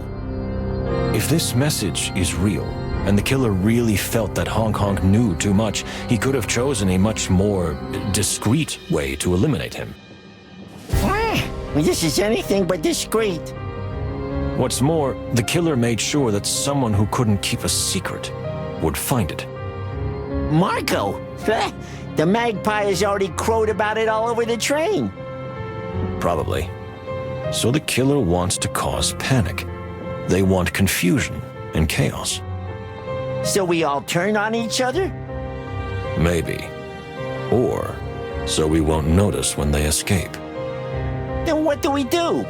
Lock everyone in their cabins until we reach Clawville? I'm afraid that's not feasible, although it's not a bad idea. But I must remind you of something, my dear friend. Nah, when you say that, it always means terrible news. Unfortunately, we don't have an alibi for the time of the murder either. Only the two of us know that we were in our own cabins. So we'll be the scapegoats? Well, in any case, we are just as suspicious as anyone else. That's why we wouldn't have the right to lock up others unless we lock ourselves up too. You and your unassailable logic. We'll lock this room, and we'll go to sleep. Here we go again. How the hell can you sleep after all this? I need to get my thoughts in order, my dear friend. There are too many voices in my head. They're saying too many things at once. The voice in my head is telling me to get off at the next stop and never look back. That wouldn't be proper for a gentleman, would it, my dear Plato? Well then, good night, Moses. I'll try to sleep, but I can't promise anything. Try to switch off your brain, my dear friend, and get some rest. I doubt we'll have any more surprises tonight. Tomorrow, we'll tackle the matter with renewed vigor. So be it, Moses. And then tell me in the morning what you saw in your precious little mind garden. Plato, I've told you 1,000 times there is no such thing as a mind garden. Of course there is. Don't deny it. You talk about it in your sleep. Can we just change the subject? You don't have to be shy in front of me, Moses. Everyone has their way of calming their mind. You have a garden. I have something else. What do you have, while we're on the subject? What do I have? Well, I mean... come on. Don't be shy.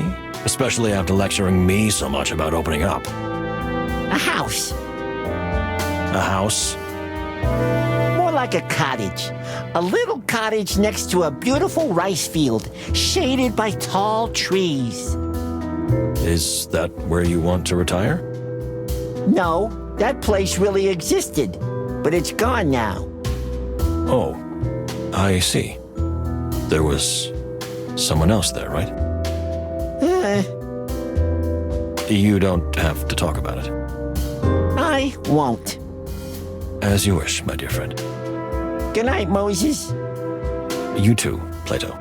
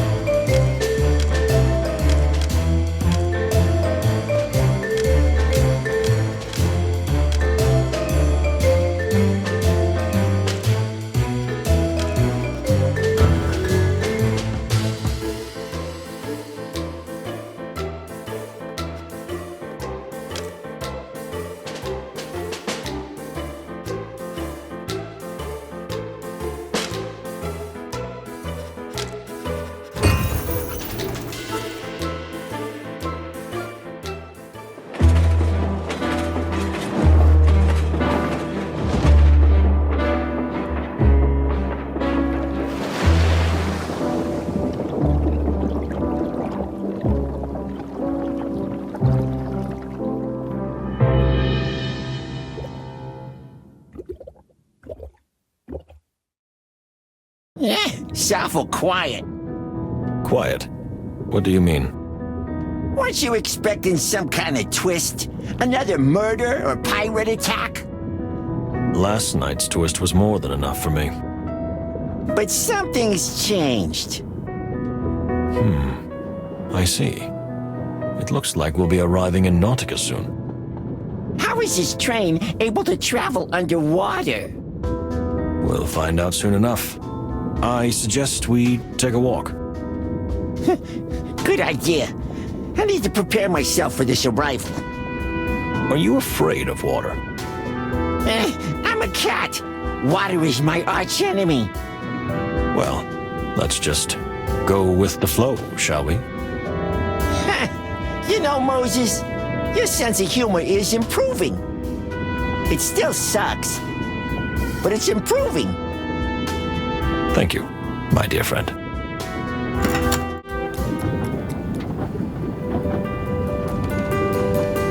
Detectives! Yes, Miss Faye? Someone else has been killed. How could this happen? Are you doing anything at all? We don't think so. Or maybe it really was you. No, I don't think they did it. When I found the body, it was still fresh, and they were in their room. Then how do we know it wasn't you? Because someone was killed before I even came on board. Of course you'd say that. What else would you say? So predictable. Please, everyone, calm down.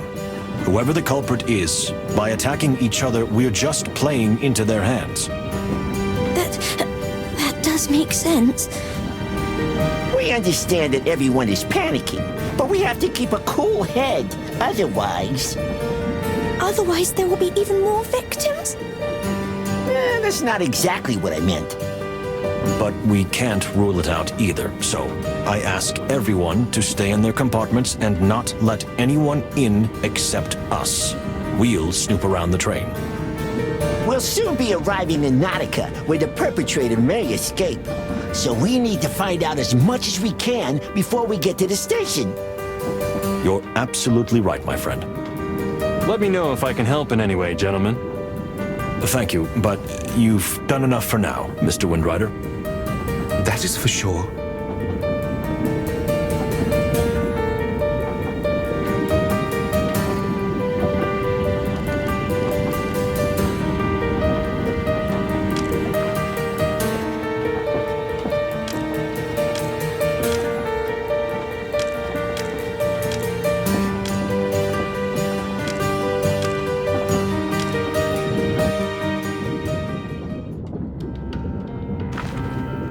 My dear, how are you? I know that Mr. Honk Honk was not a good animal, that he was not an honest citizen, but still, it's terrible that this had to happen. Unfortunately, yes. We would have preferred to punish him within the law one day, but it seems that we will no longer have the opportunity to do so. This whole thing isn't right. Unfortunately, I have to agree with you. Something awful seems to be crystallizing on this train. Could you elaborate? I don't know. I just feel like this journey is the culmination of something that started a long time ago. That's an interesting thought.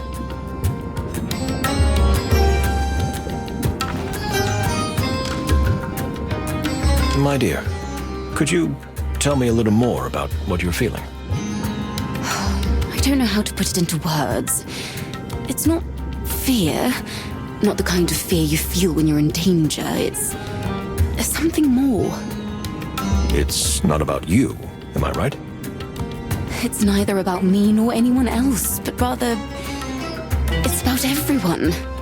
That sounds so cliché. It's not cliché, my dear. It's reality. Unfortunately, it looks like we're sitting on a powder keg. You mean here on this train? More like all over the world. Right? So you feel it too? There's something terrible, haunting, pervasive in the air.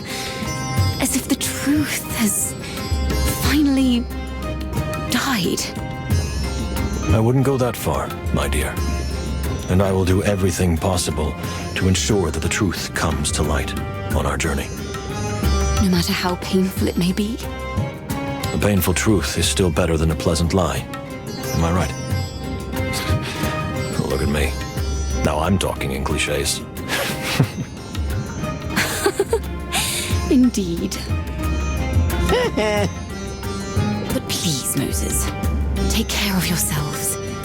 Whatever is going on this train, I fear it could rewrite our entire known world if we don't do something about it.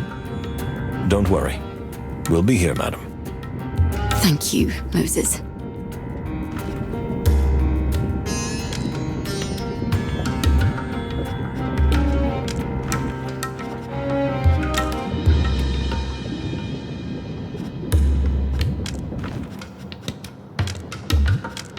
I beg your pardon? No. Are you serious?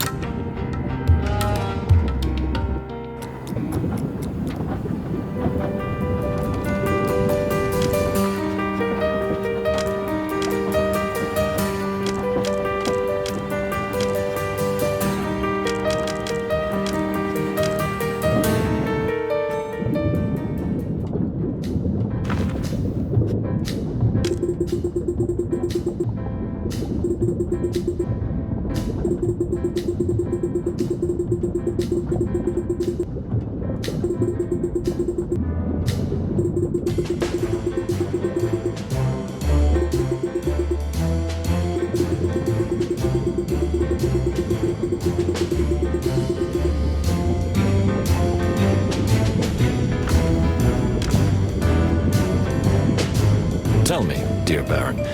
Have you ever been awake when your sister was wandering around on the train? What a strange question, but I think not. She always wanders around when I go to sleep. I see. I thought so. What are you getting at? How rude. Nothing. So, Artemisia told you that before Mr. Honk Honk died, he said to someone, "It can't be you." That was all? Nothing more? Whatever the goose was referring to, he must have been really surprised when he saw the culprit. Thank you, dear Baron. You've been very helpful. Well, good for you. Goodbye.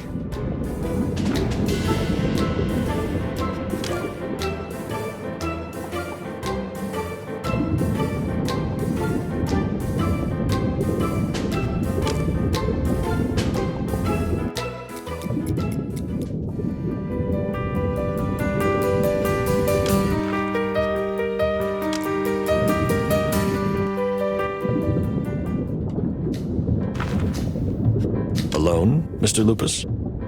Well, yes. Cassandra, she wasn't feeling well and took a rest. May I ask where you were last night? Of course. I was here in my compartment. You can ask Pierre. I asked him for a bottle of whiskey.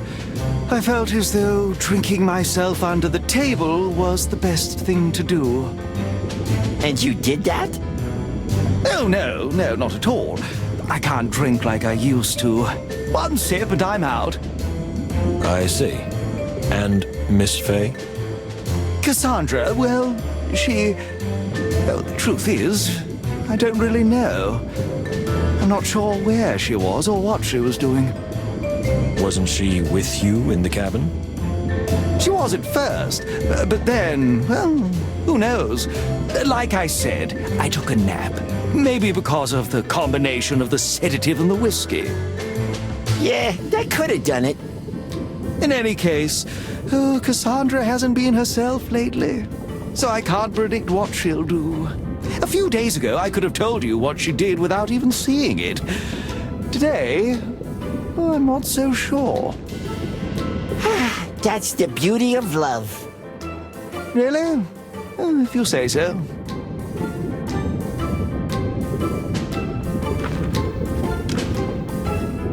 What exactly did you mean when you said your wife? Just my fiancée. Of course. That your fiancée hasn't been herself lately. Since the murder? No, even before that. No, I hardly recognize her since our trip began. Could you elaborate on that? Well, you know, Faye is nervous, very nervous. In fact, she's shy and prone to panic. But lately, she's been having full-blown tantrums. I hardly dare to admit it, but I'm afraid of her sometimes. Afraid of her? She weighs as much as a handful of feathers. Don't make me laugh. You haven't seen her when her eyes are burning with rage. That fragile little creature. It's terrible to even think about it. Don't keep it to yourself, Mr. Lupus. She might even be capable of murder. Do you really think so? I wouldn't have believed it either, but I also didn't think she had secrets from me. And yet it turned out she did. Pot calling the kettle black, huh? She has secrets? What about you? Wait a minute, dear Plato. Please, Mr. Lupus, continue. You see, last night, Cassandra and I had a terrible argument. That she finally blurted out. In fact, she threw a secret at me that made my fur stand on end.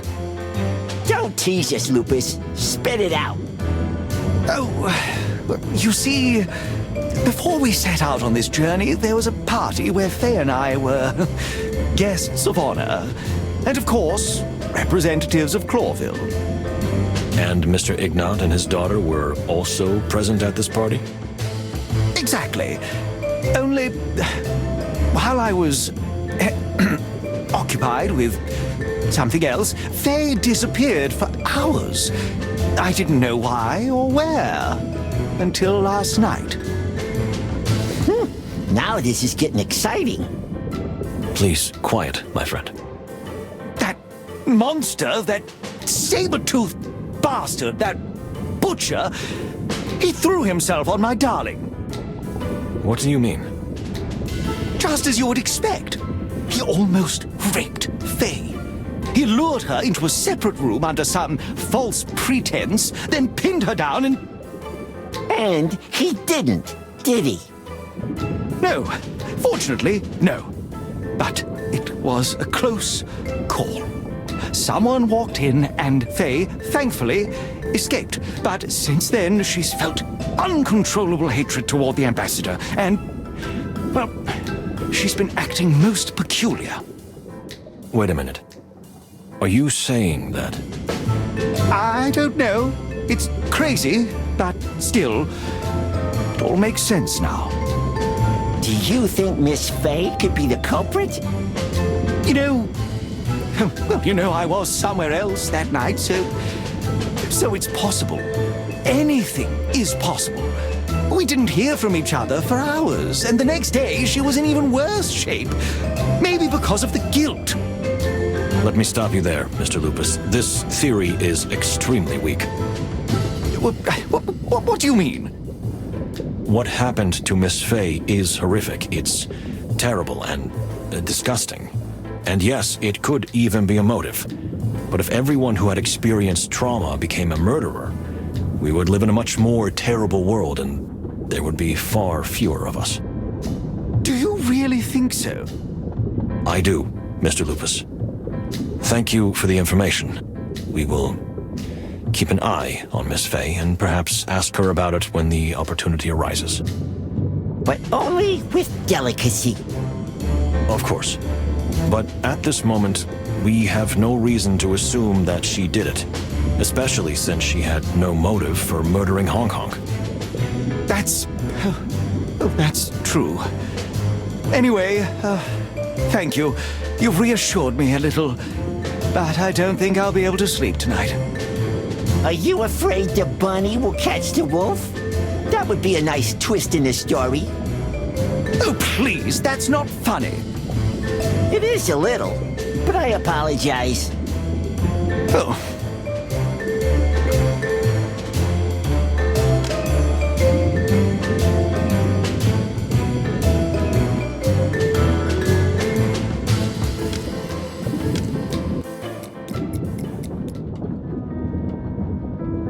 Have we become smarter?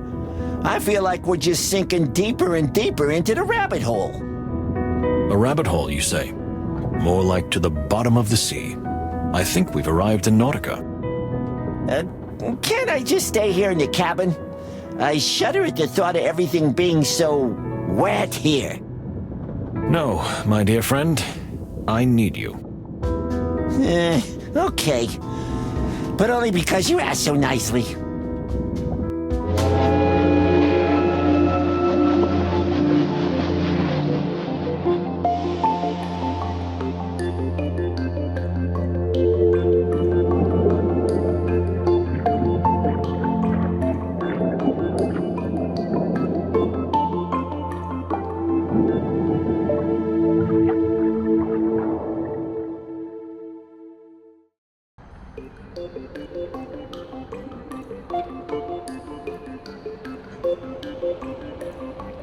We arrived in Nautica. The place was breathtaking. It was as if we had stumbled into a strange fairy tale. I had heard stories about the underwater city, the pipes and domes, but I never imagined they had been created with such wonderful artistic care. It reminded me of a pearl, covered by a shell, just as this wonderful city is covered by the endless, impenetrable ocean. The passengers immediately made themselves at home at the station, scattering around and marveling at its grandeur and beauty, like sparkly-eyed children in front of a candy store. Only one person seemed more agitated than usual. Good heavens! For all that is sacred to the wild ones, what now? Are we ready? Are we really ready for this? I understand that the murder has upset you, Pierre, but please. Murder? What murder? What do you mean, what murder? Mr. Honk Honk is dead. I mean, of course, it's terrible, horrible, good gracious, but that's not our biggest problem right now. It's not? No, not at all. Miss Diva Latuna is coming and will be traveling with us. Ah, Diva Latuna. Miss Diva Latuna Oyster House, to be more precise. The wilderness's finest opera singer, actress, pride of Nautica, peace ambassador, and by the way, a born, real baroness. Whew, quite a package, that's for sure. And what's the problem, if I may ask? Problem? There's no problem. Well, I hope there isn't. You see, the diva is extremely delicate and has very unique needs. We set up a special water room for her on the train. And although the Clawville Express has seen special guests on board before, we've never had to create such a special suite. That sounds wonderful, Pierre, but you really don't need to be alarmed about it. Well, you know, the diva not only has a celebrity status, but also a rather fearsome reputation. If even the smallest detail is not right. She turns into a real diva. More seriousness, Plato. Miss Latuna must not find out that someone was killed. Two someones? Two someones were killed on the train she is about to set her magnificent feet on. If that gets out, it's all over. When is the lady arriving? In an hour and a half, I think. Then we have a little time to prepare for this big event. Calm down, Pierre. We'll talk to everyone and ask them not to mention the terrible events, if possible. Would you really do that? Oh, thank you, detectives. You don't know how much this helps me. In the meantime, I'll get everything ready. Do that, Pierre.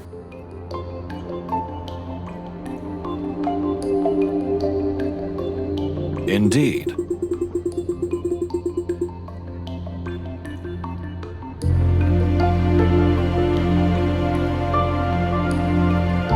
Although this place gives me the chills, I must admit, it's as if time has stopped here. Indeed. The style and sophistication with which the Nautican artists construct their buildings is astonishing. Yeah, it really is. But that's enough. Let's get the hell out of here. Plato, we still have a lot to do here.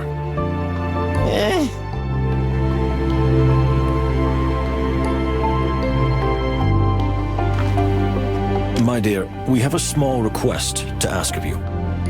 What do you want? You see, you may have heard, but there will be a new passenger on the train. Miss Diva Latuna, the world-famous singer. That stuck-up hussy? Why should I care about that? Well, you see, to avoid panic, it would be good if Miss Latuna didn't find out about the deaths. So, you want me to lie to protect the fragile psyche of the great diva?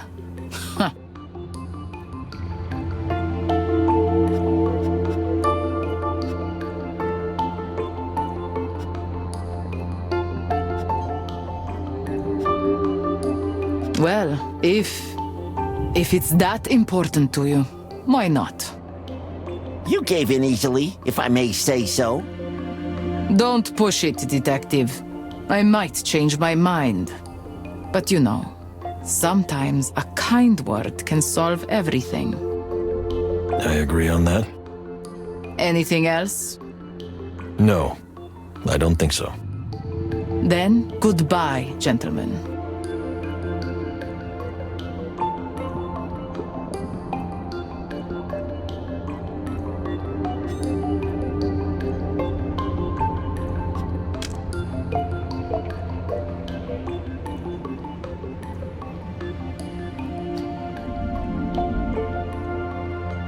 I can't believe the effort the Nauticans put into making their cities accessible to land animals. I hadn't even thought about that. We're here at the bottom of the ocean, breathing without any problems. As far as I know, most of the Nautican cities are still filled with water, but the more important ones have dry areas, like this station. It's amazing. I can't deny it. And in Clawville, there are more and more water hotels. And in certain parts of the city, you can see similar tubes in which aquatic animals can travel.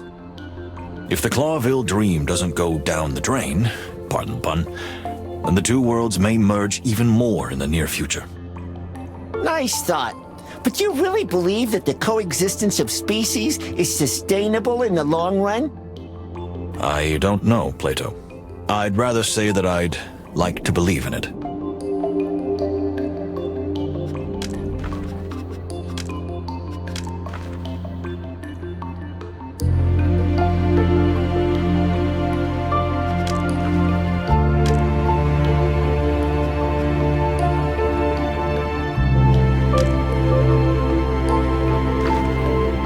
Dear sir, I imagine you too have been deeply affected by recent events?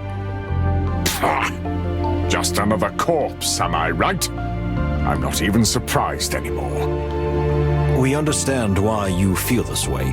Nevertheless, we would like to ask you something. Me? What is it?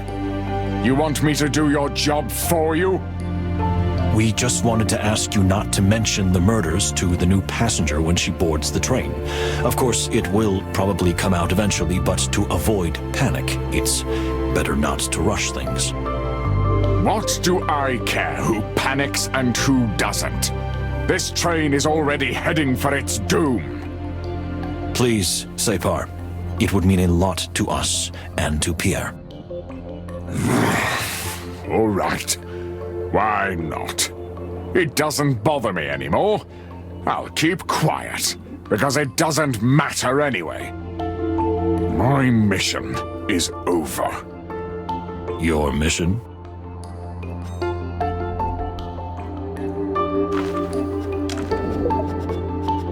So, that mission, what exactly did you mean? To tell you the truth, I was hoping we could get this over with. Get what over with exactly? I would like to make a confession. Ah, finally, we're getting somewhere. We're listening, Ambassador. I have failed. I came here on a mission, but unfortunately, I failed. Failed, sir? I think I can admit it openly now, since the damage has been done. My task was to prevent the death of Ambassador Ignat. The what? I don't quite understand. You? Why you? Because if what unfortunately happened had happened, Toge would have been held responsible. Because of who Ambassador Ignat really was. A butcher and a war criminal who committed terrible acts against our people. As soon as we learned that an assassination attempt was likely being planned against the ambassador, I was immediately sent to Stavonia to find out everything I could. The whole thing was disguised as a simple diplomatic visit, of course. So that's why you were in Stavonia, and didn't board the train until later. Then, when the incident happened, I was sure it was really you, Mr. Wildflower. Well, I can understand that. But later I realized that it didn't make any sense. And the murder of the goose completely confused me. I don't know what to think. All I know is that I failed. Whatever happens between now and our return to Clawville, everyone will end up believing that Toge was responsible, and Toge is part of the Clawville Empire. So war will be inevitable, and my people will be the primary target. Unless we can find the real culprit, expose them, and bring them to justice. Perhaps, but you know that's not how the world works. This is a game played by the powerful, who are just looking for a pretext to do what they want to do anyway. A diplomatic disaster is going to happen one way or another. All it took was a spark. And we are that spark. Forgive me. I didn't mean to burden you with this. Clearing your own names is problem enough. Not when it concerns the entire wilderness. If there is no other way, I will take responsibility myself. As Moses says. Wait a minute. What? You heard me, my dear friend. If this is the only way to make these atrocities look like the machinations of a sick mind and not a grand political conspiracy, and if it will stop the outbreak of war, I will gladly do it. And I will not allow that. Thank you, my dear friend. I appreciate it. But unfortunately, it's not up to you. You are a truly noble soul, Mr. Wildflower. Not at all as cold and calculating as they describe you. Much more romantic and idealistic. Perhaps I am. But for me, there is no question that if I have to choose between myself and peace, I choose peace. I still don't think it's that simple. But your words are reassuring. And perhaps they give me a little faith. After all, what are we here for if we can't even trust our faith? As you say, Separ. As you say.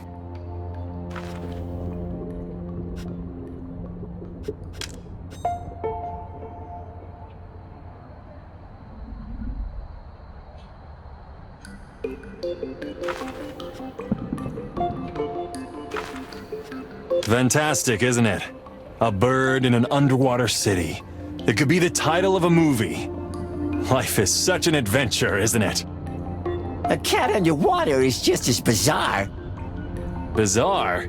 It's amazing. Just look around. You said you've been everywhere in the world, but it's as if you're seeing Nautica for the first time. I have been everywhere, buddy, just as you say. But Nautica is huge, and the central station is the heart of the city. I'm more familiar with the more remote areas. You know, where people are up to no good? No, people who are less wealthy. Come to think of it, did you even buy a ticket when you sneaked onto the train? Oh, my, look at that! A seahorse guy who's expecting a baby! Isn't that wonderful? Whoa! Did he just brush us off? Just a bit. Just a little bit.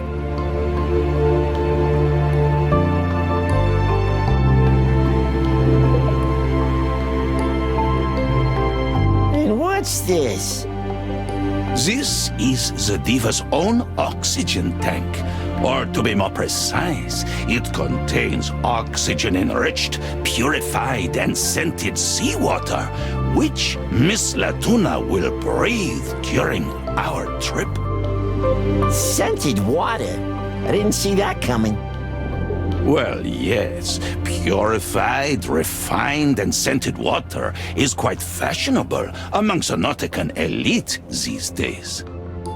I have no further questions.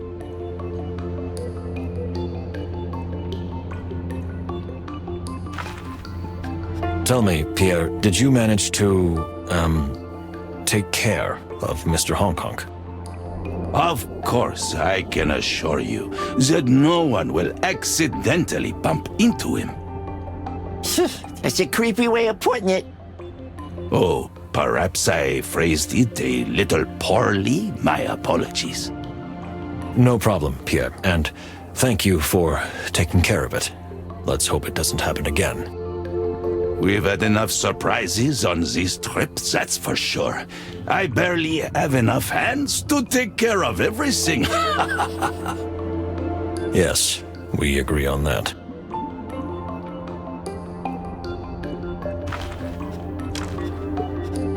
Tell me, Pierre, what else can you tell me about Miss Oysterhouse? Well, she's a world-famous singer who has developed her own unique style. Singing underwater is exotic in itself, but she has taken it to a whole new level. And she's also a real Baroness? Exactement.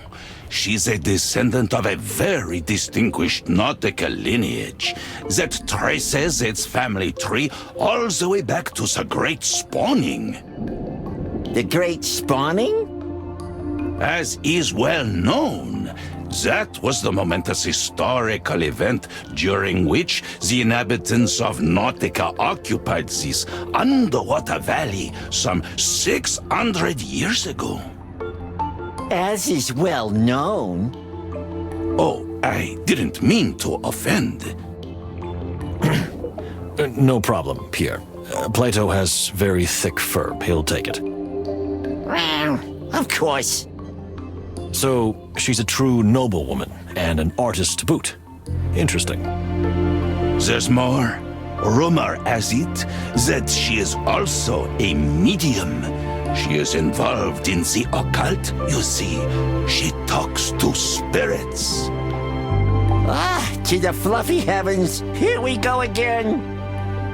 I'm just saying what I hear, gentlemen. Nothing more. Thank you, Pierre. May I ask how the Clawville Express is able to travel underwater? Amazing, isn't it? A true scientific marvel. But in fact, the train does not travel underwater. Not? Then where are we? We're heading toward the depths of the ocean. But the train is perfectly dry. That's because we're actually traveling through a tunnel made of glass. It's essentially a kind of tube system that connects the surface to the city of Nautica. You mean like a pneumatic tube? Yes, exactly. A very astute analogy. The Clawville Express is essentially hurtling through the glass corridor like a pneumatic tube, while being constantly battered by the immense power of the ocean. That, I admit, sounds a little dangerous. Are you afraid of water? Well, you could say that. But the immense power of the ocean definitely terrifies me. There's no need to worry. The pipe system has been in place for 10 years, and during that time, there have only been 2 serious collapses. Collapses? Please don't use such words in front of him. Plato, he gets a little nervous around water. Around water? More like right in the middle of it. Well, that especially. But thank you for the useful information, Pierre. You're welcome, gentlemen.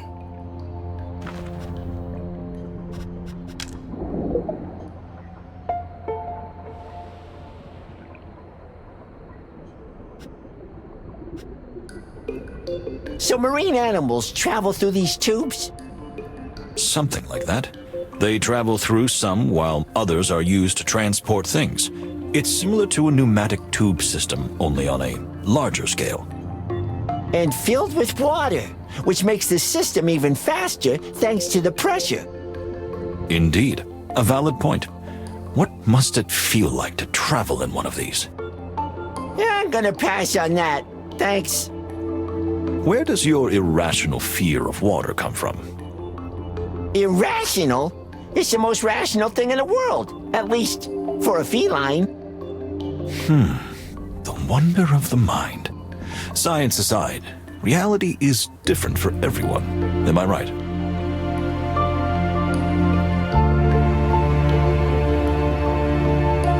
No.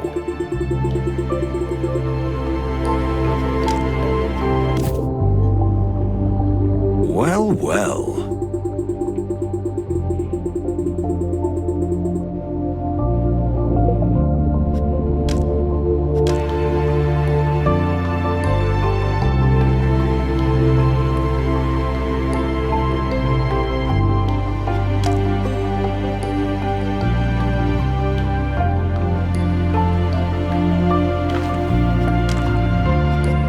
Dear Madam, we heard that you are still traveling in a cabin with your father, if I may put it that way.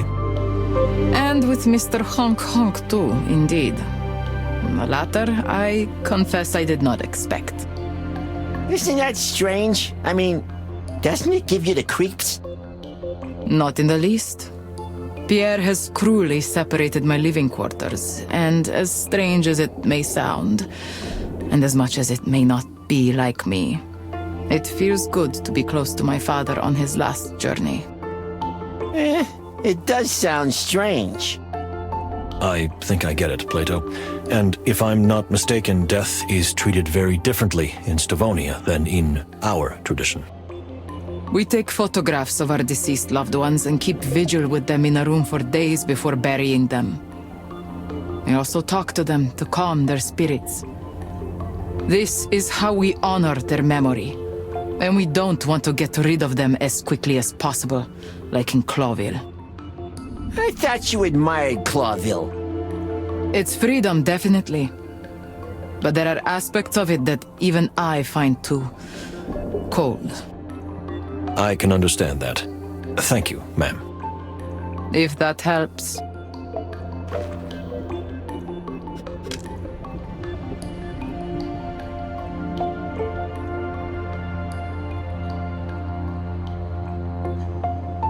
No.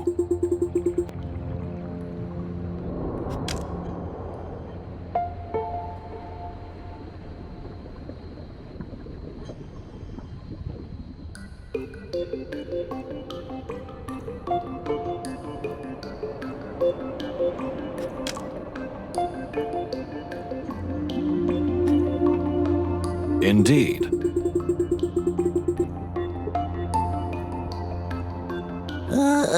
It just makes me shiver. What exactly, Plato? Can't you feel it? This pressure? Only a thin layer of glass separates us from the endless ocean. I can almost hear the creaking as cracks begin to form and the glass suddenly surrenders to the relentless force. Don't be paranoid, my dear friend. This city has been standing for over a century, and Nautican architects and glassmakers are famous far and wide. But eventually, everything will collapse, won't it? What if it happens right now? Then we'll die so quickly that you probably won't even realize it. Let that thought reassure you. There's nothing we can do about it anyway. You really understand the language of animals, Moses. Now I feel completely calm. Very good. Then let's continue with the investigation.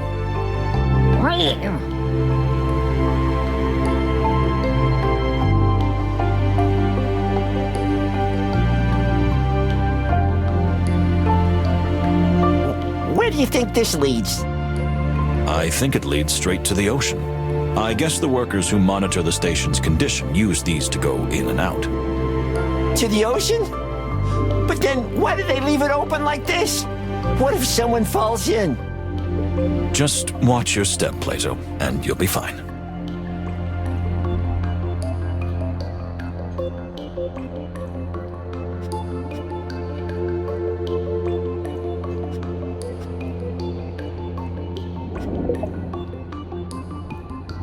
No.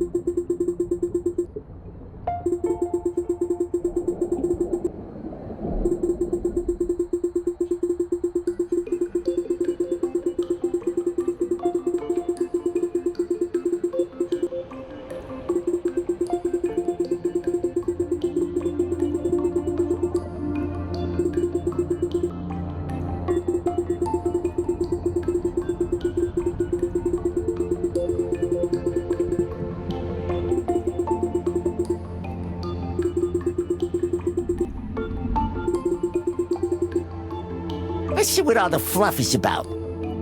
You're not swooning over Miss Latuna, are you? I can't stand it when people idolize someone like that. She's just an animal, isn't she? She may be talented, well-off, beautiful, and rich, but... Well, actually, those are quite a few good points. Anyway, we'll see. I'll try not to be prejudiced. I'm sure she's a really nice lady. If you say so.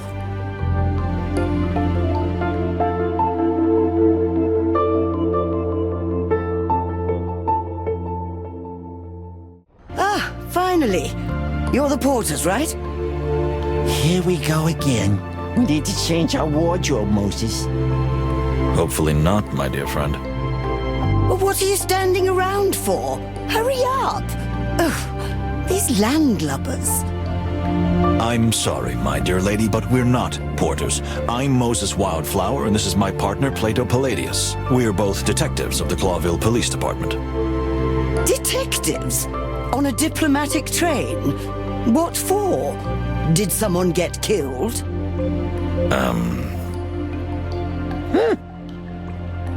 Well, our job is to ensure the smooth and safe travel of the passengers. Oh, really? I mean, what kind of world do we live in that we need to call detectives on a trip like this? It's ridiculous! She's a very nice lady indeed. Fish. Quiet, Plato. So, what else do you want? Secure the scene or whatever the hell you do. Just don't stand there staring at me. Haven't you ever seen a baroness before? We're leaving now, ma'am. We won't bother you any longer. A real angel. All right, Plato. I understood it the first time. You were right. This woman is a... Go ahead, let it out. It's not healthy to keep it inside. a harpy.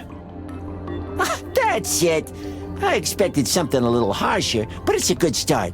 How did it feel? Well, surprisingly good. See? Sometimes you need something like this. Now let's secure the scene. Right.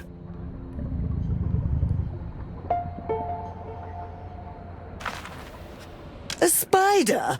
What is he doing here? And what is this ridiculous uniform? Well, madame, excuse me. I'm sorry. I'm a representative of the Clawville Express. Nonsense! Are you trying to insult me? What is this? Some kind of joke?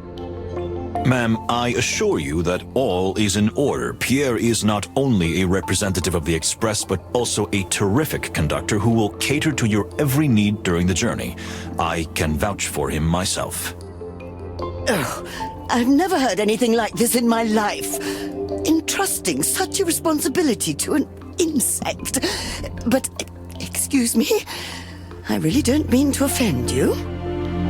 Come now, you haven't offended me at all, my lady. I understand completely.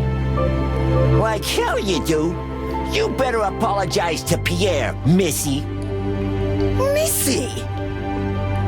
If I may, please, everyone is tired and there are a lot of packages. How about we help you carry them, ma'am? And Pierre will show you to the cabin that Clawville Express has prepared just for you. So you are porters after all, am I right? But that's the first sensible thing I've heard today. So yes, do that. Take my luggage. Plato. Yes, Moses. Let's take the luggage.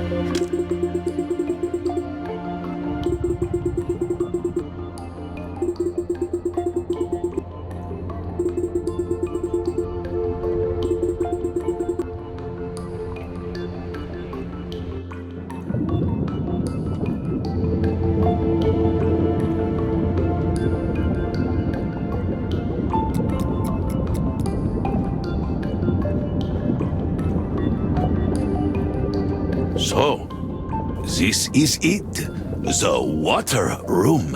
One of the Clawville Express's greatest prides.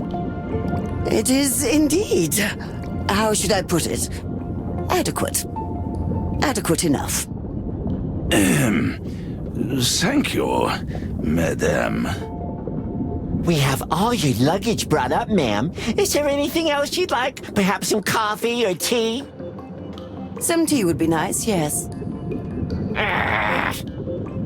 My partner means yes, ma'am. We'll take care of it. Now, if you'll excuse me, I'd like to explore this little hole.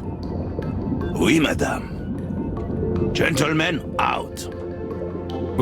What?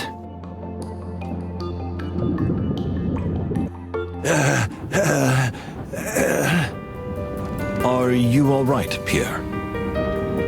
Am I all right? Well, I'm thrilled. Oh,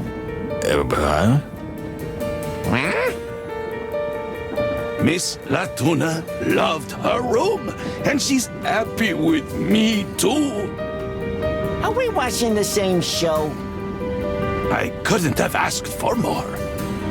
I'm glad you feel that way. The important thing in the end is that everyone is happy.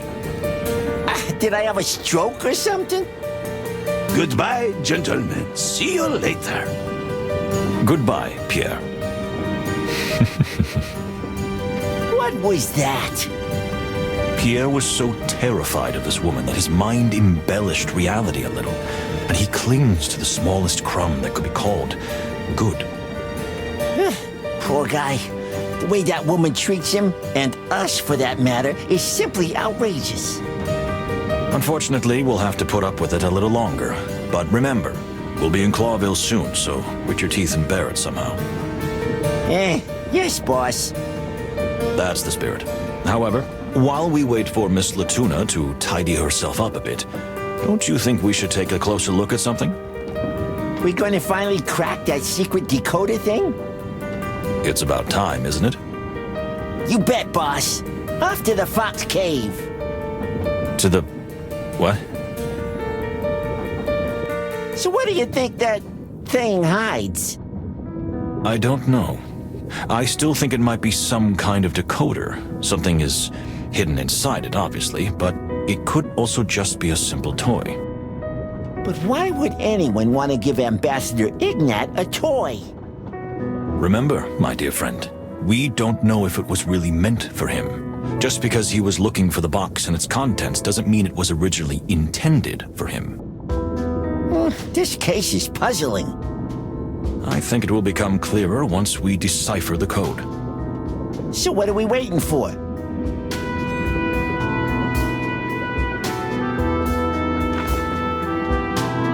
Shall we get started? Yes, just a moment, and we can begin. Let's not waste any time and get started. But let's handle it with care, dear friend. I have a feeling that this object is not only mysterious, but also valuable.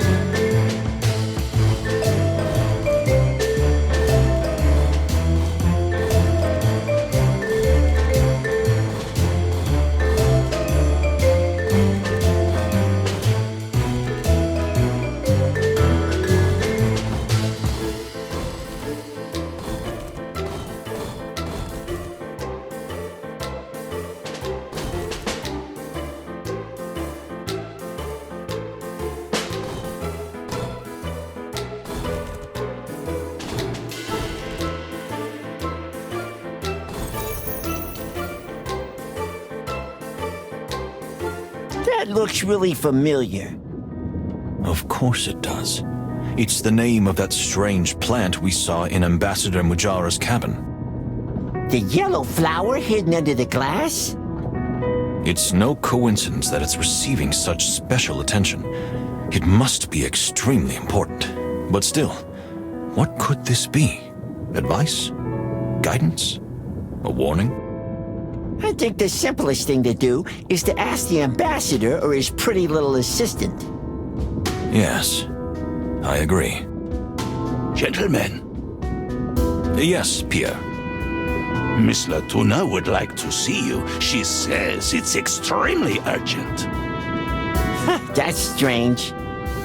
Indeed it is. Thank you, Pierre. We'll be right there. What could she want? She didn't want to see us earlier. We'll find out soon enough.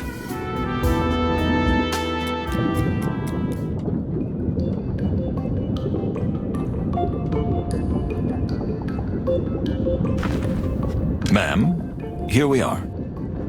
Since you are police officers, I thought I would turn to you.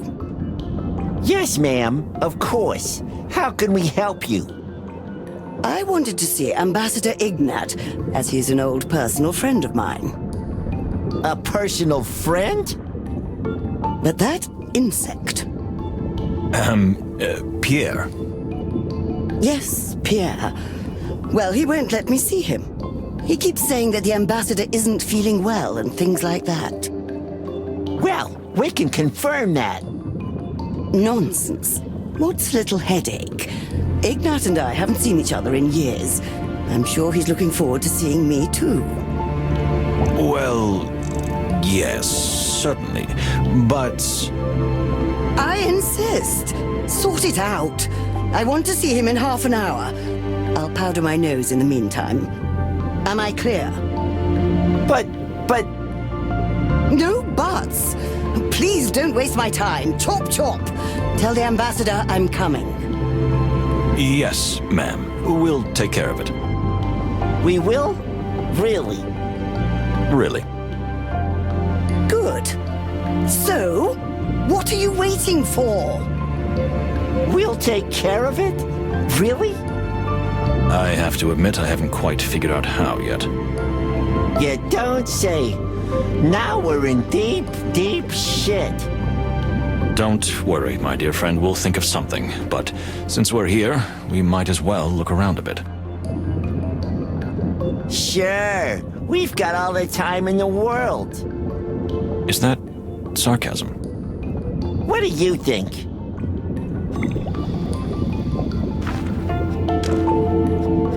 So, you've known Ambassador Ignat for a long time? He was a young soldier when we met. You see, the Stavonian forces were stationed in Nautica for quite some time, during that ugly naval conflict with the Grassmore fleet. And is that where you became friends? More than friends. Oh, dear. Please don't get the wrong idea. We just formed a really important and close bond there. And then? Did you keep in touch? On and off. You know my professional life and Ignat's political career and all those nasty wars. That's why I'm so looking forward to us finally seeing each other again. I understand. Certainly. I would feel the same way.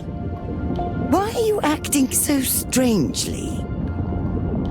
Too many prunes for breakfast. They give me gas. I see. Is that a landlubber thing? Oh, yes, ma'am. It is.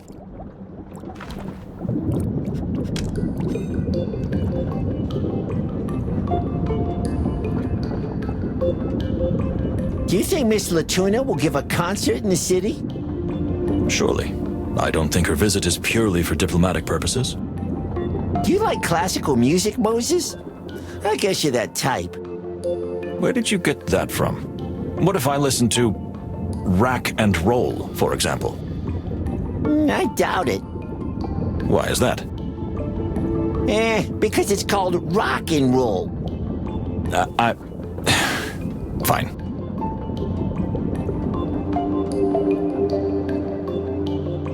Pierre really went all in with this. No wonder he was so excited about the diva's arrival. This must have cost a fortune.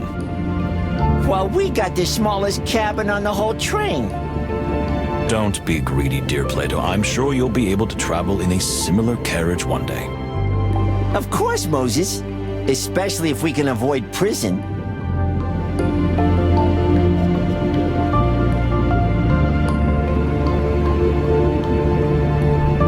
Is there really a water-filled room inside the room? I'm going crazy.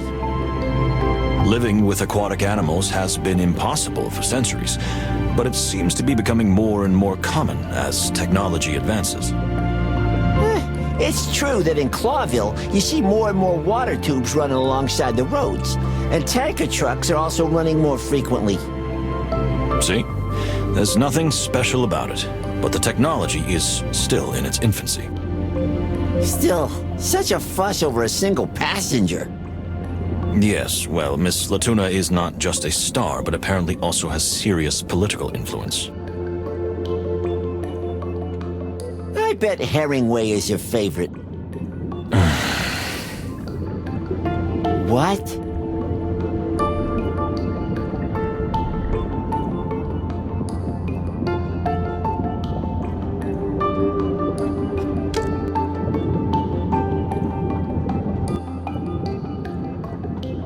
I see the diva already feels at home.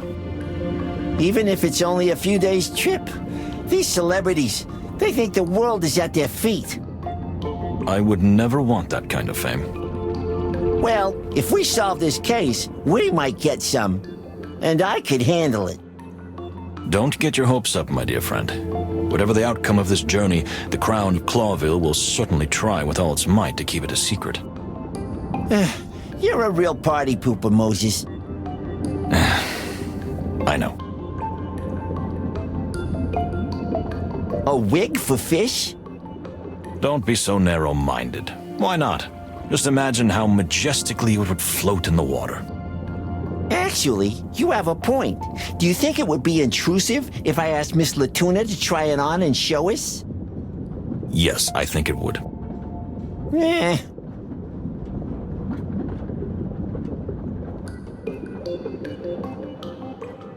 Mirror, mirror, wise and sane, who is the killer on this train? It's you, Moses Wildflower. Plato, that's not funny. Sorry, just slipped out.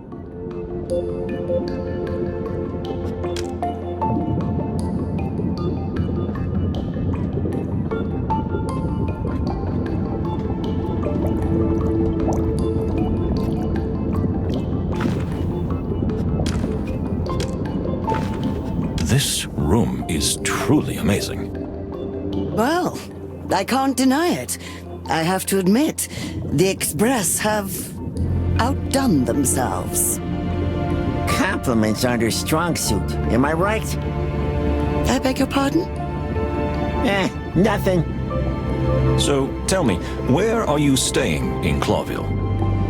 I heard that a prestigious hotel exclusively for aquatic animals has recently opened.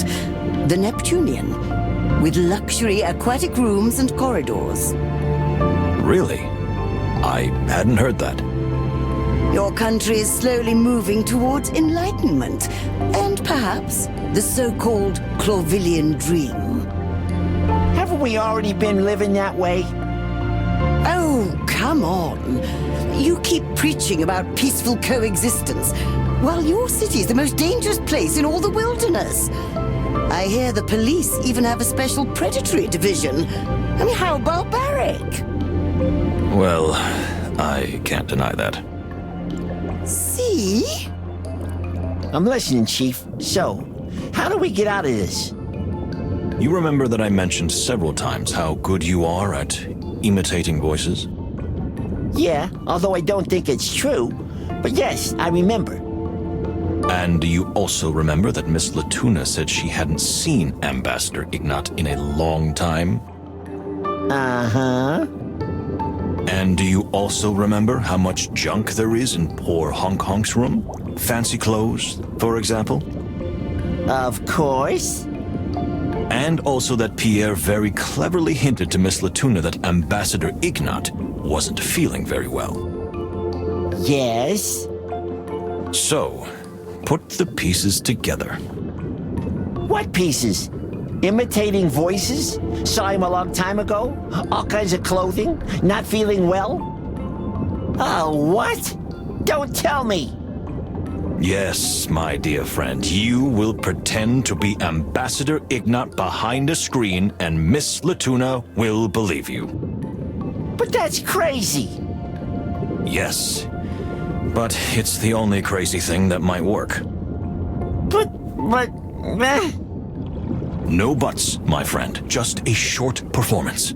You'll pretend to be sick so you can't have contact with Miss Latuna, and maybe even your voice will be a little different. You'll say a few nice words, how good it is to see each other, and then the meeting is over. Tomorrow we'll arrive in Clawville anyway. Well, what do you say? That you've gone completely mad on this journey. But somehow I can understand. Fantastic. Let's get ready. The half hour will soon be up.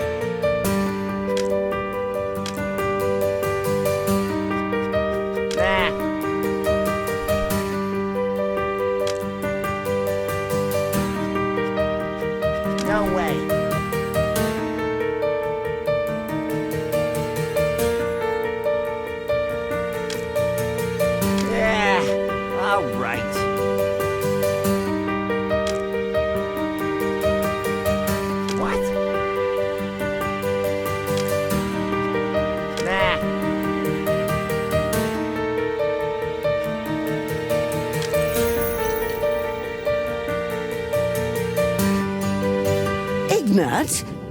Is that really you? What happened to you? Just a nasty cold, my dear. Nothing serious. Your voice sounds awful. I hardly recognize you. Really? Well, I guess it's gone down to my throat. Surely. How have you been lately? How have I been lately? We haven't seen each other in years, and that's what you ask me. Huh. I see you haven't changed a bit. See, that's just the way I am. Good old Ignat. Yes, good old Ignat. So, I'll see you in Clawville then, my love. I'll be better by then. But now, if you'll excuse me. Okay, enough of this. You didn't seriously think I'd fall for this ruse? No, I don't understand. Sweetie? Sweetie? Enough of this charade. If anyone knows drama and bad actors, it's me. So... Are we busted? Oh, That is an understatement. And I want answers now. I'll be waiting for you in my room. Well, that worked fantastically. You're a genius, Moses. Well, we had to try it. I didn't hear you suggest a better idea. You're right. But I don't like making a fool of myself. You didn't have to. But really? Sweetie? I had to improvise something. There was a slight chance it would work. Uh-huh. We're gonna get a serious dressing down. I feel like a bad kid. Look on the bright side, Plato. While we're there, we can question the diva more thoroughly. We can find out exactly why she's here. I have a feeling that it has something to do with the murders in some strange, convoluted way. Yeah, but remember one thing, Moses. Our clock is ticking. We'll be in Clawville tomorrow. And if we don't find all the answers... Yes, then I'll be the prime suspect. And what if it's the clucking chicken police that arrest you? That would be foul. You can't let that happen, dear friend. No way. I'd rather kill you if I have to. That won't be necessary. Okay.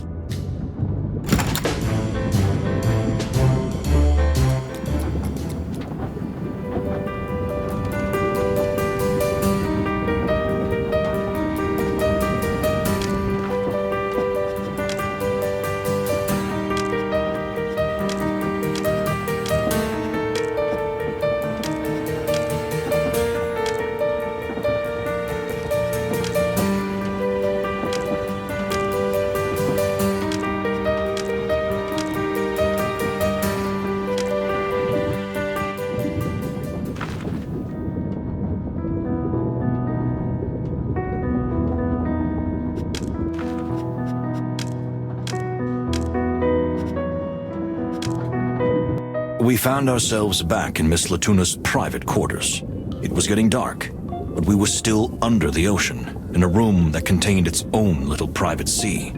It was poetic and surreal. There stood before us the diva herself, Baroness and Starfish, who, now realizing we had tried to deceive her, seemed even more frightening than ever.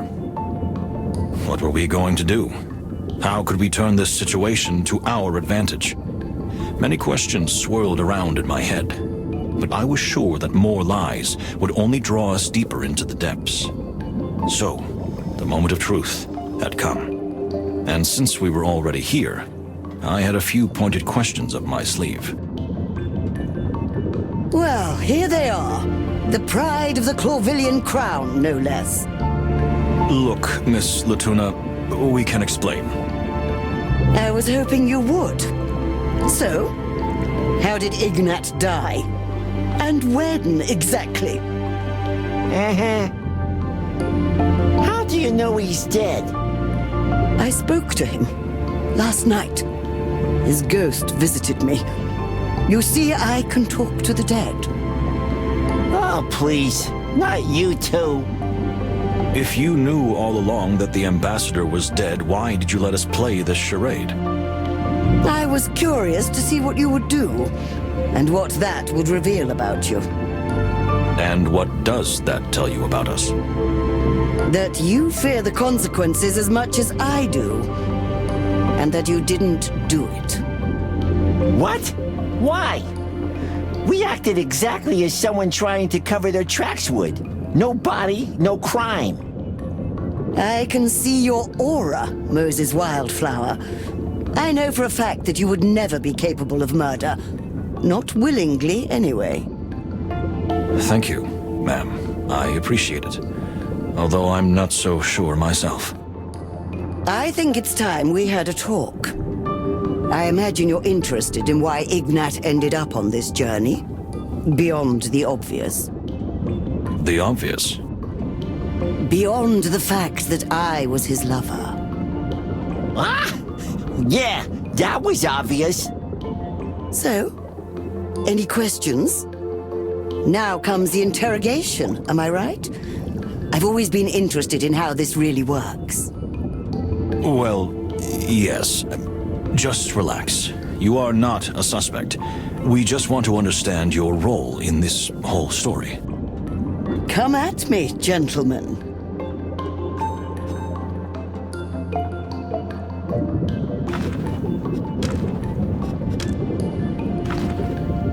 Miss Latuna Oysterhouse. Are we questioning her? Or is she questioning us? I'm not sure. Maybe both at the same time. Either way, I'll need all my experience and, of course, all the knowledge I've gathered so far if I want to get the whole truth out of her. Take a deep breath. This is going to be a deep dive. So, you're saying that your relationship was romantic. How real was it? Real? You mean physical? Well, yes. Sort of. You're not embarrassed, are you, detective? A little. I admit, this topic makes me uncomfortable. Just think about it. How real and physical can a relationship be when you're 1,000 miles apart? Not that much. Very good. Well done, detective. Your powers of deduction are most outstanding. Thank you.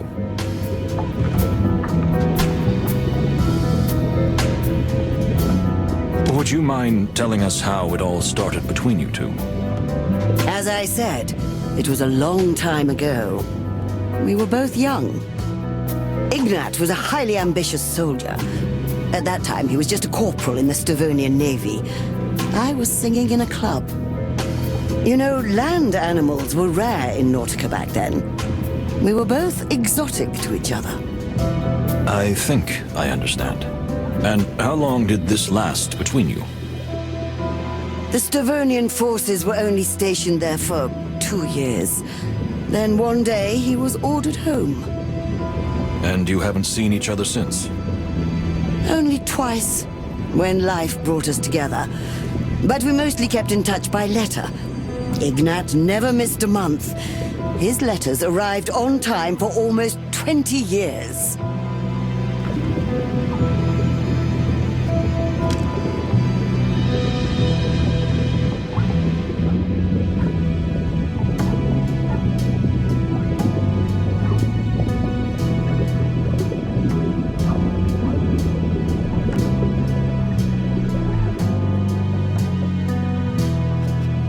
I see.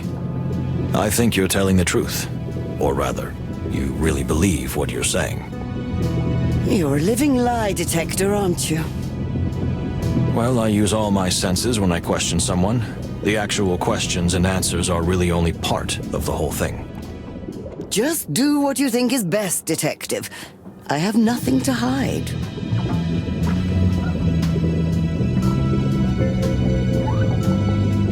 Did Ignat's family know about your relationship?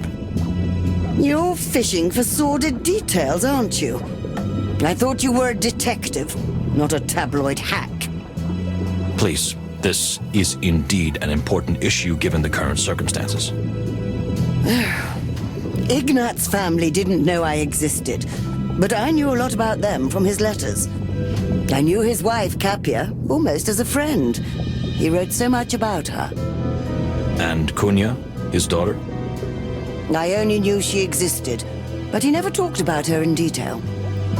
He didn't seem very emotional, at least when it came to his own child.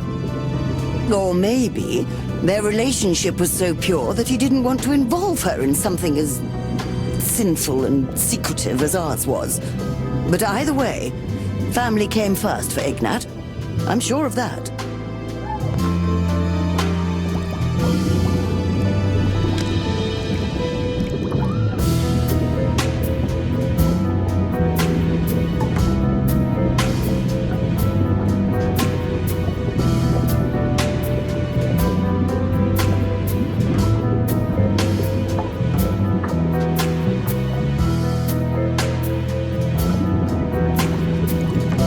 Unfortunately, I cannot agree with that, and neither can Ignat's only daughter. According to Kunya, her father was always cold and distant towards her, and even despised her. Oh, that spoiled little brat. Just as her father described her. But you just said he didn't write about her. Well, just a few passing thoughts. After Capia's death, when Kunya was only 7 years old, they lost all contact, and the girl also lost her faith in Stavonia, and in her father. Rumor has it that she longs to go straight to Clawville, that hotbed of filth and crime. Thank you on behalf of all my fellow Clawvillian citizens.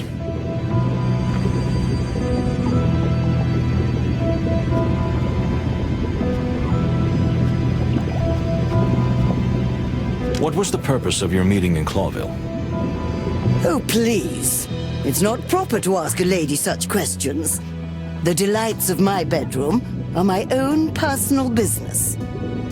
I'm afraid you misunderstand me, but that's also a kind of answer. So, would it have just been a brief encounter? Or were you planning something more long-term? I admit I don't know myself. Ignat tended to make promises in his letters. I don't know how serious he was about what he said. So he promised you something? Oh, he always promised. He said his wife had been dead for a long time, and maybe it was time for him to remarry. So he would have married you? He only hinted at it. But I'm not a naive girl. I didn't take it completely seriously. I didn't even care. I just wanted to see him at last, alive and well. I'm sorry that won't be possible. Me too, Detective. Me too.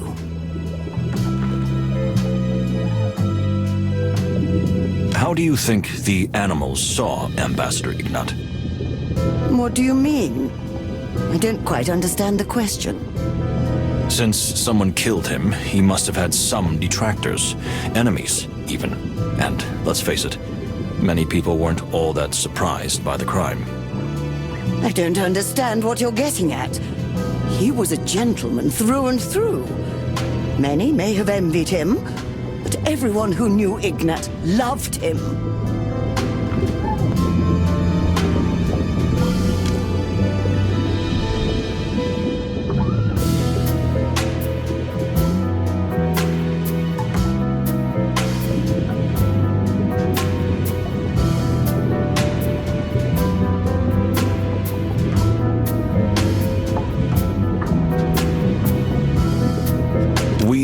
And experienced exactly the opposite. Ignat treated and spoke to everyone condescendingly. What's more, there were rumors circulating about his horrific acts during the war. Well, maybe. He was a somewhat divisive figure. Divisive? That's putting it mildly. There are plenty of people on this train who had a motive to get rid of him, and it wasn't because he was loved and popular. All right, yes. Ignat was tough, ruthless and fearless, but he was almost a demigod among animals. He couldn't stand those who existed on levels below him. How could you understand that? Only the powerful understand the terrible and terribly lonely burden that comes with power. Well, that was honest and scary and rude. But thank you anyway. You're welcome. Anytime. Do you think Ignat's death could have been politically motivated? What else could it have been? As a private individual, he was a truly charming and unblemished person. Unblemished, apart from the secret affair and war crimes. Alleged war crimes? I was hoping you wouldn't deny the affair, at least. Look, he may not have been a perfect animal, but he certainly didn't deserve such a disgraceful end.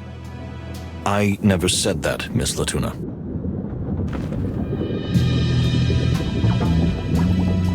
Did Ignat ever mention an assassination plot against him? Come on. Ignat would never have believed that anyone was capable of doing such a thing. That anyone would have the courage to commit such an atrocity. Really? Really? He believed that everyone would work together for peace on this journey. And he always saw only the good in animals, even those who had previously been his enemies. Really? Yes, really.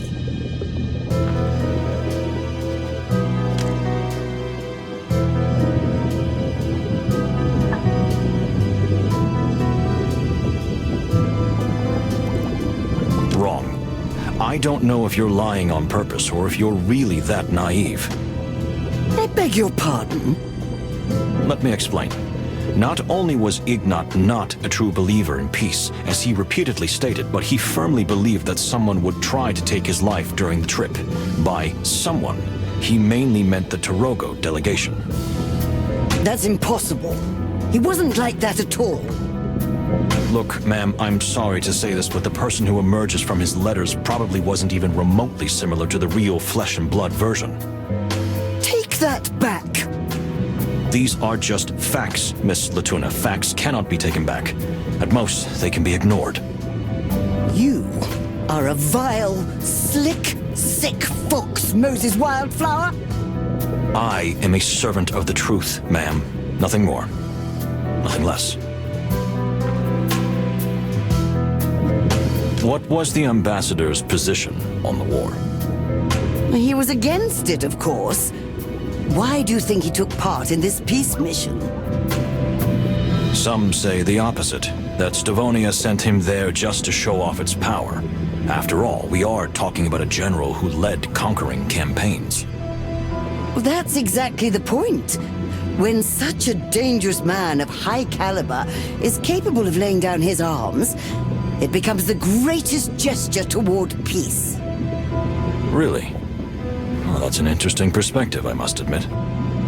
No matter how terrible the rumors about him were, Ignat would have done anything for peace. He almost despised violence.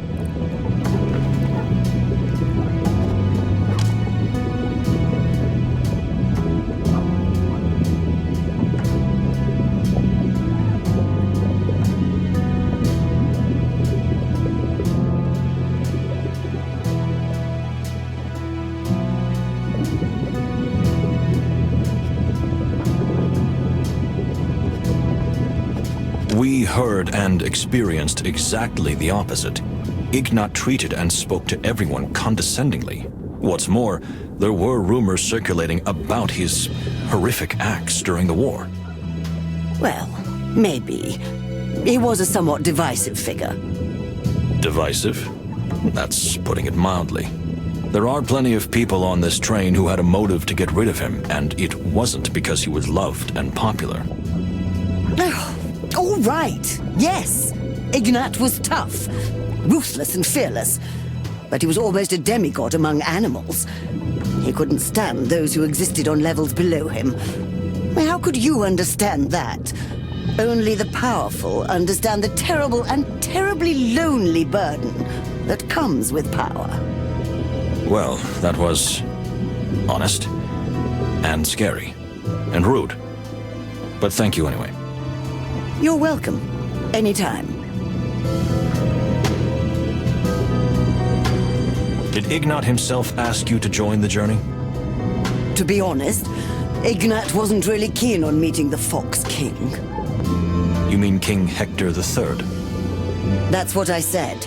So he wanted me, apart from the fact that my presence alone elevates any event, to be a kind of mediator.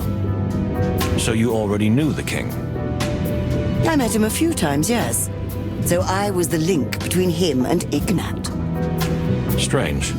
I wouldn't have thought that the great and powerful Ignat would be afraid of a king. Afraid? He was just afraid of saying something that might start a war. Well, yes, that fits the picture better.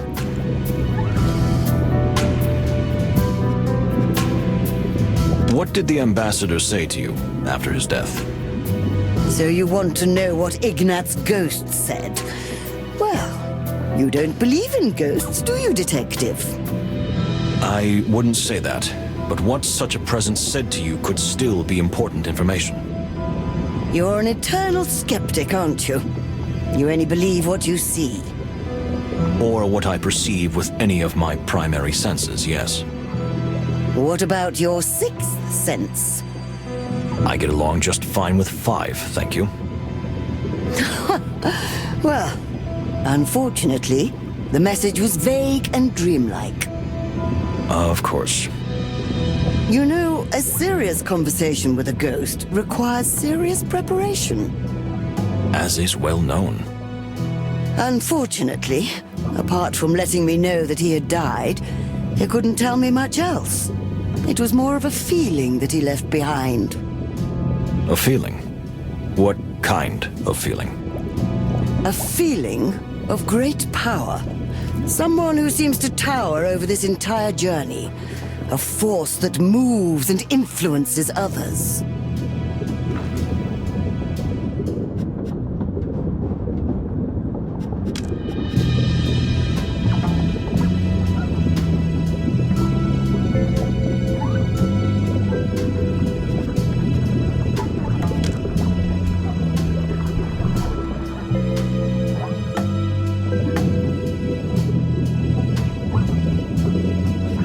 I see.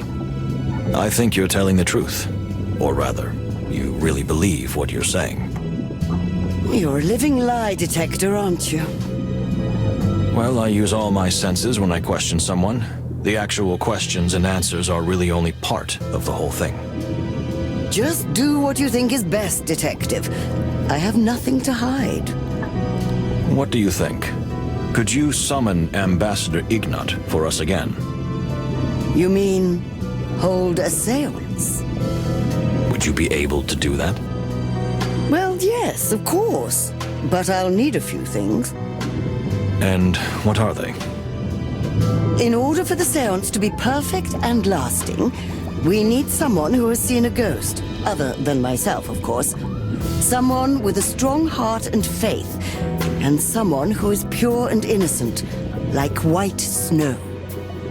So we need 3 people. Besides us, yes, exactly. We can probably manage that. Good. I'll get everything ready. Ooh, we're in for an exciting night. Yes, I'm sure of that.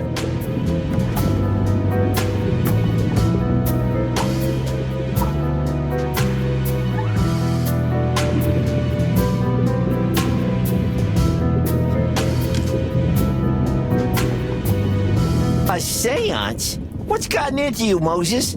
It must be the pressure down here underwater. It must have gone to your nerves.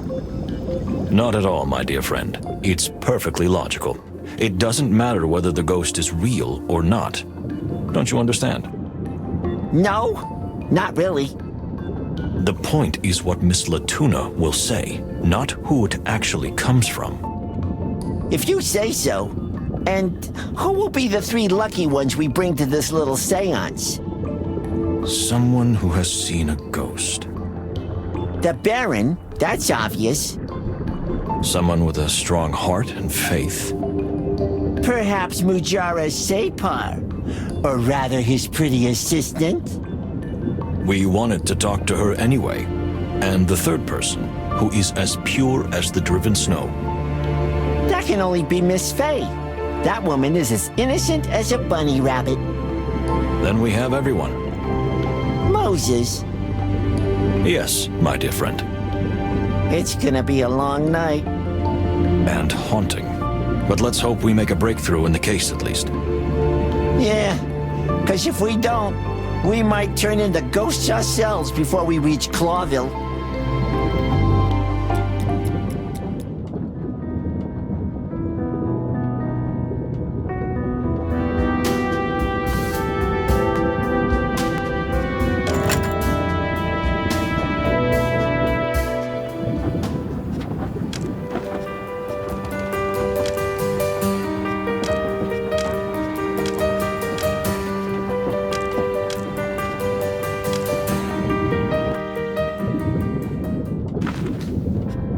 Dear Baron.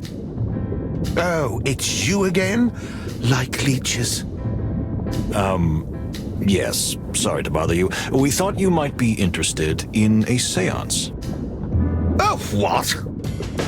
A seance. You know, summoning spirits and that sort of mumbo-jumbo. Well, of course I'm interested. I spend all day talking to spirits.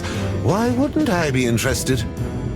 That's fantastic news. Madame Latuna needs someone who is knowledgeable in this field. Well, you've come to the right someone, gentlemen. I'm at your service. No, you're not. You're not going anywhere. Excuse me? Shh! Be quiet. I'm going to the seance and that's final. No, you're not. What, am I not enough for you anymore? Baron, please, we... Leave it, Moses. He's gone off the deep end. Don't make a scene, Artemisia. It's just a seance. Just a seance? Huh. And what am I then? Just a ghost? No, I don't mean it like that. I don't care. You can go wherever you want. But Artemisia, dear sister, don't go.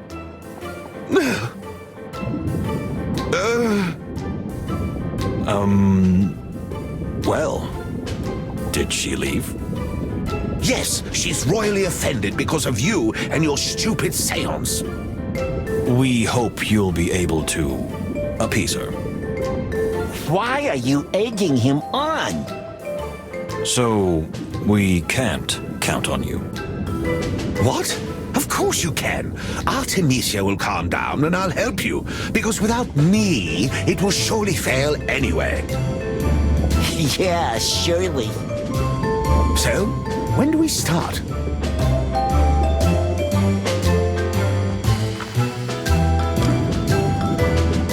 Just one more thing, dear Baron. Have you ever heard the name Malvaceae Hippoconia?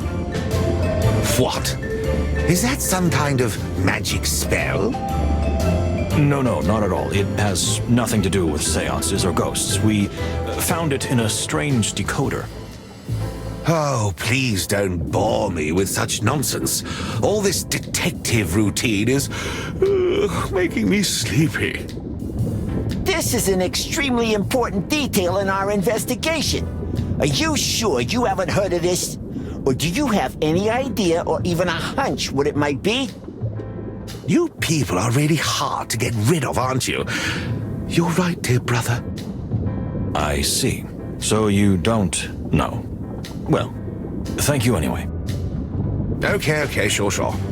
Goodbye.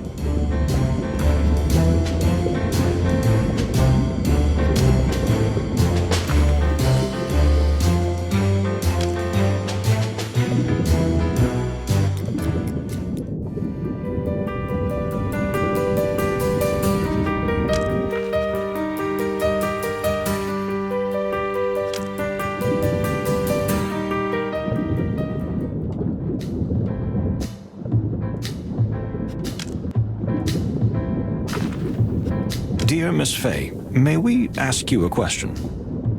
Is it about Miss Latuna? You see, I've never met her in person, but I'm a huge admirer of her work. She's a true diva. That's for sure. Well, yes, that's exactly why we're here. Really? Oh, that's fantastic. We'd like to invite you to a seance. To a... what? A seance to summon a spirit, a ghost. For the wilderness, that sounds terribly exciting and very scary too. Miss Latuna asked us to find someone who fits a certain description. And that is? We need to find someone who is as pure as the driven snow. Oh, well, I'm very honored that you thought of me, but I'm not perfect. Oh, far from it. I have my sins too. Which are? Plato, please. Of course. You don't have to tell me if you don't want to. Although most of the time I really feel just like prey to the others, I do have a dark side. Most people just see me as an easily exploited, fragile little bunny, or a fleeting beauty who's just been picked up by the world, only to be thrown away just as quickly. Because of this, I often feel very vulnerable, that's only one side of the coin. What do you mean? I'm also capable of behaving like a predator towards others. I drove my first assistant crazy. The next one almost attacked me. I treated her so badly and mean.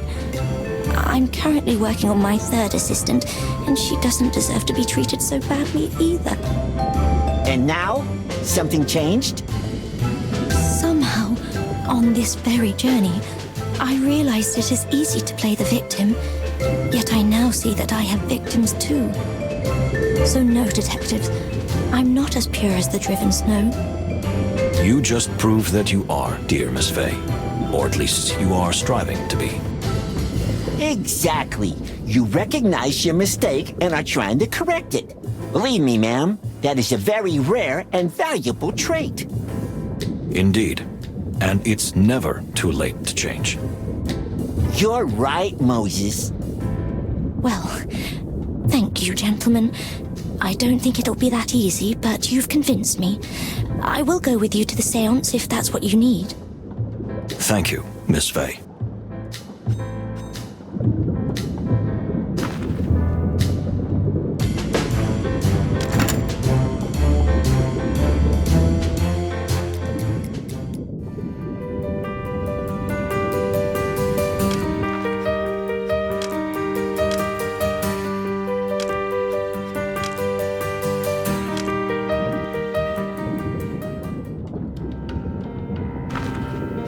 My dear, all alone? Mujara Separ wasn't feeling well. He asked Pierre for a quiet cabin and is taking a nap there. Something happened to him? Nothing really unusual, just... I think he's been worn out by the quite wild events of the last few days.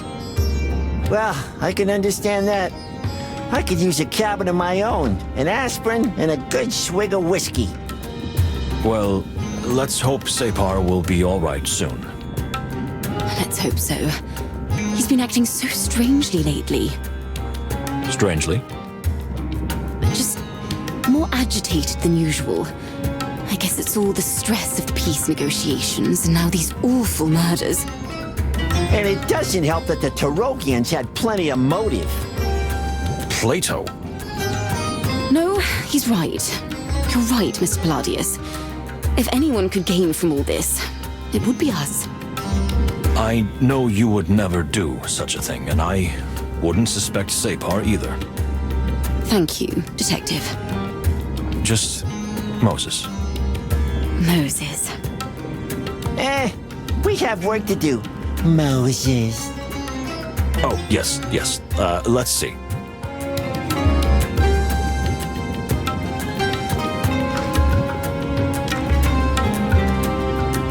We found something in the secret box. You mean the Never Forget box? Oh, yes, of course. Silly me. Jeez, Moses. So, we found something in the Never Forget box.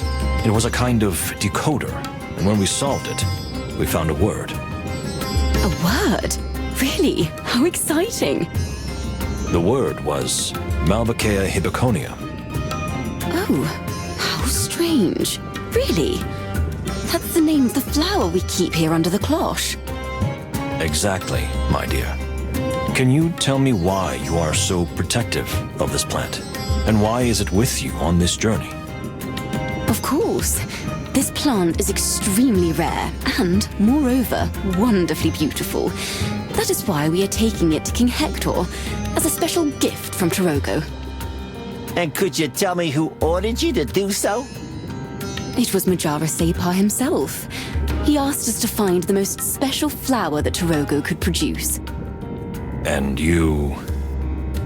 And I knew right away what it would be. You know how much I love plants, especially flowers.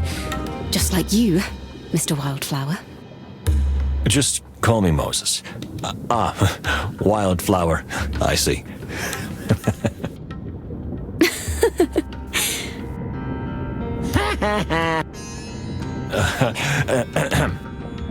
Yes, so you don't know why the name of the flower was inside a hidden decoder. Don't you find that rather strange? I do, Moses. It's extremely strange. It's a rare plant, but I don't know why anyone would go to such lengths to hide its name. But maybe the Separ could help you. Can we visit him in his cabin? I'm afraid you'll have to wait until he's feeling better. We understand. Thank you, dear. We'll do just that. You're welcome, Moses. My dear, may we ask you a question? Or rather make a request? Of course, Moses. Anytime. You see, Madame Latuna, our new passenger, would like to hold a seance. A what? A kind of spirit calling, during which she believes she can communicate with the ghost of Ambassador Ignat, and I'd like you there. Oh, that sounds terrifying. I suddenly feel a chill. Don't worry, dear. I'll be there. I'll keep an eye on you. You mean you'll take care of me if I get scared? More than that, my dear. If you want, I won't even let go of your hand. Here we go. But why did you think of me?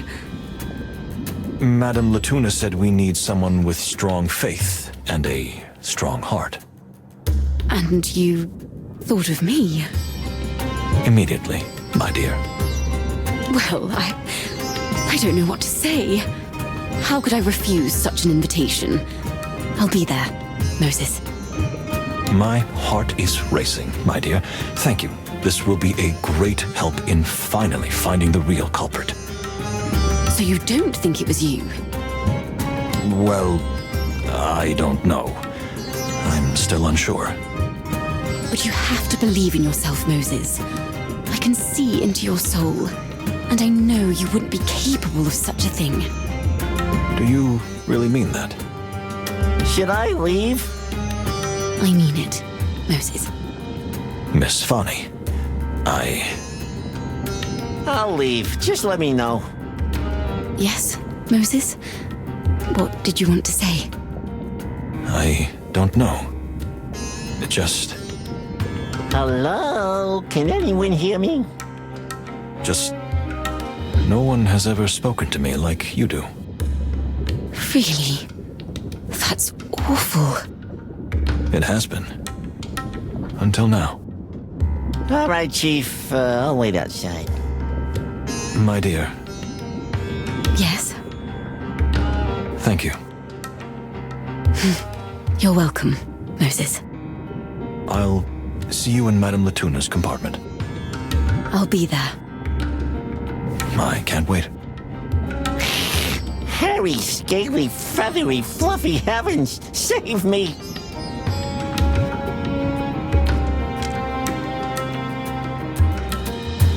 Let's see.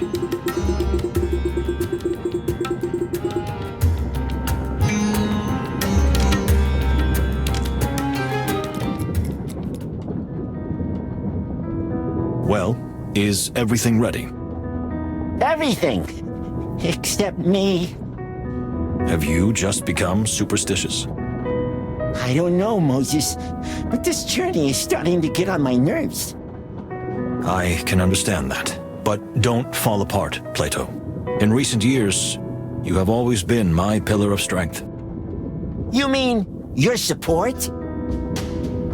Yes, of course. Why are you so surprised? No, Plato, please don't look at me like that.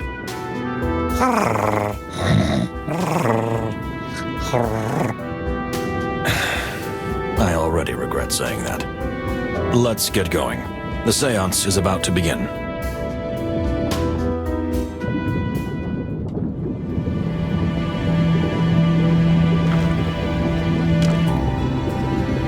So, is everyone here? Can we begin the seance? I'm so scared and excited. Don't worry, Miss Faye. Everything will be fine. As long as Moses and Plato are here, we have nothing to fear. Thank you, dear Fanny. Well, can we finally begin? Now, everyone concentrate. What you are about to see and hear may easily change your view of this world. Maybe. Now listen carefully. And now, hold your breath. 3, 2, 1.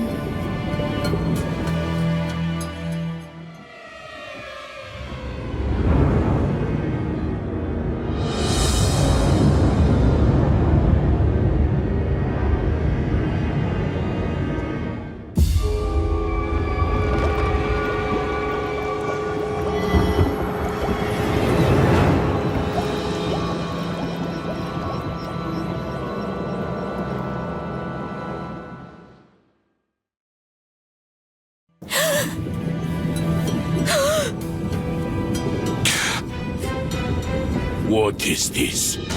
Where am I? Ambassador? Can you hear us? I'm about to faint.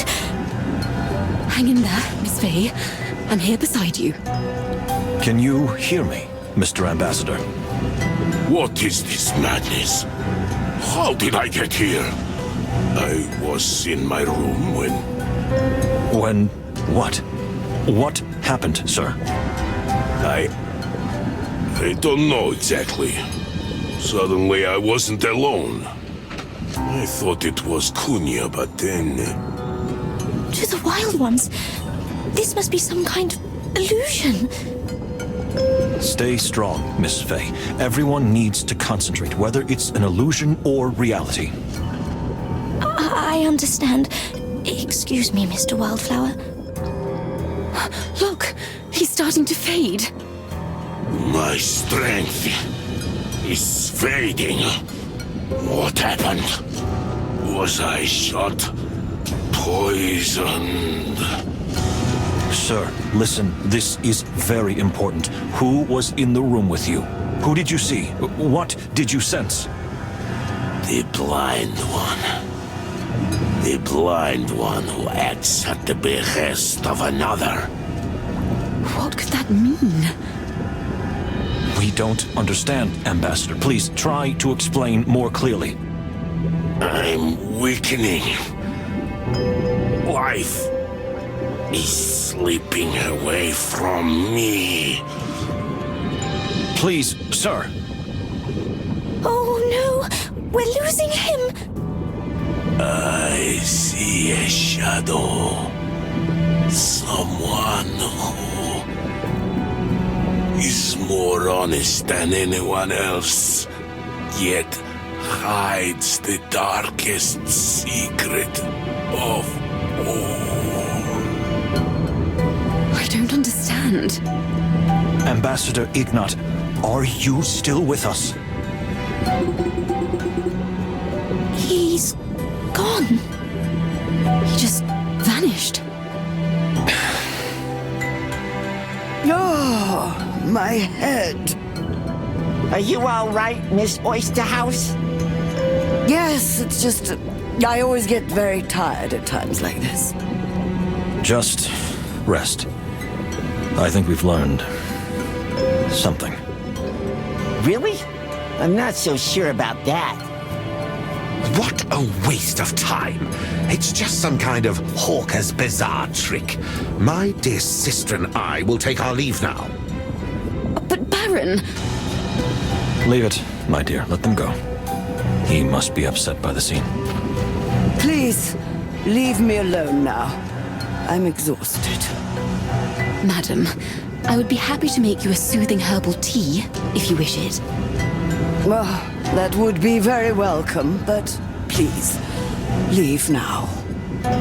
Yes, madam. I think I'll retire to my room too. I need privacy. And I'll gather my herbs and potions. Yeah, I think everyone needs a little rest now. What was that?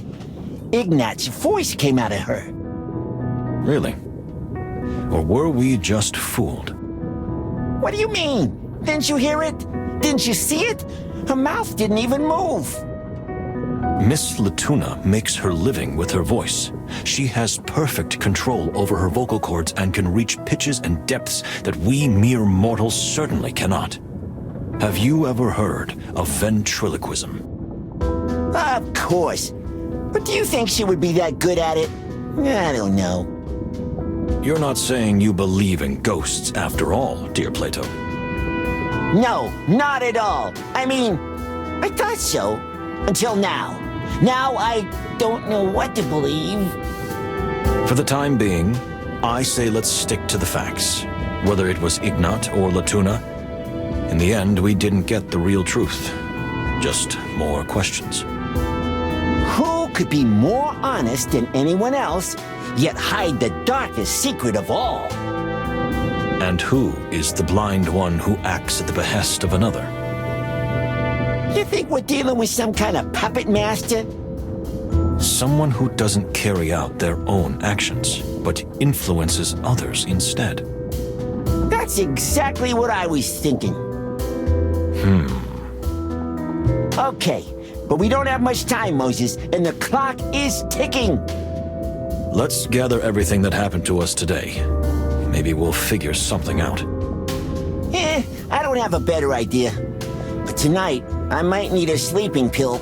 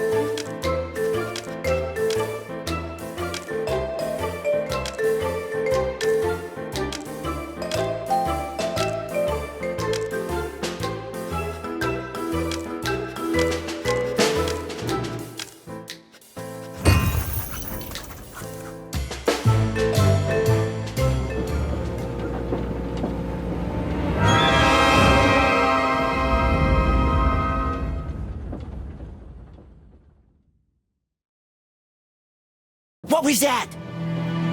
So you heard it too? I heard it too. Oh no. Miss Fani. To Ambassador Mujara's cabin. Let's go.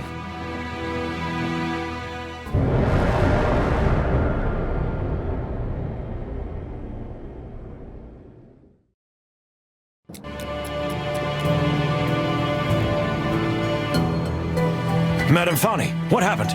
Are you all right? Plato, call Pierre immediately. Okay, Chief. My head. What happened? Where am I? You're safe. I'm here, dear. Everything's fine. Do you remember anything? I suddenly saw a big shadow. It blocked out all the light in the room. Then there was a heavy blow and everything went dark. But the Sapar! Where's the Sapar? Don't rush, dear. You were hit hard. Stay calm. We'll find the ambassador. I'm so ashamed. It's my job to keep an eye on the ambassador. But he's been acting so strangely lately. I don't even know where he was when this happened. If you don't mind, I'll take a thorough look around the room. Plato has already gone to get Pierre. You just rest. Oh, I admit, I am feeling a little dizzy.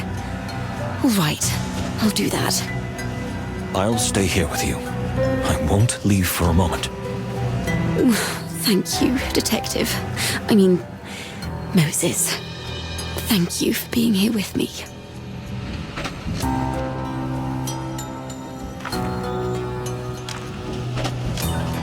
Oh, wait a minute. Detective. What is it, my dear? I'm sure I closed the drawer last night. I checked the inventory yesterday and I definitely remember closing it. Are you sure about that? 100%? My memory's extraordinary, Detective. You know, it's kind of an elephant thing. I see. So someone did open the drawer. And they may have lifted something from it. Exactly. Funny, darling, can you tell me what's missing? Not at first glance, no. But I'll look into it. Thank you, dear. We'll be back. The furry hell. What's wrong, Plato? If something really is missing from the drawer, and you were the last one here with Fanny... Yes, I thought of that. One more clue to throw suspicion on me. We gotta get to the bottom of this, Moses. And fast. You don't think it was me, do you? What? How could you think that? Not a chance. Okay, you don't have to get all uppity about it. What's this? The glass has been broken. The flower is gone? Unfortunately, yes, dear. This is not good. This is very bad. I know that the plant is very valuable. Oh no, that's not the point. It's more about the effect it has. What effect?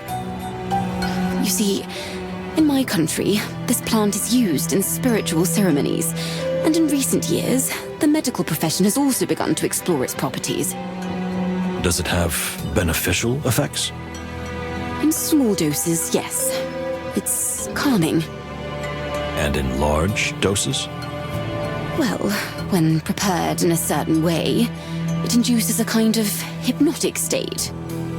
But I don't know too much about that myself. Find my book. It's somewhere in this room. You can learn more about it from there. Thank you, my dear.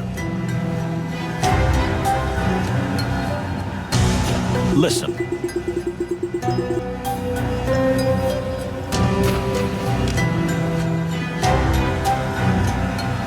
Yes.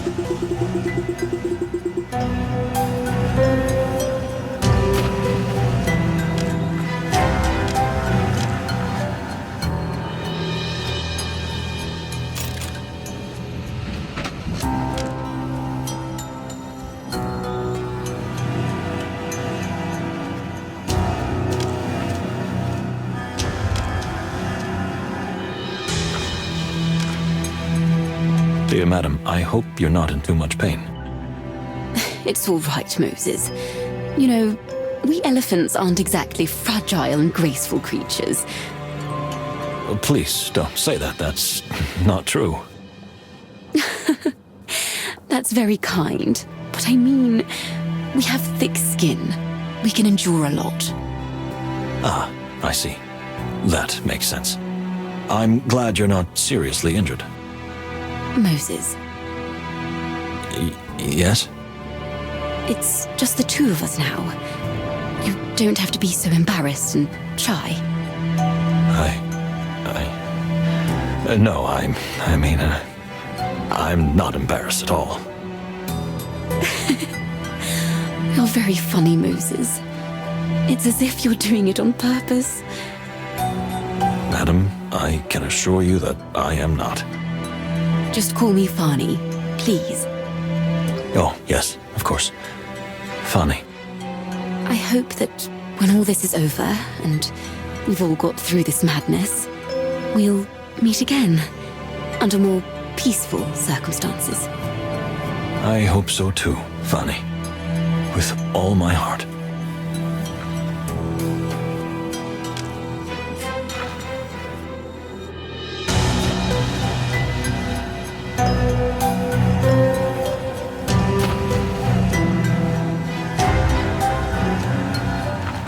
My dear, all alone? Mujara Separ wasn't feeling well.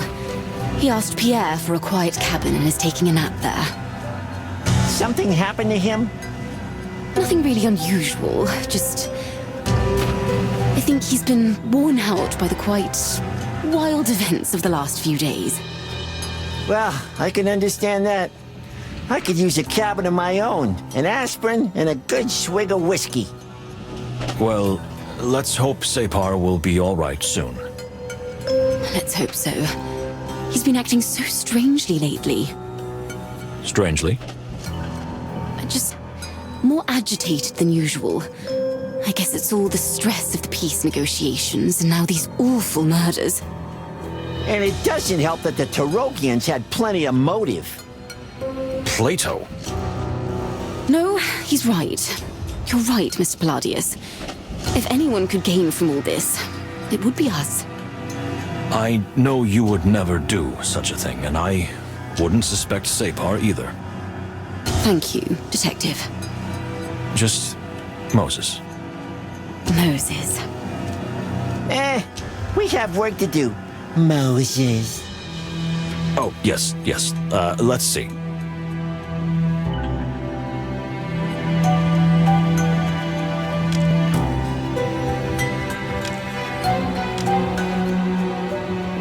The book. Here it is. I found it. Thank you, Moses. Find the section on Malvaceae hippoconia and read it aloud. Let's see. Malvaceae hippoconia is native to the Toge Plateau and the Great Wild, and belongs to the family of hibiscuses. It comes into blossom twice per year, producing bright yellow petals during the first blooming and dark purple ones during the second.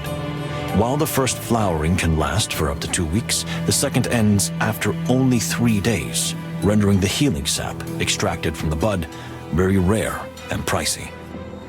The purple flower's sap is traditionally used in Toge for different sacral rites, but modern medicine has given us a much more complex picture about its effects. In small doses, the substance is a remarkably potent sedative. However, a larger dose causes the user to enter a hypnotic state. In this state, the subject's mind opens and the animal becomes easy to manipulate, which is why the substance is not only rare, but also banned in most countries. It would continue here, but a page is missing. Missing? Are you saying it was torn out? It seems so. But what we have learned from this already explains a lot. What do you mean? A plant that can be used to make a hypnotic drug. And you, with a gun in your hand? With a few hours that are completely missing. Do you think someone used this substance to trap you? And that's why they took the flower? Maybe they want to destroy the evidence. Or they want to make more of it. We have to find Ambassador Mujara. Fast. You don't think it was him, do you? I'm not thinking anything yet, but the facts show that he's disappeared and someone knocked you out. We have to find him immediately. Is there anything here I can smell? What are you saying? Oh, don't get me wrong. It's just that with my extremely refined sense of smell, we still might have a chance to find the ambassador before something fatal happens or someone else gets hurt. Oh, sure. Just sniff the bed thoroughly. I haven't changed the sheets yet. Thank you, Fanny.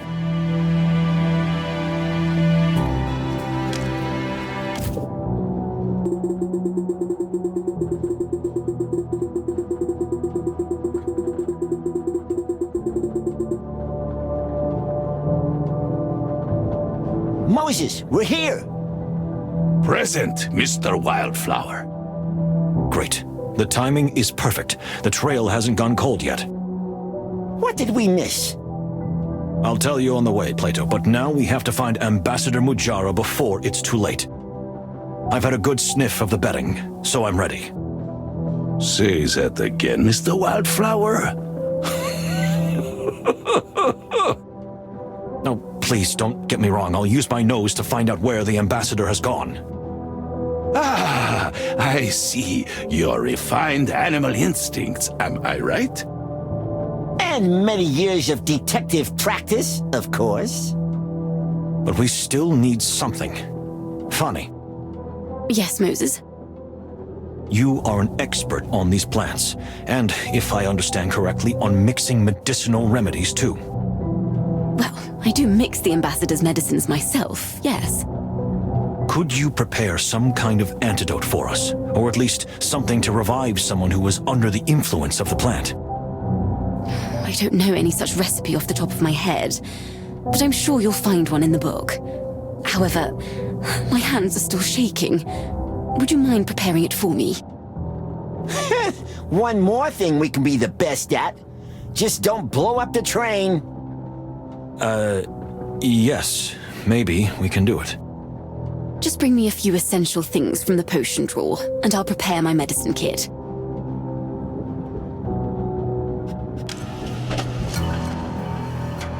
Let's go.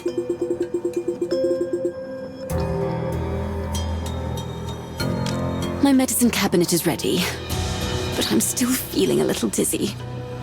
Just sit down, dear. We'll take care of the rest. The recipe is a little vague. More of a guide than an actual recipe. But I think if anyone can figure it out, it's you. Thank you for the compliment, dear. I'll do my best. I'm still here, you know.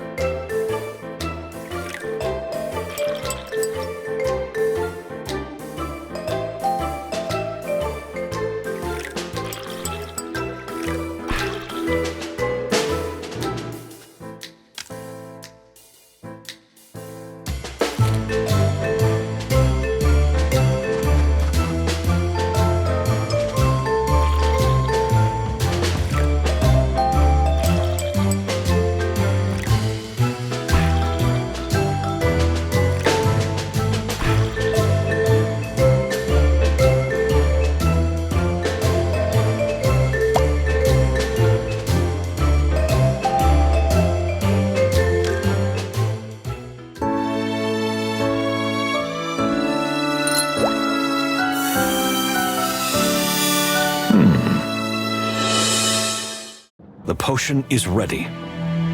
Whew, that was not easy. But how does it work? Well, of course, the best thing would be to get him to drink it. That might not be possible. Give it a try anyway. I don't think it will work through the skin. We'll see what we can do.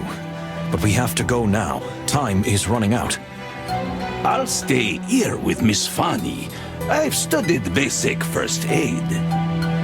Thank you, Pierre. Lock the door and don't open it for anyone but us. We'll do that. Watch yourself, my dear. You too, Moses. Come on, let's go. Yes, let's get going.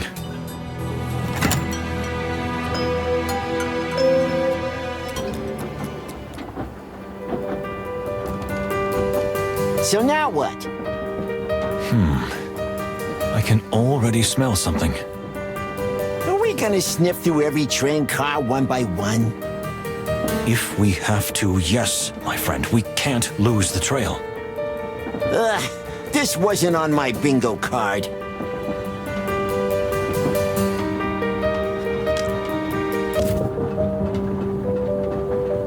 Listen.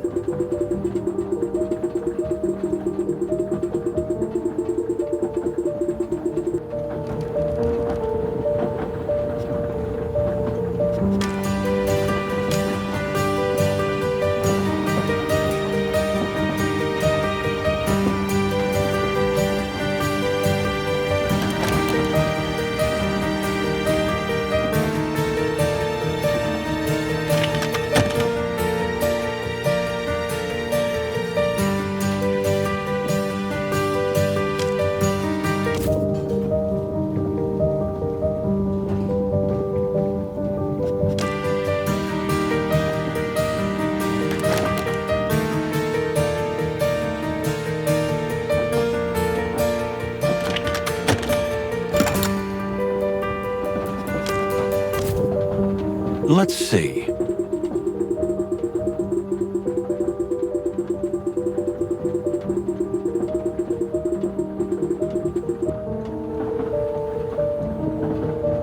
Let's see.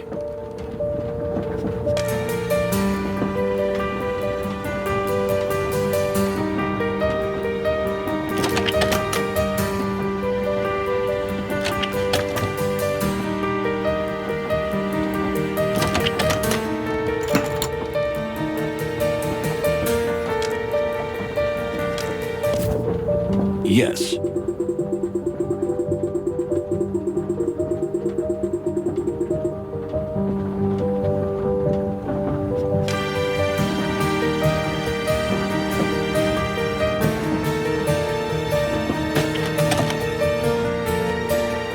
No.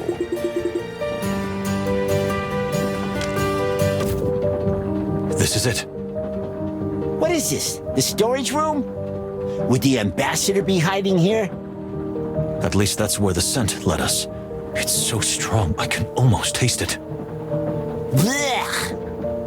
More seriousness, my dear friend. So, shall we go in? If you're ready. Me? Ha! I was born ready. I'm sure of that. Listen, Chief. You rarely call me Chief. And when you do, it usually means something's amiss. So, what's the matter? Nothing. It's just, you know, if this is where we meet our end, it's been a pleasure working with you. And a tremendous burden, of course, but mostly a pleasure. Thank you, dear Plato. I feel and think the same way. But please don't get sentimental, because I can't concentrate. Well, I don't know what I was expecting. I beg your pardon? Ah, nothing, Chief. Let's just get on with it.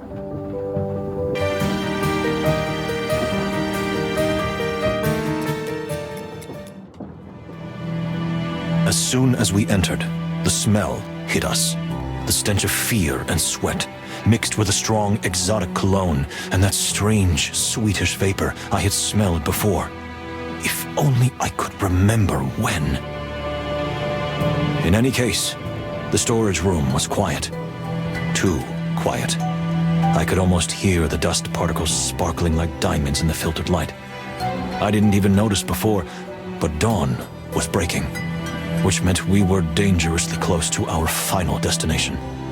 Time was working against us. I didn't show it to Plato, but deep down inside me, a storm was raging.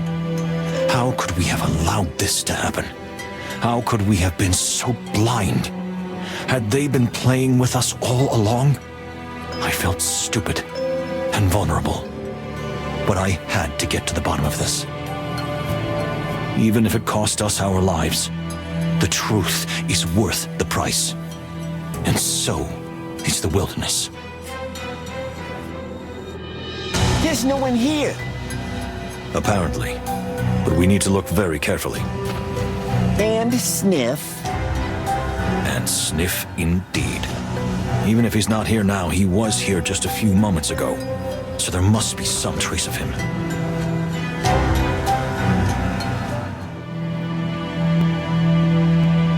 Let's see.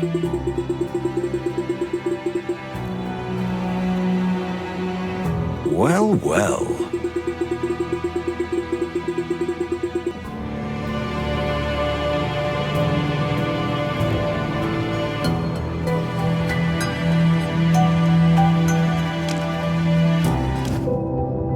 Listen.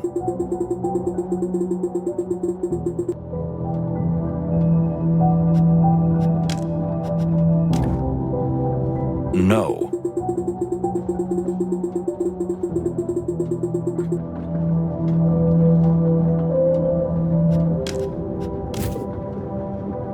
Indeed.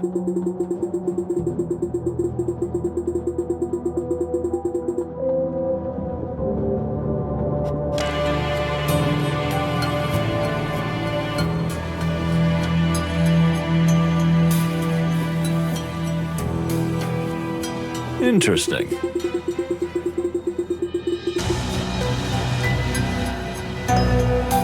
Well? That's strange. His tracks are here, everywhere. But how could such a large animal disappear? I'm sorry, I don't mean to be disrespectful. That's exactly what I don't understand either. A potion can't make someone invisible. Maybe he was just really good at hide and seek, you know, when he was little. Plato. Okay, I know. More seriousness. But wait! What is it, my friend? What did you notice? It looks like light is filtering through from over there. Let's see.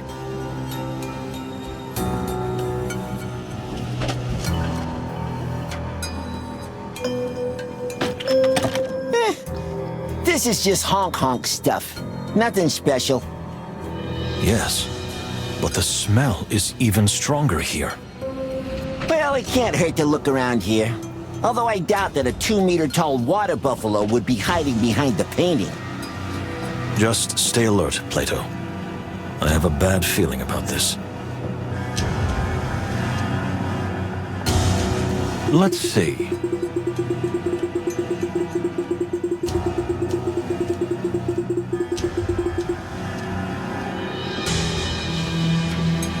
Interesting.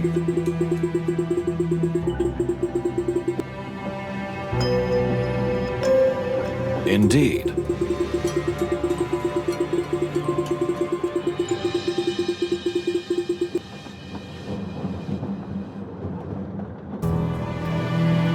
Well, well.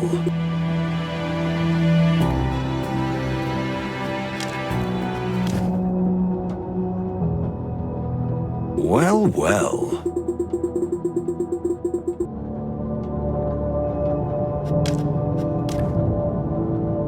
Indeed.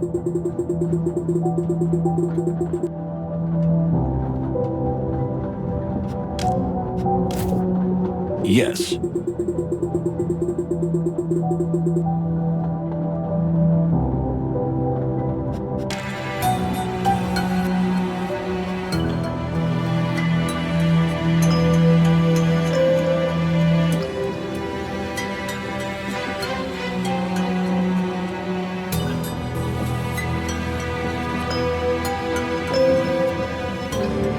Indeed.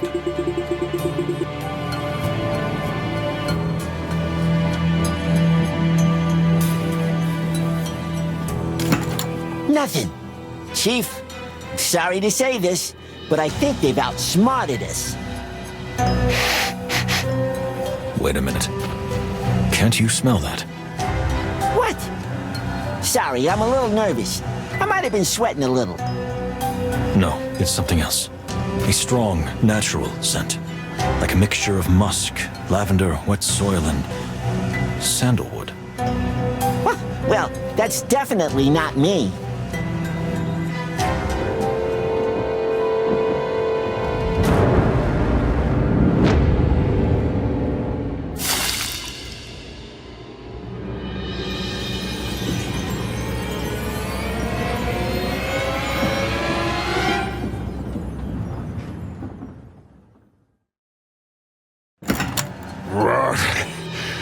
What happened?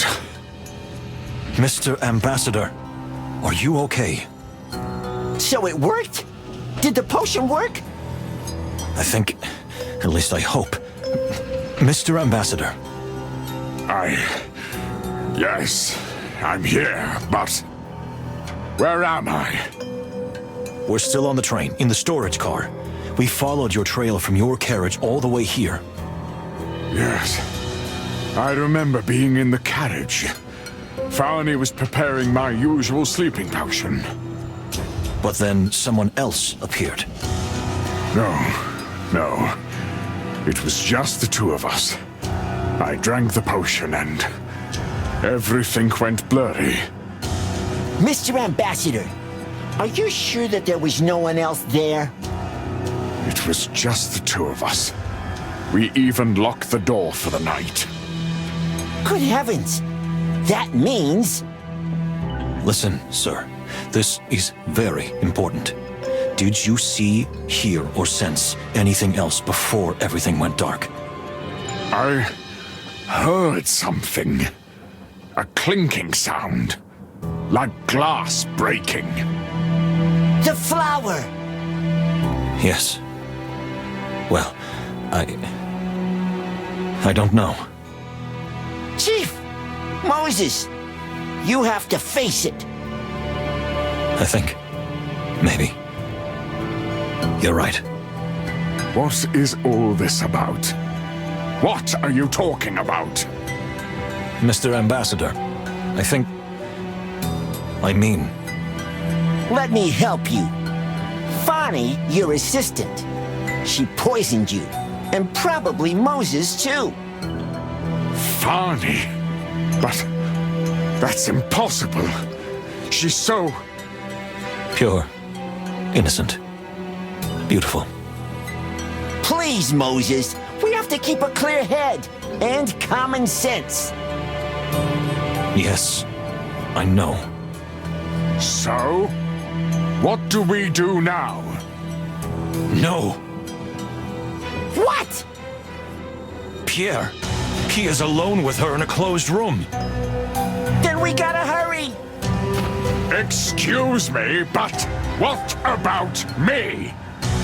Stay here, Ambassador, and we'll close the door on you. Don't be alarmed. We're doing this for your own safety. The perpetrator must believe that you are still under the influence of the drug.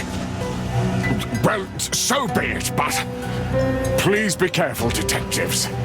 If it really is Farney, and she has been deceiving everyone all this time, and me for many, many years...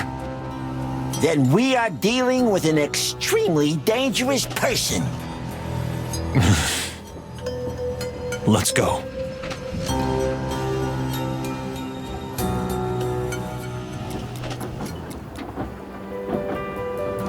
Moses, before we go in... Yes?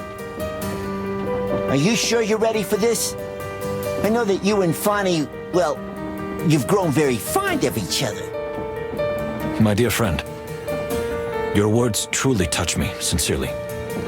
But don't forget one thing. No matter what happens, truth and justice are the most important things to me. And the fate of the wilderness. I am such an idiot. Why would I doubt you? You're the great Moses, the genius, the crazy detective. What did you say?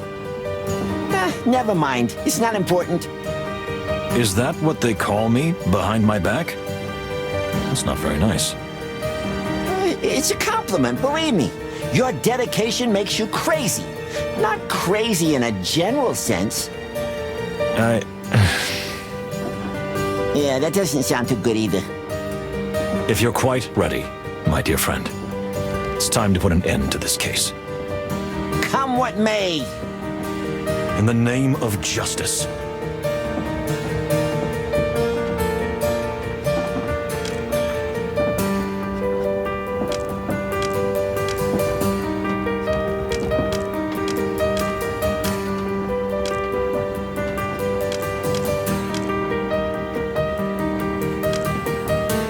Gentlemen, thanks to the wild ones. Pierre, where is Miss Fanny?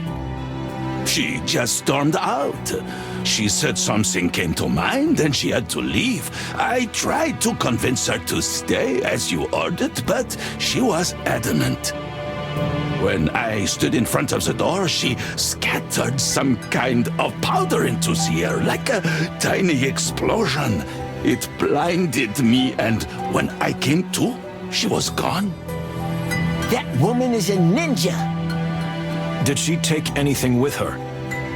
Just her medicine bag with all her equipment. Great! Now we can't make any more antidotes. Antidotes? What are you talking about? Pierre, please go through the train and invite everyone to the luxury dining car. If you happen to meet Miss Fanny, pretend nothing has happened. Invite her to the car, too. Excuse me? But if she really is a culprit? We're still not sure, but Fanny is hiding something. Or running away from something. Either way, she could be dangerous. But she won't act in front of everyone. You're safest in a crowd. I understand. I'll tell everyone to gather in the dining car. Thank you, Pierre. Plato, to the detective's room. I have a plan. That's what I'm talking about.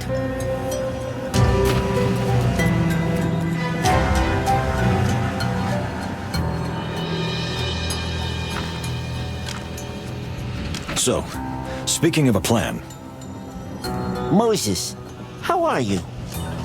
How am I? What do you mean? Since it turns out that Miss Fanny was behind everything. We can't know that. But Moses, please. I mean, we still can't rule out that Fanny is just a victim or that she's being influenced. If that's the case... Then the culprit will be among the other passengers in the luxury dining room. Moses. Yes, my friend. Could you just be looking for excuses? I fear I don't understand. What if what we think is true? What if it really was her all along? Even if that's the case, we still need to know why. And to do that, we need to set a trap. Ooh, I like that. And how do we do it? Let's see.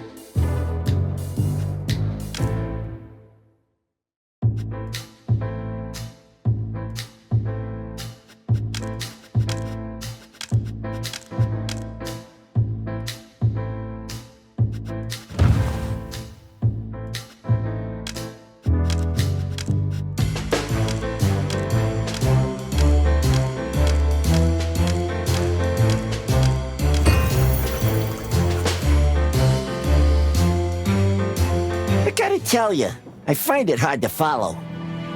Fani has disappeared, am I right? Yeah? But we still can't be sure that she's the culprit. So she'll show up in the luxury dining room just like the others, either to divert suspicion from herself or to feel safe. So far, so good. But why did we lock up Ambassador Mujara? The culprit must believe that Mujara is still under the influence of the drug. In fact, we must make him believe that we think he himself may be the culprit. That way, the real culprit will relax.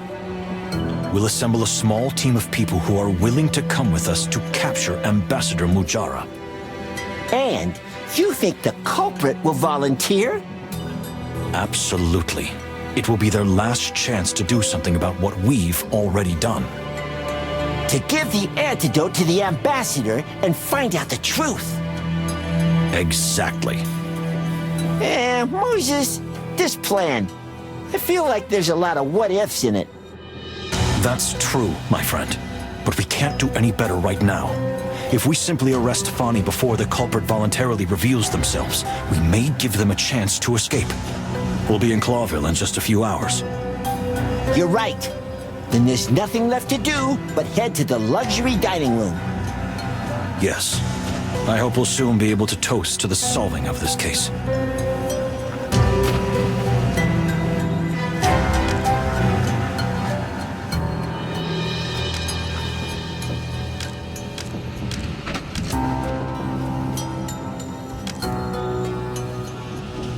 Everyone gathered in a luxurious dining car for the last time. They were all nervous, or afraid. I was afraid too. Afraid that I would lose my train of thought at the very last moment, or go mad over the whole thing. Almost everyone had a motive, but to my great regret, there was one who seems to be a more likely suspect than the others. Could it really be her? And could I have been so blind all this time? I knew that everything would soon be revealed, but I wasn't sure if I could handle the truth. Well, I've dedicated my whole life to seeking the truth. I can't run away from it, even if it stands in front of me with a knife in its hand and murderous intent. So, shall we announce the big plan right away? Let's wait a little, my dear friend. Let them calm down. Or rather, let them get a little nervous. I'm curious to see their reaction. You got a diabolical mind, Moses Wildflower. I'm glad you're playing on our team. Is that really where I'm playing? What? Just kidding, my friend, just kidding. Your sense of humor needs a little more work.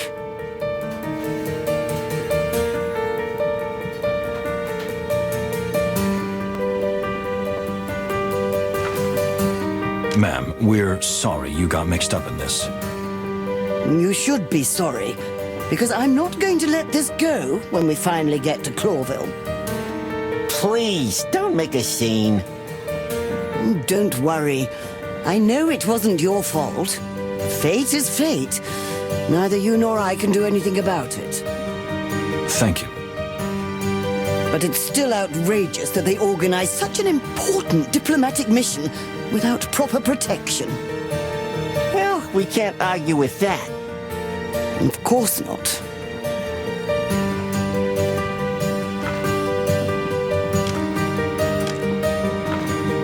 Everything all right, Miss Faye? We're not suspects, are we? I have an alibi, I think. No need to worry. The main reason you're here is for your own safety. Do you think the scoundrel won't act while we're all together like this? Exactly. So calm down. We're safe for now. For now? Oh, no, don't get me wrong. I mean... Moses, you are still so bad at this. But I'm trying so hard. I know.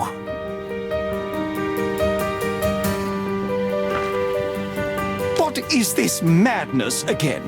Why are you keeping us here? What if the killer wants to kill us all at once? And how would they do that? I don't know. With a bomb?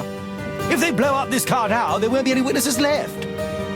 I don't think that would achieve the perpetrator's goal. Something tells me they want witnesses. I still don't like it. Just do what you want to do quickly and let us get back to our cabins where we can be safe. Don't you understand, you moron? That's where you'll be least safe. Moron? I demand you take that back. Please, gentlemen, calm yourselves. So, we're all suspects? Is this the point where you say the killer is among us? Yes and no. We know the real culprit is indeed among us. But I wouldn't say you're all suspects. Not anymore. So, would you say you're hot on the trail? Well, we hope we're on the right track. But right now, it's really important that everyone stays in one place. Oh, I think I get it. So you're setting some kind of trap. You want to flush the rabbit out of the bush. I'm not implying anyone in particular. Have we ever told you that you're an extremely sharp woman? You've tried all kinds of weird ways to flirt with me, but no. This is completely new. Me flirting? With you? I would never. Come on, don't be shy. We're adults after all.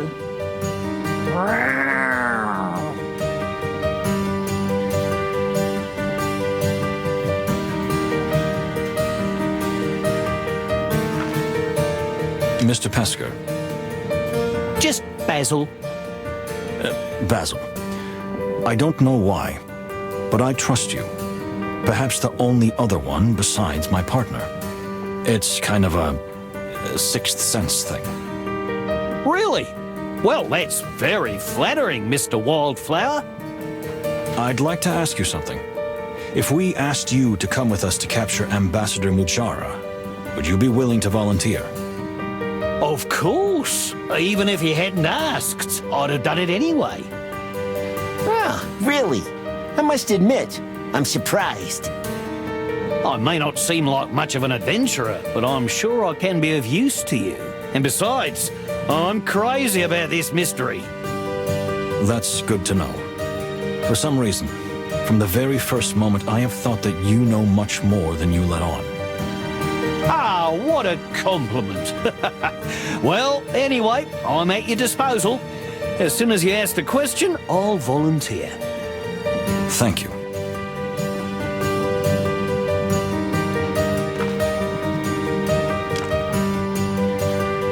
May I ask where you heard about Madame Latuna?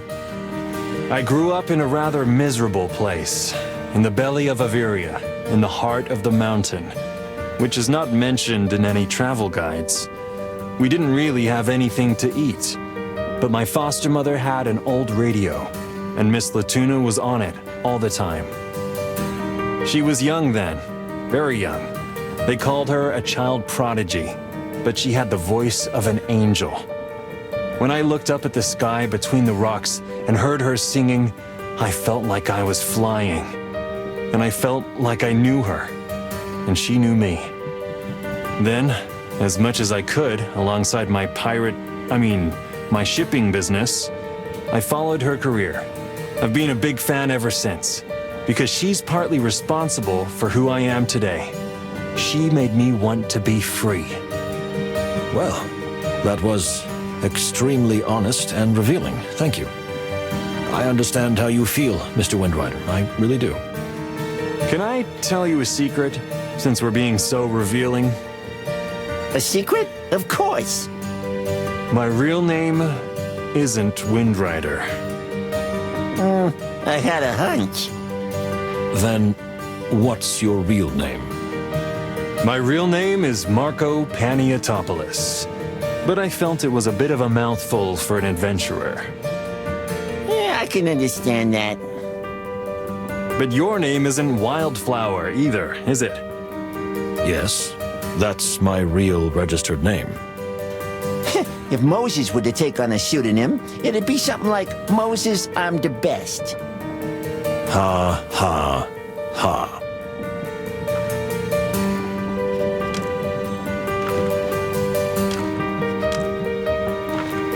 Mr. Windrider, please stay here while we explain the plan. So there is a plan, huh? How about helping out, guys? After all, since I got on the train later, I guess I'm not one of the suspects. Take it easy, Mr. Magpie. Just because you may not have killed the ambassador yourself, you still could have been involved. If you continue to speak to me in such a birdist manner, I will be forced to pluck you. Don't play the offended princess with me. Plato, please, a little more professionalism and respect. Okay. However, my partner is right that we can't rule anyone out as a suspect at this point, so please stay here in plain sight. Well, whatever. I know I've nothing to hide.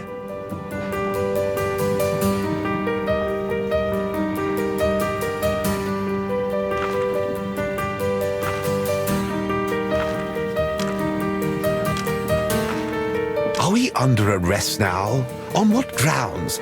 Do you have any evidence against us? I doubt it. No one is under arrest. Not yet. Then where is Ambassador Mujara? You noticed too. Please remain calm for now and try not to speculate. We will tell you everything soon. I hope you had good reason to drag us all here. I don't understand why we would be safer here than in our locked compartments. If we're all here, we can keep an eye on each other. That would be the idea. I hope you have a more serious plan than that. Otherwise, we're done for.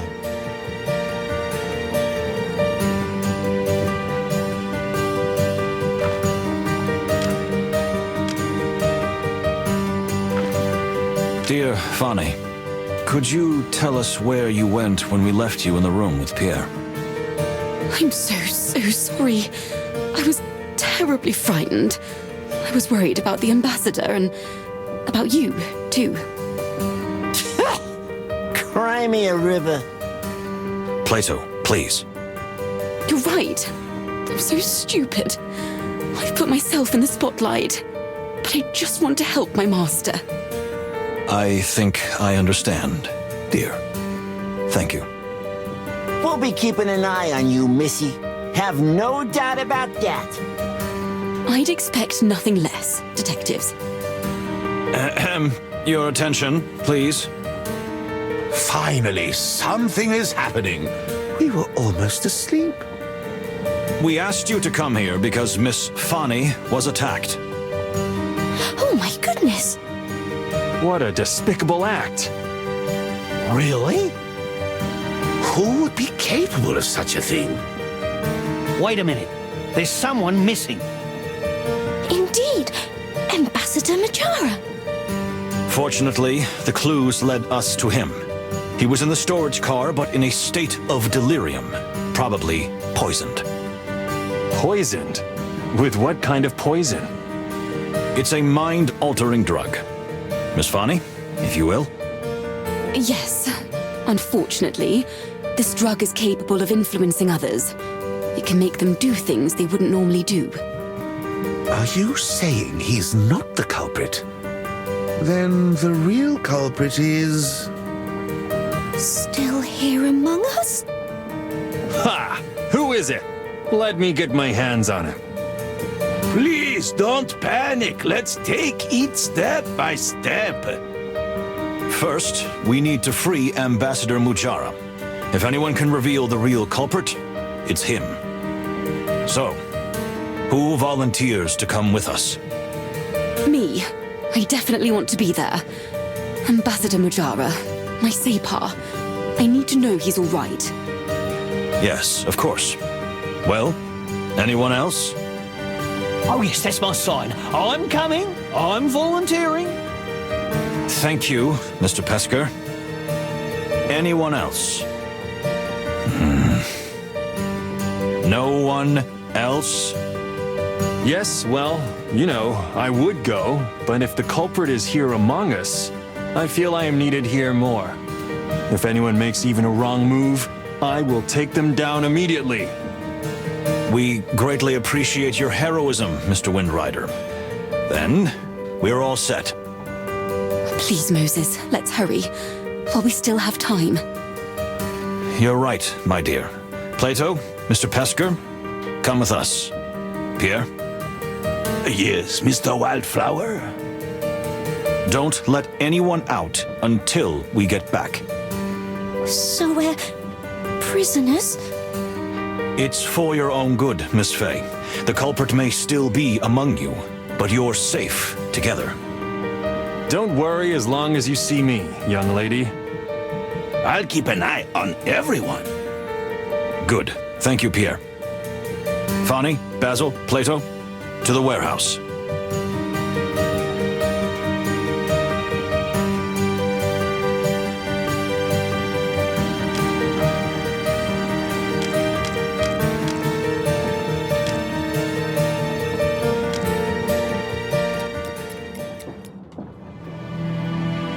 Mr. Ambassador, is everything all right? Well, yes, actually. Although my bottom is getting a little sore from all this sitting. When will I finally be released? But, Mr. Ambassador, you're perfectly conscious. Of course. Why wouldn't I be? What is this... What is this charade? My dear, we could ask you the same question. All right. You win. You've managed to trap me.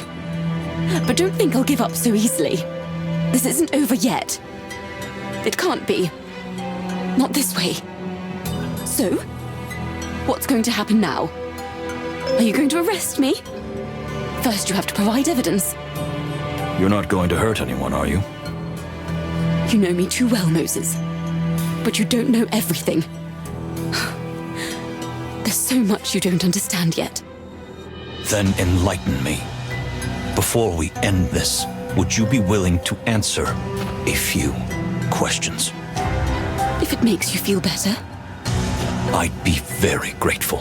Very well.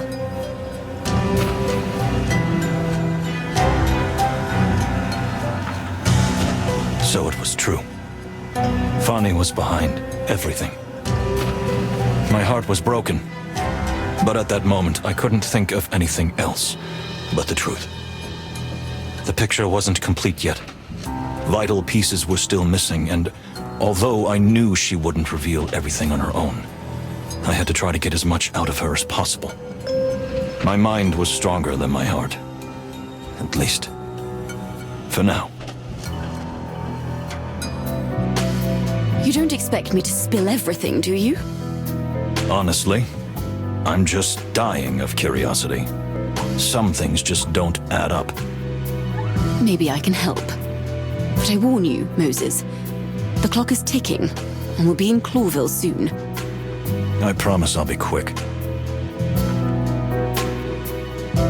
So, Fani, you don't believe in peace negotiations after all? The idealist in me would like to believe in them. But I've seen too many horrors on both sides to truly believe in it. So my answer is no. From the beginning, I didn't believe that this peace mission could succeed. So that's why you wanted to sabotage it? That was not and is not my goal. What I did had completely different reasons. Would you elaborate on that? I'm afraid there's not enough time to tell my whole story.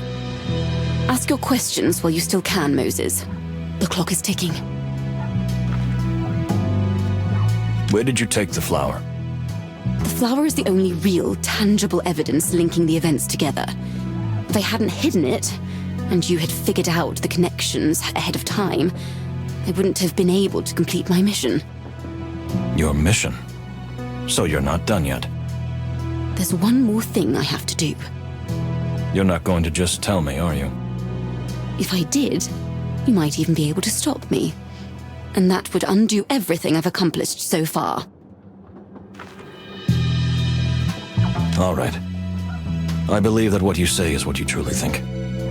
Thank you, Moses. Maybe at this point it doesn't matter anymore, but it means a lot to me.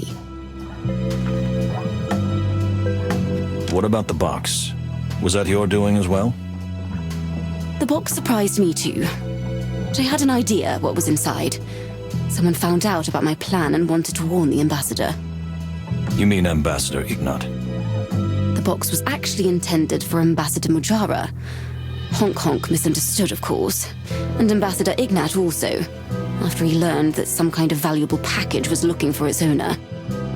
While the two of them were busy with each other, the box didn't make it to the Separ. I only benefited from this. So the whole thing was just a false trail we were chasing?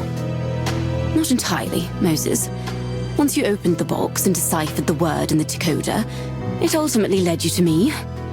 Whoever sent you the box, they achieved their goal in the end. Even if it was too little too late. You drugged me too, didn't you? That first night. I'm sorry, but you were such an obvious target, with your love of plants, and the fact that I managed to charm you with my presence. So that was a lie too. I didn't say that, Moses. But I had a mission, and you were the perfect tool to carry it out. So you drugged me and ordered me to kill the ambassador? Yes. So I am a murderer. He died by my hand. Once I've completed my mission, and you've told the authorities everything, you will no longer be a suspect. I can promise you that. How can you live with that knowledge? That others have killed at your behest? I can't, Moses. That's the point. What was your purpose in drugging Ambassador Mujara? Did you intend to kill him as well? Certainly not. I respect him as my guru and mentor. Even if he is an extremely rude and ill-mannered individual, his heart is pure. Then, why? The ambassador was the perfect distraction, and a great target for you. His hatred for the Stavonians made him a good suspect, and the little charade with my injury, which he caused, would have distracted you just long enough for me to finish my work. But it didn't work. Indeed. You are faster and smarter than I first thought. I give you all the credit. So you didn't want to hurt him? No. After all, I am the one who has kept him alive all these years. All right. I believe that what you say is what you truly think. Thank you, Moses. Maybe at this point it doesn't matter anymore, but it means a lot to me. What's with the ambassador's health? I did not lie to you. The ambassador has a critical heart condition. By giving him the drug, did you not put him in danger? I would never have deliberately harmed the ambassador.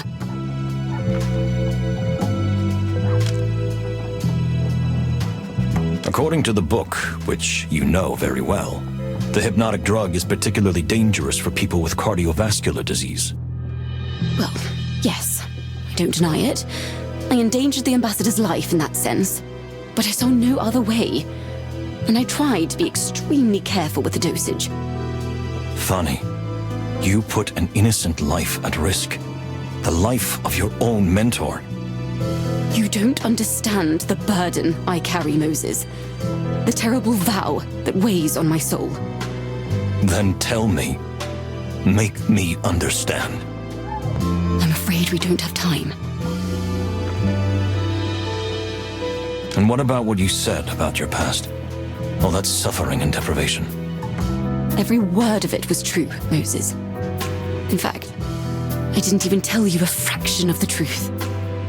So the world betrayed you, and you decided to betray the world in return. Not at all, Moses. I believed in the justice of our world until the very last moment, and in the world order we live in.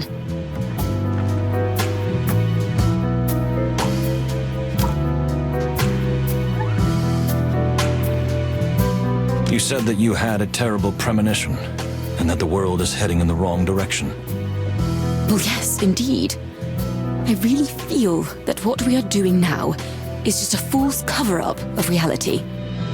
We convince each other, and even ourselves, that there is a sustainable future, that there is peaceful coexistence, that predators and prey, rich and poor, the destitute and the powerful can all live together and find a common, balanced tomorrow.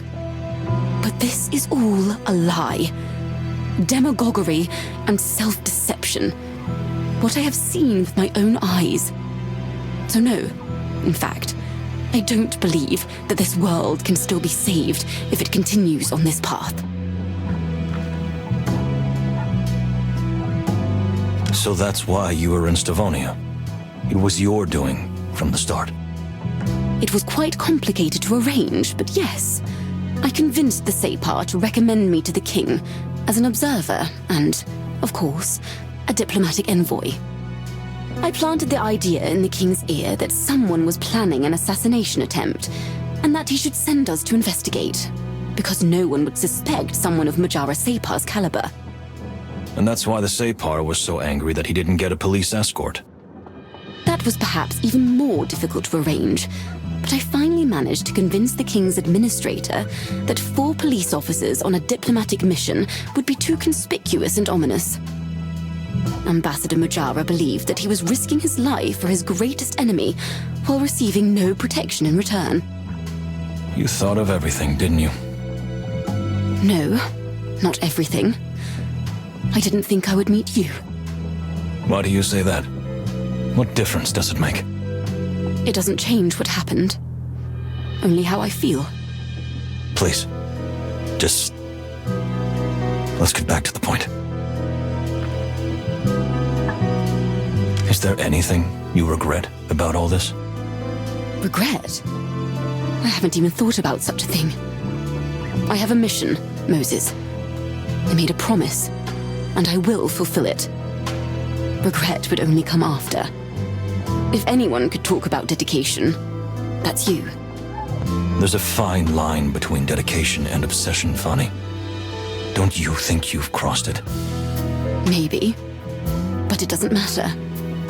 Where I'm going, there's no turning back.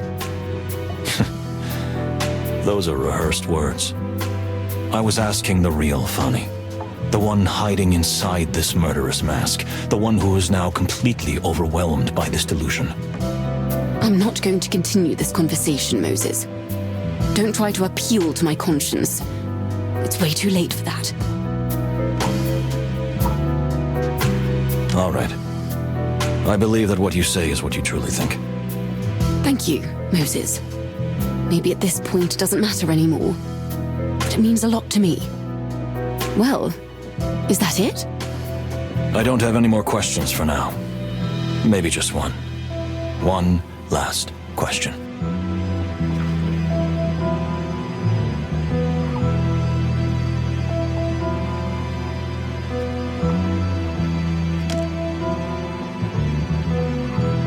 I think that's more than enough evidence. We learned a lot indeed, but there's still something I don't understand. The last big question. I'm afraid you'll never truly comprehend the real reason. Please, give it a try. Maybe we can still help you. Is that still what you want? After all this? Enough of this madness. Moses, it's time to arrest her. We'll get the rest out of her at the station. Unfortunately, I cannot let that happen. Nuan Kal Nuala. What? What did she just say? Catch her before she kills me! You still don't understand, do you, Ambassador?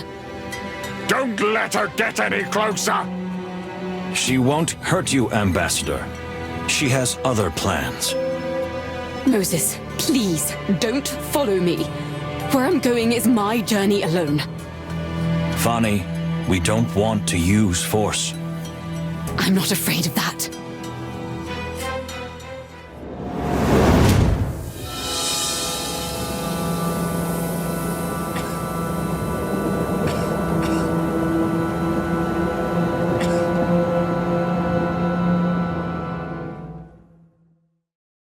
Moses, are you okay?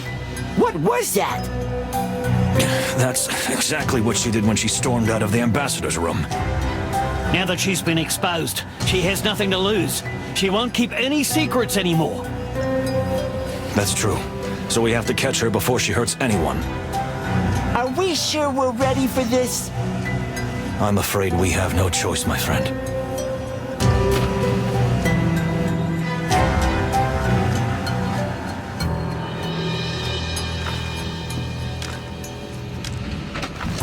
Look, now we've got some peace. Peace? Are we watching the same show? I mean, relative peace. But we don't have much time, and I can't keep this a secret any longer. Go ahead, Basil. We're listening. Look, I'm not a guidebook writer. See, Moses? What did I tell you? I mean, I am that too, but I'm also something else. I work for the Clawville government, and some people refer to me as RH. Excuse me? You're the red herring? What? The legendary super spy? Quiet, Verbal, quiet. Yep, that's me. I'm on this train on orders from our king, Hector III. My job was to write a detailed report without interfering in anything. I knew there was something wrong with you. I knew it from the start. Because you are an extraordinary detective, Mr. Palladius, as is Mr. Wildflower. That is why I dare to tell you this. Usually anyone who learns the truth takes the secret to their grave. So you knew Fani was the culprit? Honestly, no. But she was on the list of my 3 main suspects. But what is she? You're a man of the world, and as it turns out, some kind of spy, too. You must know something about her. I prefer the term intelligence officer. So, what happened to her? What made her so different? It's as if she had been switched. What she said. Noan Kal Noala. It's a prayer. Or rather the last line of it. Blood for blood. I think there's no question about it anymore. She's a Shida. Shida? A kind of divine incarnation. A holy killer nun who makes blood sacrifices in exchange for her own blood. Women who bear this heavy burden are also called avenging mothers, executioners for the twin gods of vengeance and forgiveness. Avenging mothers? That doesn't sound very good. Are they some kind of holy assassins? Yeah, something like that. What they do is both vendetta and ritual sacrifice. It's quite old. A real rarity these days. Good heavens, and for all that is furry. So it's true. Are you thinking what I'm thinking, Chief? I think so. And I've been afraid of this all along. We don't have much time. We have to catch her while we still can, before... She kills herself. That's the spirit. Then go before it's too late. I'll keep an eye on the others and keep things under control. Thank you, Mr. Herring. Hey, stick with Basil, all right? Oh, yes. Basil, of course. Basil? Thank you. Now scoot!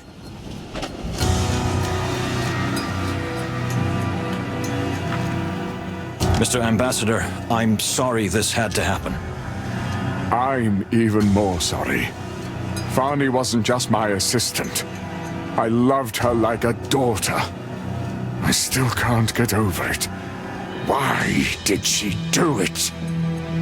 That's the only question that remains unanswered, but we'll find out, Mr. Ambassador. You can be sure of that.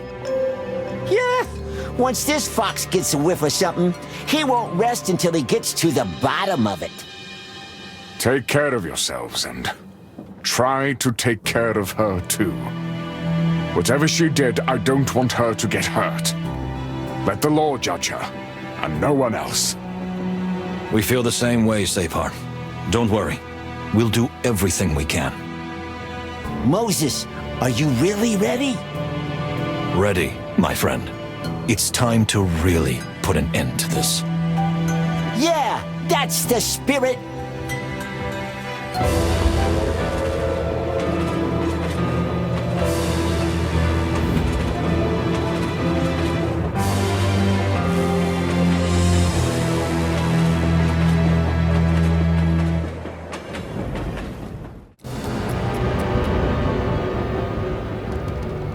There's nowhere left for you to run.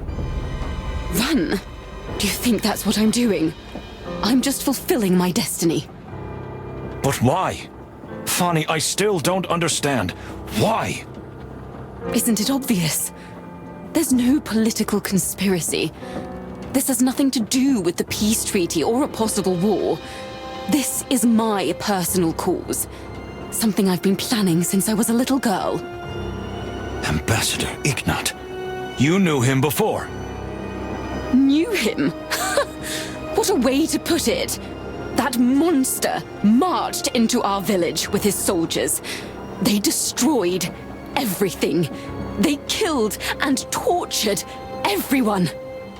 He killed your parents? My parents, my grandparents, and my 4 siblings, Moses. They slaughtered them right before my face. They held open my eyes and tied my head down so I couldn't look away, even if I wanted to. And that animal, that monster from hell, just laughed. Then I vowed that if I survived the horror, I would take revenge. I didn't care how or when, but eventually, my day would come. So that's why you became the ambassador's assistant? That's why I studied. That's why I went to university. That's why I became Shida, then Separ's assistant. I've dedicated my whole life to this, because elephants never forget.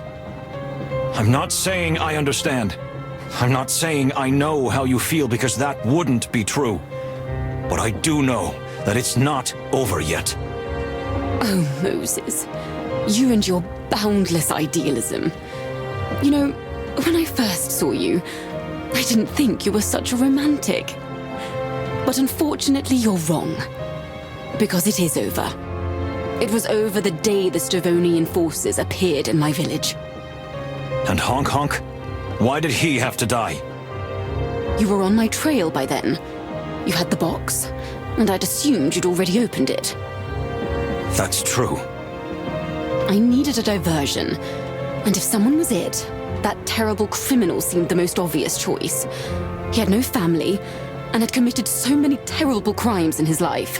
He steals from the poor and gives to the rich. So you feel like you did something good? Murder is never good. I know that, Moses. But this way I could cause the least amount of damage. And yes, maybe I did something right for the world. How did you get to this point? You're so pure. I used to be, detective. Until a monster slaughtered my family right before my eyes. There had to be another way. Revenge never brings peace. I wasn't looking for peace, Moses. Just a moment of justice. And did you find what you were looking for? Not yet. But I will. When I fulfill my destiny. I'm afraid I can't allow that. You must be brought to justice for what you have done, but not this way. If we're anything alike, It's that while you seek revenge with every breath you take, I seek justice with just the same. Even if it hurts. So that's how it has to be. Well, I'm sorry, Moses. You genuinely moved something in me. For a moment, I even believed that everything could change. But after the murder, nothing changed, did it? Revenge did not heal your wounds. Wounds? What do you know of wounds? I know that together we can heal them. Please, Fanny. Just turn yourself in, and I'll do everything I can to make sure you're treated fairly. I'll be there for you. I'd be lying if I said I wasn't tempted by what you're saying. But it's too late for that, Moses. My journey is over. This is my last stop. If you knew what I am, you'd understand. We know what you are, Fanny. But what you have sworn is a vow from a bygone era. You can still back out. We can still forget all this. Please. And what kind of future would await me? How could I look in the mirror knowing that I had burned all my bridges and was all alone in the end? You are not alone, my dear.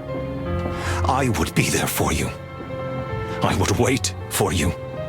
I would write to you every day and... Oh, Moses. You really are a hopeless romantic. But I have taken an oath, just as you have sworn to uphold the law. That is why we are here now. Because we are prisoners of our creed. Both of our paths have led us here.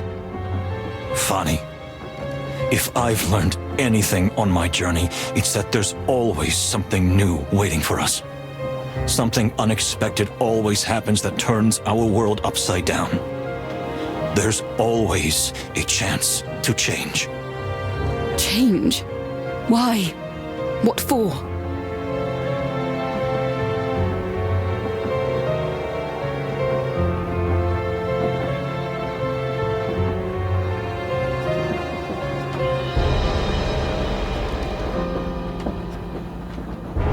Do you really feel that way? Maybe you're right. But it's too late. Fanny, please. You have a huge heart, Moses Wildflower. Don't let anyone tell you otherwise. And now it's yours. Forever, my dear. Thank you. Please.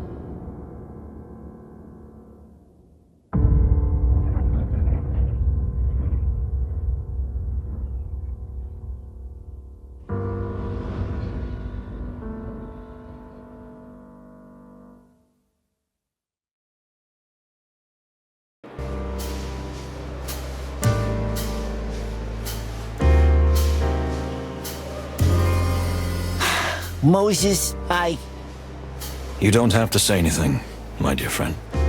It's over now. I'm so sorry about what happened. I know, Plato. But thank you for being here with me the whole time. Don't mention it. But don't thank me. It was all your doing. What are you saying, Plato? Without you, it would never have been possible.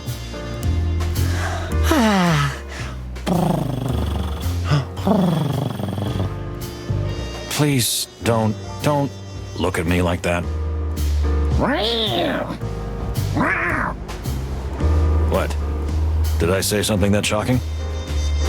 No, not at all. Just look behind you, Chief. We have visitors. Well, well, well. My second favorite detective duo.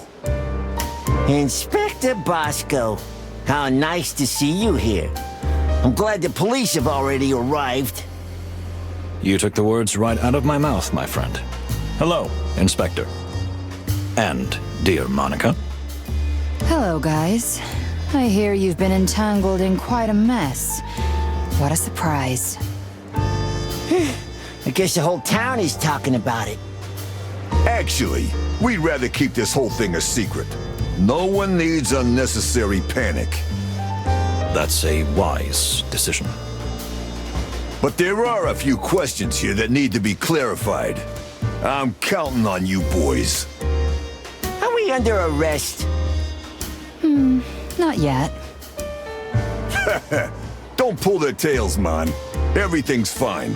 For now. But we need to look into this thoroughly. An agent from Stavonia will be coming to help clear things up. Oh, dear. But for now, I think we have a little time. I suppose you'd like to say goodbye to everyone. Exactly, Detective Boscarelli. I think we owe the passengers that much. Take your time. There's no need to rush. Clawville isn't going anywhere. I couldn't have said it better myself. We'll talk later then.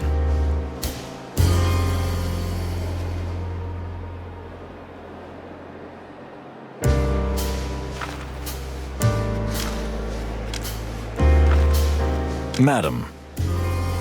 Well, gentlemen, although I only spent a short time on the Clawville Express, needless to say, it was an unforgettable experience. I'm not surprised. We hope you don't hold it against us. Come now, what are you thinking?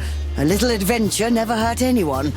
Although I must admit, for a moment, I feared that so much excitement would be bad for my skin. If there is anything we can do for you, just let us know, ma'am. What you did for us was a great help. Oh, am I to understand that you now believe in ghosts, Mr. Wildflower? Not at all. But your seance did open my eyes in a different way. When one door closes, two more open, right? I couldn't have said it better myself. And now, if you'll excuse us, we still have some things to clear up. Just a moment, Detective. I'd like to read your aura. There's really no need for that. Don't worry, Moses. It won't hurt. It might just tickle a little. I really don't... Come now. Don't be silly, Detective. Let me read a little bit of you. After all, you're reading everyone else all the time, aren't you? That's a bit of an exaggeration, but thank you. You can always get him with his vanity. I didn't hear that. Ah, yes. I can see it now. New experiences await you. A new case. A new land and... well. Oh, dear. A new love? Am I seeing this right?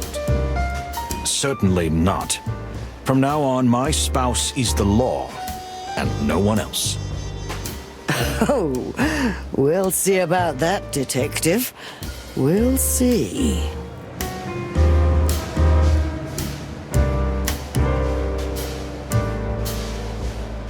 Well, well.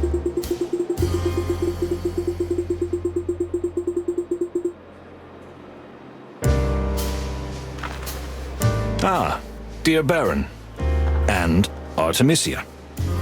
Oh, so you'll finally acknowledge us both. How thoughtful of you. Moses is developing quite nicely. Am I right? At least he is. Ha, that was good. Well, did you finally manage to put an end to the matter? Is everything back in its place? A manipulated murderer, a puppet master, a magic plant, ghosts, a ninja assassin priestess. Yes, I think that's everything. Oh, what an eloquent summary, I must say. And you, Baron? What will you do now? I mean, after the mandatory police interrogations. As a matter of fact, Madame Latuna is helping me and Artemisia find some peace. She's agreed to host some private seances. Do you think Artemisia will finally be able to leave this material plane? And then maybe you can finally move on too? Maybe? I don't know. Hey, don't talk as if I weren't here. Oh, sorry, Miss Artemisia. In any case, I hope you both find your peace. Take care of yourselves. You too, detectives.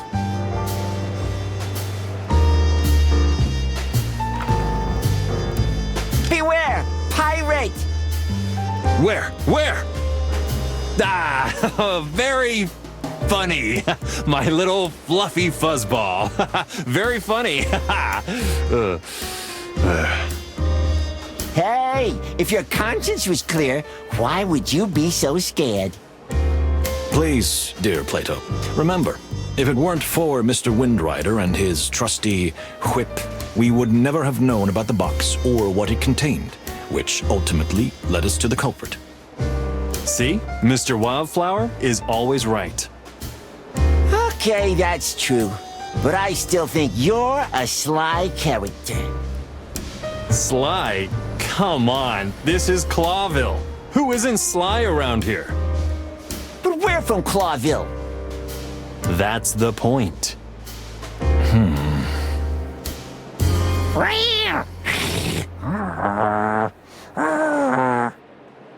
So, what are you going to do now that we've made it to Clawville safely? There's a lady, and I hear there's 1,000 exciting opportunities for adventurous animals here. There's some kind of organization. I think it's called the Golden Tusk? Something like that. Avoid the Golden Fang clan if you can, Mr. Windrider. They're not just any organization. They're a criminal organization. Really? I didn't know that. Yeah, right. Anyway, it was nice knowing you fellas. I hope we meet again someday. We hope so too.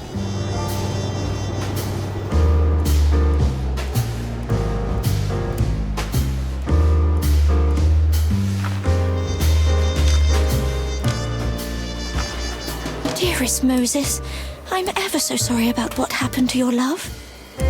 Thank you, Miss Faye. Wait a minute. My love? Oh, come now, Mr. Wildflower. You don't have to be coy with me. I'm a woman, and I have an eye for such things. Love is something visible from a mile away. Well, I think we should change the subject. You'd like that, wouldn't you? Are you hiding something, Cassidy? What are you talking about? So, what's next for you two, now that we've finally made it to Clawville? A new movie awaits us, and hopefully many more adventures together. And a bottle of brandy in our suite. Honestly, after a trip like this, I don't want anything else. Oh, Cassidy, you're such a sop. I'm glad you two finally made peace. Yes, we've decided to work on our problems. Well, just don't get into any trouble, and everything will be fine. Thanks for the tip, little furball. Well, I guess it's time to say goodbye. Oh, wait a minute. You know, I have a dear friend, a certain Meredith H. Marble. You mean the famous writer? You mean that cat? Well, yes. Anyway, she would kill for a story like this journey. If you like, I could set you up with her. I don't think the Chief Inspector would be happy if we leaked what happened here. He means he'd skin us alive. Well, if you change your minds, you know where to find me. Thank you. Be good to each other. I hope we meet again. Likewise, detectives.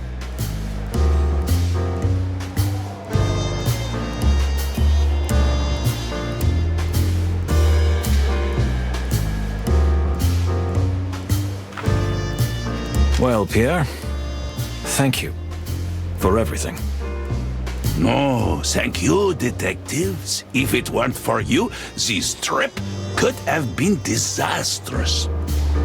Oh, so maybe it wasn't? Well, I'm sure I'll be fired, but that's a small price to pay for peace and justice. You are a saint. Has anyone ever told you that? Come on, I'm not. I'm just a bug that got too high and is proud to have achieved even this much. Don't be so pessimistic. We'll speak up for you, and we'll tell everyone how much you've helped. Forget it. It's not necessary. Don't make a big deal out of me. Pierre! Oh, yes. We will make a big deal out of it. In fact, you should too. I'm not sure I understand. Stand up for yourself, and we'll stand up for you.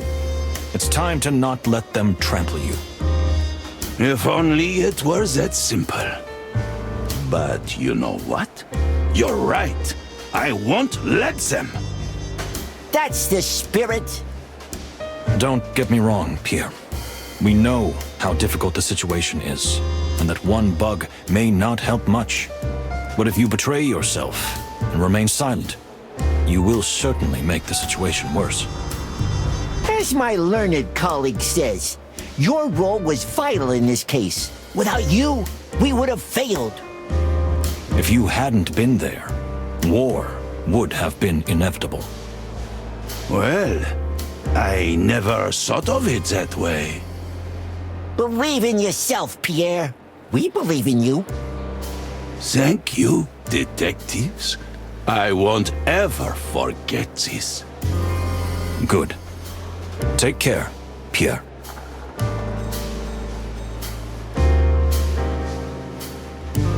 Are you serious?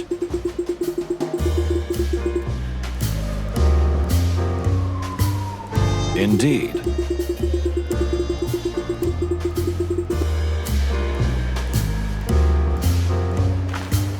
Ma'am? Detectives? So, it's time to start a new life? I guess so. You know, I was excited and looking forward to this moment. I've been waiting for it for years. And now that I'm here... It seems scary, doesn't it? A whole new place. A new life. A new beginning. We're sorry about your father, but you know... I know what you're trying to say, Mr. Wildflower, and you're right. While he was alive, I was in prison, and I could never truly be free. I wouldn't have put it that way, but ultimately, yes. I'm sure you'll find your way, ma'am. You're a really cool, independent, strong, and capable woman. Cool. Do you really think so? Oh, yeah. Why else would I say that? You know, Mr. Palladius? You're not just a little furry bag of poison, even if that's what others think of you. What others? Who would think that? I swear, if I catch them... You're really funny. Am I? If you like, we could have a coffee sometime. What? Oh, isn't it customary to drink coffee here? No, that's not what I mean. It's just... Plato gladly accepts your offer, ma'am. Good. Anyway, I wish you all the best, detectives. I must admit, I misjudged you at first. You see, ma'am, here in Clawville, many are not what they seem at first glance. I'll keep that in mind. And, Mr. Palladius? Yeah? I'll be waiting for you to contact me. Yes, ma'am.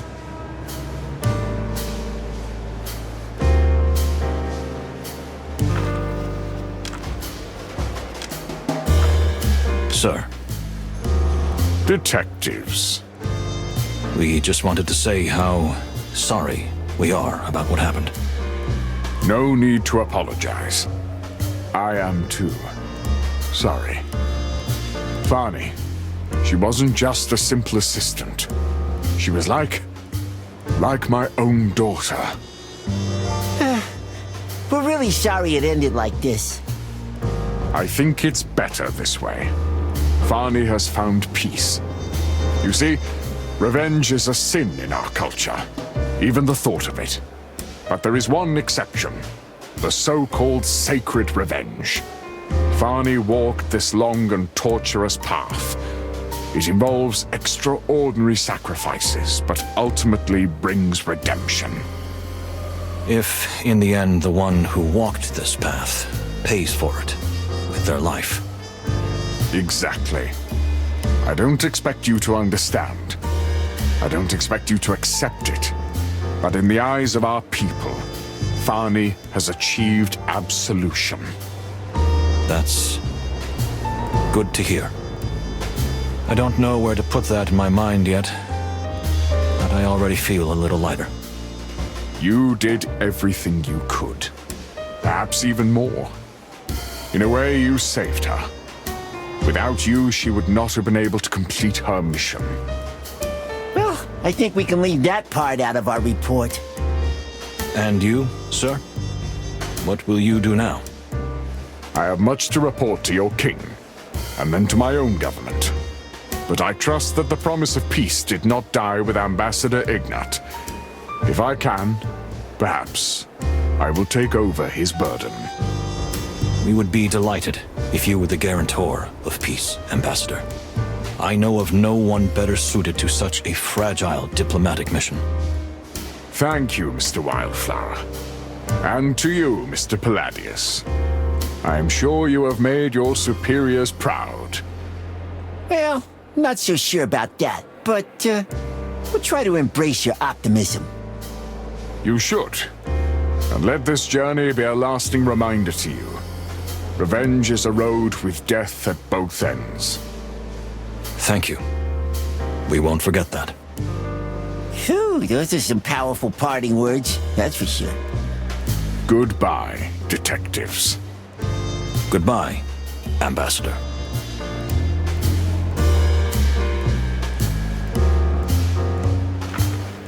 Damn it, guys. Couldn't you have caused a bigger mess? Hey, we did everything we could. Oh, we can see that. It's going to be a real pain to clean this up, but we have plenty of practice. I can assure you that none of the passengers will say a word about this. I think everyone finally understands what a danger this case has brought to the entire wilderness. Or rather, you have brought. That's a little bit true. Just a little. But we also solved it, so we're even, right? Now, detectives, that is a healthy attitude. What can I say? We've grown a lot during this journey. Oh, really? Oh, now that you mention it, there is something different about you. Am I taller? You're even more cocky than you used to be, Palladius. Now go on, settle your affairs. When you're done, come back. We will.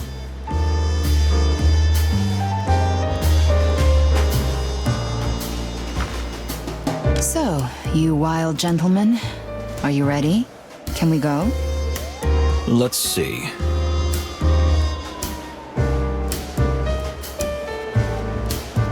All right, fellas. You ready to come with us to the station? You know, Bosco, I think we'll take a walk first. We've been bumping around on a train too much these past few days. It'll be good to stand on solid ground for a change.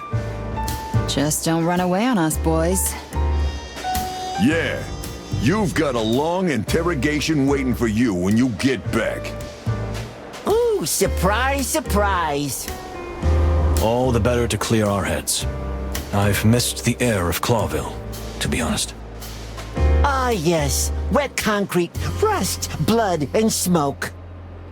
Let's not forget the scent of trees and flowers, even if rare around here. seeing the good in everything, right? You know, I think I've finally learned that. Really? That's nice. Can't wait to see that. Well then, see you later. Take a walk in the sunset. I think you deserve it. We will. Thank you, Bosco.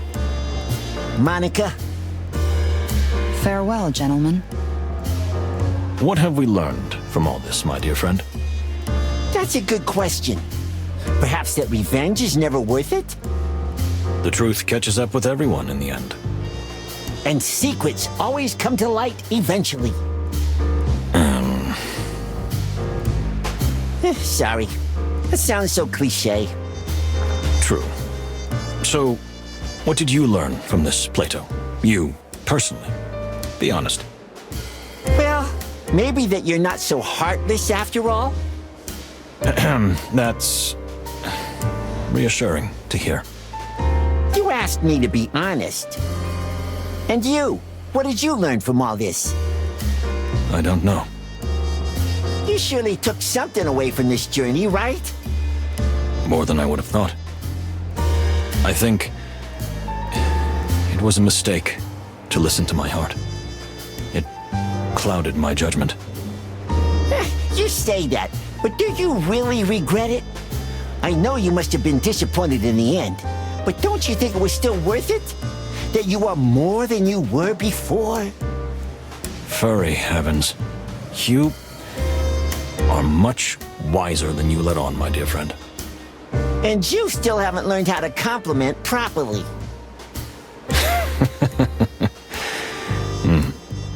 You're right about that. Let's go then. We'll end up missing the sunset. I think we could all use a little rest. Tomorrow is a new day. And new things await us. Maybe even a new case. As you say, my dear friend. As you say. Plato, I think this is the fulfillment of a beautiful friendship. Ugh, furry heavens. Could you get any more cheesy? I thought I was getting better at this. Ha! That will never happen.